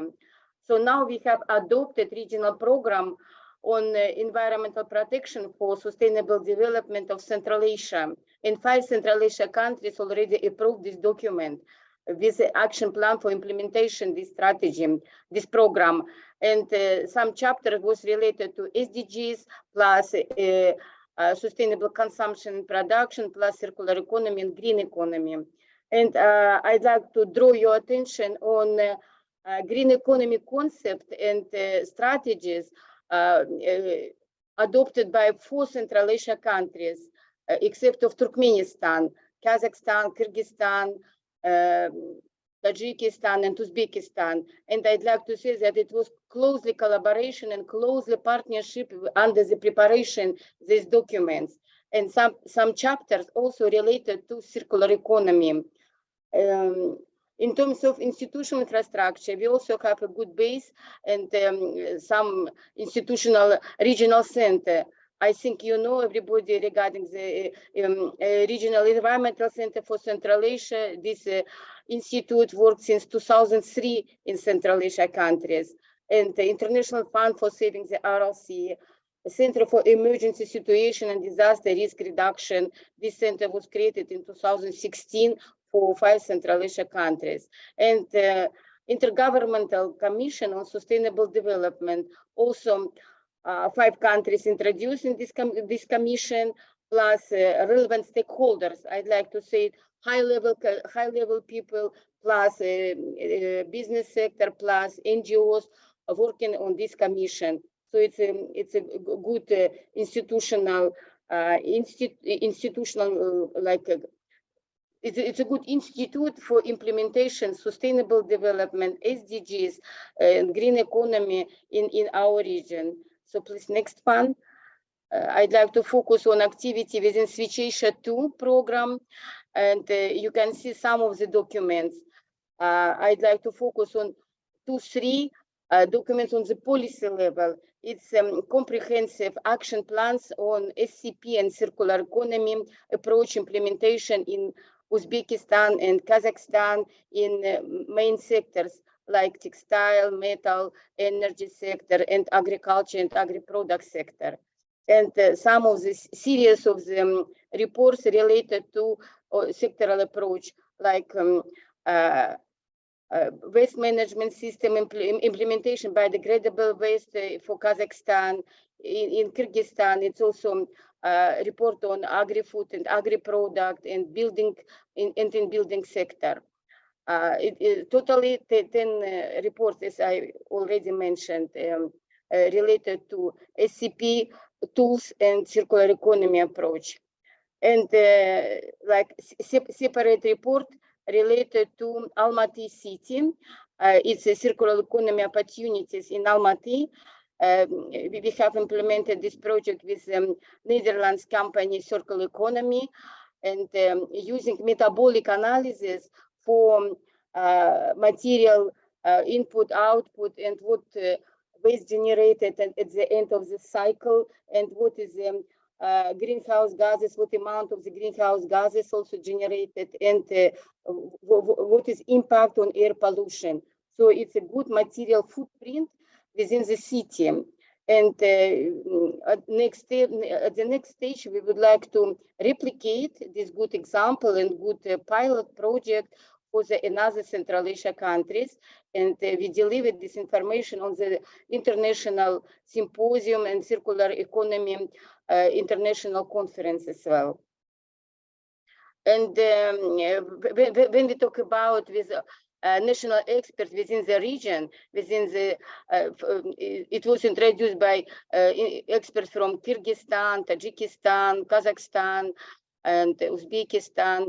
We have a common decision that agriculture and agri-product is a high priority sector for our Central Asia region.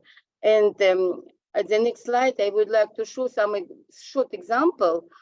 Next one. Yes, this one. Short example on the value chain in agri-food and agri-product. Just is the first stage for crop production in agriculture sector.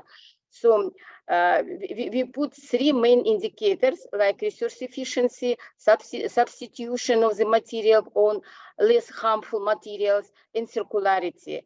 And all 3 indicators we use on each stage of the value chain in agri-food, and to show what measures we can implement to achieve efficiency in each sector. The second is processing, the third one is retail sector and outlets, then consumption, then generated all type of the waste and air and greenhouse gas emission. How we can eliminate greenhouse emission on each stage, how we can eliminate generated waste and so on. It's a very good example we put into the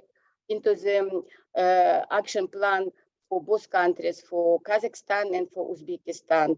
And I think this approach we can put into the regional pilot project to show how we can go step by step to improve agriculture situation in each countries, and maybe select one of the agriculture subsector, maybe potato sector or crop or another. So we will choose what kind of the sector would also common for all Central Asia countries. And last one, I would like to show the same stages on the farm to fork strategy, EU strategy, because you can see a line with steps, each steps of the value chain and steps on the farm to fork strategy. I think it's also, if we cover our approach with this strategy, so it's also like a good example for implementation pilot project for Central Asia countries. I think so. I'm deliver all information which I would like to. Right. Many thanks, Sophia. I'm very happy we could make it work, because for us it's really important to hear also this regional perspective for Central Asia. And Central Asia clearly is one important region for UNECE, where several of our program countries are located in that region. And Central Asia also faces a number of significant challenges. You flagged the RLC, for example. So it's impressive and positive to see all the different regional initiatives that are happening there, and you shed some light on some of them. And I was also really impressed by the wealth of information generated through the research, through the publications, and I'm sure that several of us will be sort of taking inspiration and looking into this.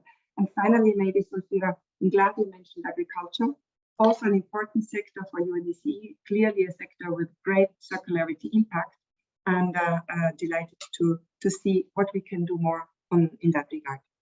Now, we've just said the importance of hearing of what is happening in member states. And I understand we have several member states with us here still in the session, and I'm just checking whether any of the distinguished delegates would wish to take the floor.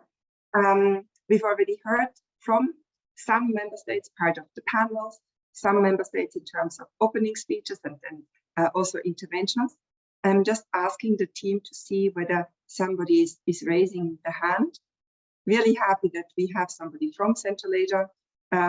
We are having somebody from the Southern Caucasus, from the Balkan region with us. So just one moment to see whether any of our delegates wishes to add something or make a comment.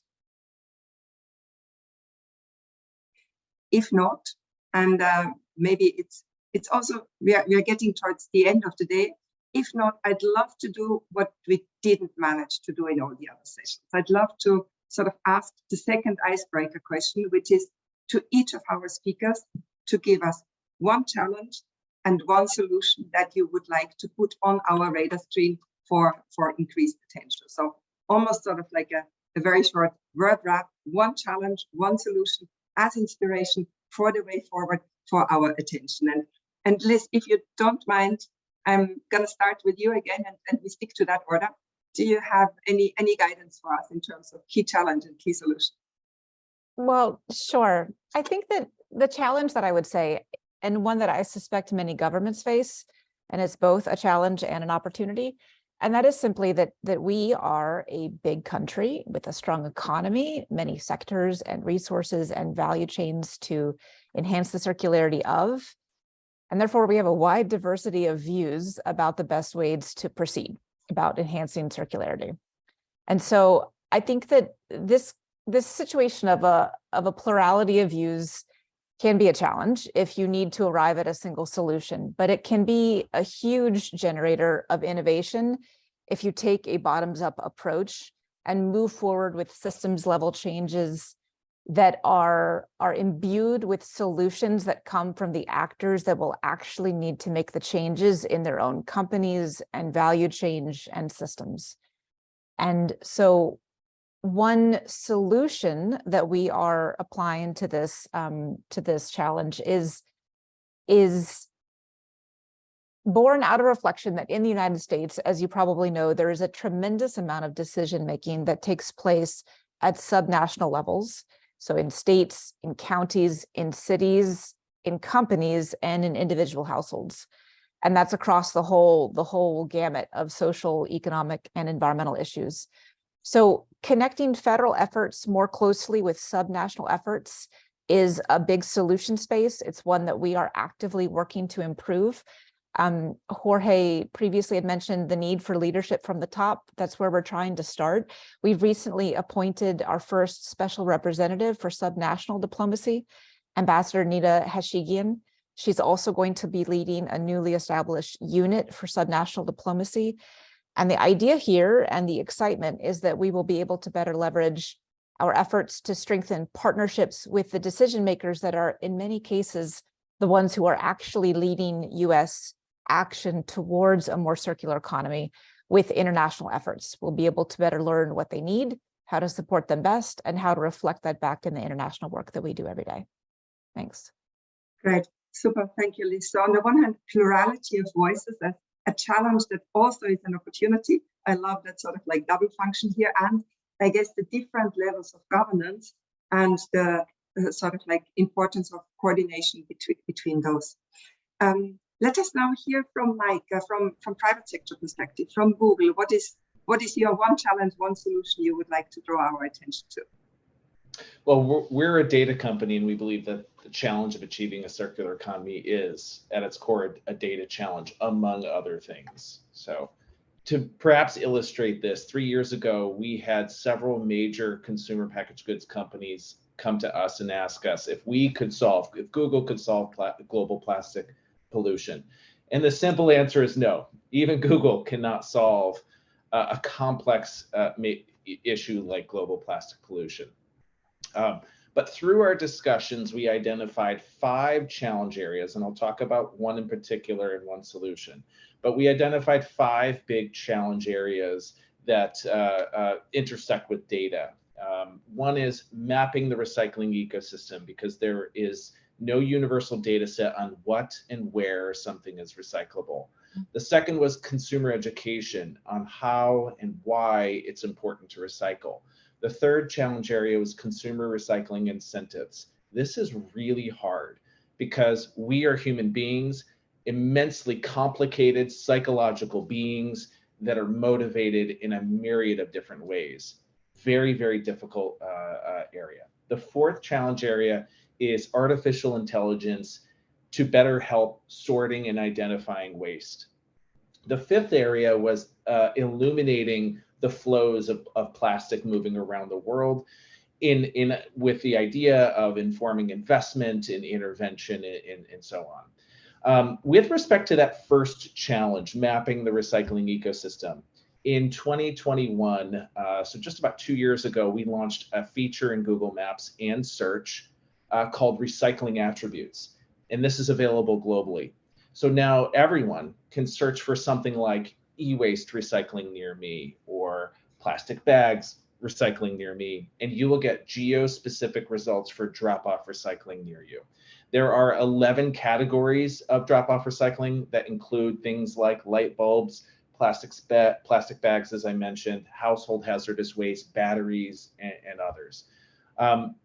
What's incredible is that we've tapped more than 200 million local guides all around the world, people like you and me, to help us continue to build this data set, because you as an individual can suggest and recommend an update to a business profile, and you can even answer questions that you might get prompted with when you go visit a store or a business. You might see some of these questions in maps that say, was there accessible entrance? Was it loud? Was it busy? Well, you can also get prompted with questions like, do they accept compact fluorescent light bulb recycling here?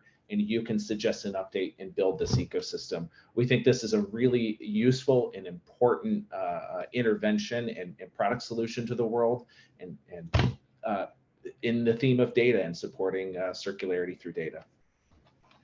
Super. So circular economy also very much is the data challenge, and amongst the data challenges and solutions, the mapping of recycling spots, basically. And I think, Mike, here you are picking us also up in terms of behavioral change. We can all contribute, we can all change our behavior, improve the system and use it. So very nice story along these lines for one challenge, one solution.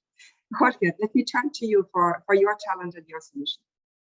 Well, Mike got 5. I will try to bring it down to 2 and picking on one that he said. So let's say the one I was thinking is very much about how do we how can I say, leverage wider collaboration amongst initiatives advancing circular economy approaches. There is a major gap that I identify, and that one, it's partly on our responsibility, including several that are sitting around this wonderful virtual table. It is to map, coordinate, right, and really ensure that we deliver a coherent menu of tools and options to member states. The goal and the benefit of this, it is what we just heard from the wonderful example in Central Asia. It is greater replicability, quicker uptake, greater engagement of the actors active at the national level. So one, I think it's very much in our hands, and we need to keep on advancing as we are, and these type of exercises are going in that direction. The second one, I do believe that Mike pointed to it, and this is, for me, it is around consumer information for behavioral change. These are two very important words. We want our consumers globally to make more informed decisions, but we also need to change behaviors. No matter how circular we make our economies, the rate of extraction of our natural resources requires, in many cases, especially on high-income segments of our population, to shift our consumption habits. So we need to consume less and we need to consume better. In many cases, we need also to consume more, because that is the agenda of fairness. So the biggest challenge long-term that I see is to have a very consistent approach towards consumer information that also triggers behavioral changes. Data, leadership, and all the elements that I've mentioned are critical in this regard, but those are my two, one more of a short-term, one more of a long-term challenge. Back to you. Many thanks, Jorge. And I think that need to ensure leverage-wide collaboration so that we can all serve our member states in the best possible way. That's really something we carry jointly in the UN. And Jorge, with the second one, the consumer information for behavioral change, it's going to be the takeaway message from this seminar or this webinar to all of us to think about our behavioral change here. You got me here. Now, let me turn to Claire from Gazier's side. One challenge, one solution. Very much agree with what have been said so far. I'd like to add another challenge on the policy side is often circular economy, and actually more broadly sustainable consumption and production remains under the environment portfolio. As we all agree that for systemic change, we need systemic transformation, bringing on board all stakeholders of the value chain. We also need to move the responsibility of a circular economy beyond the environmental portfolio, but also moving it to the Ministry of Economy, Ministry of Industry, etc. So the partnerships, the GATERE together with the regional networks are well placed to sort of open up the door for discussions and not only engaging ministries of environment. And if I can add just one little one very quickly, is also the lack of transparency in value chains, and that connects to what has been said on data, etc. In order to be more circular, we also need to understand and know better the value chain in order to make informed decisions. So this is also a key challenge for circularity. Thank you. Right. You got me on both, because definitely the transparency in value chains is high up our agenda as well, traceability here. And Claire, the challenge that SDG 12 on sustainable consumption and production, yeah, it tends to sit with environment. And this morning we started off with William Neal from DG Environment in the European Commission, and Assistant Minister from Bosnia and Herzegovina, but Assistant Minister for Foreign Trade and Economy, trying to bridge that gap and bring it together. And I think that's also why in UNECE, for the Economic Cooperation and Trade Division, we're really trying to look at circularity from this not purely environment perspective to help us bridge the gaps.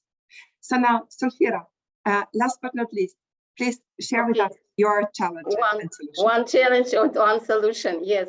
So as I mentioned before, we have already on the table several comprehensive documents. It's our great opportunity, like action plans for countries. But at the same time, it's also challenges because we should implement it. And I think solution is enabling environment. So commitment from the government is first of all, then financial resources, good partnership, governance, and so on, so on. So 6 or 7 factors which we put into enabling environment is crucial point for implementation such good framework comprehensive documents. So it's my challenges with great opportunities and solution. And I think it's not just circular step focal points. For all focal points, cooperation with focal points is also a crucial point, because It is a good platform for exchange of information, good practice, technologies, pilot project, and so on. So partnership with focal points is crucial. It's my experience from Switch Asia, because we did it already. Yeah, thank you. Many thanks, Sulfira. And so that idea that having developed the action plans, having developed the roadmaps, we really need to move towards implementation now. It's like sort of the call to action to really get into the doing. Implement. And I do hope that by having exchanges, having cooperation, we can support the different actors in this regard. And very happy if we can do that together. Now we are sort of on time, which is amazing. And it's been again a very, very rich session, and also inspiring session, forward-looking session, flagging to us the importance of cooperation and partnerships. And for me, it's been wonderful to see, I would almost say, old friends with whom we've cooperated already for quite some time on circularity in the context of Circular Step, and new friends where I see great opportunities ahead to join hands. And as Jorge nicely put it, to really see that we in UNECE, we can best serve our member states in terms of like how to embark on this circular transition, which, as we heard, offers a lot of opportunities, but definitely also has a lot of challenges. So many thanks to our speakers, Liz, Mike, Jorge, Claire, and Sulfira. And I guess we are at the end of our day here. Quick check-in with the team, but I didn't see any hands up or any desire of delegations here in Geneva to take the floor, or any of the other experts in the audience to take the floor. It's been a long day. I'm really proud that we still have a high number of participants. And as we mentioned at the beginning, the webinars are being recorded so as to be made available to everybody who couldn't join it. It's vacation week here in Geneva, so that was maybe not optimal. But we really had an amazing day. And I think all the speakers, starting with the keynote, with the high-level opening, and throughout the 4 sessions, brought so many perspectives. And I was really happy that we could deep dive into policy questions. What is the best possible policy setup for the circular economy? That we took some time to look at innovation, startups, the creative economy part side of things, and that we got some really inspirational examples there. And that after lunch, we could look into traceability and also how to live with the circular economy challenge, because obviously the two are interlinked, and that's important for us to bear in mind, and to then close through this exchange on partnerships. And not really a summary, I wouldn't be able to do justice to all the arguments and valid points that were made, but I think that's also an invitation for all of us to continue the debate. I'm sure there's more that could be shared, and at UNECE we very much stand ready and are delighted to do so. Maybe one thing that was not so much addressed today was the many tools that UNECE's normative machinery also brought to light or created with the help of our member states in these 2 years that we have now been looking in detail at the circular economy transition. And maybe to link it to what Sulfira said at the very end, I really hope that the tools created through our normative machinery, be they in the Economic Cooperation Division or in other UNECE divisions, that these tools will be used, that these tools will be rolled out, and that these tools will generate real and concrete impact on the ground, supporting the circular transition. So I think here it's time to close. We all deserve a round of applause. Audience, speakers, and particularly the team. We have an amazing support team working behind the scenes. Lana, Anastasia, Olivia, Camila, and many, many others who have made today's event possible. And special thanks also to UNOC, who have been supporting us with translation and the link. So I join Jorge for an applause. And with that, handing over to the tech team, maybe as we say goodbye to each other, we can play the video with the amazing contributions from you once again. And we see you tomorrow to continue discussions on the topic of digitalization. That will surely also be a very interesting day ahead. So with this, many thanks to everybody.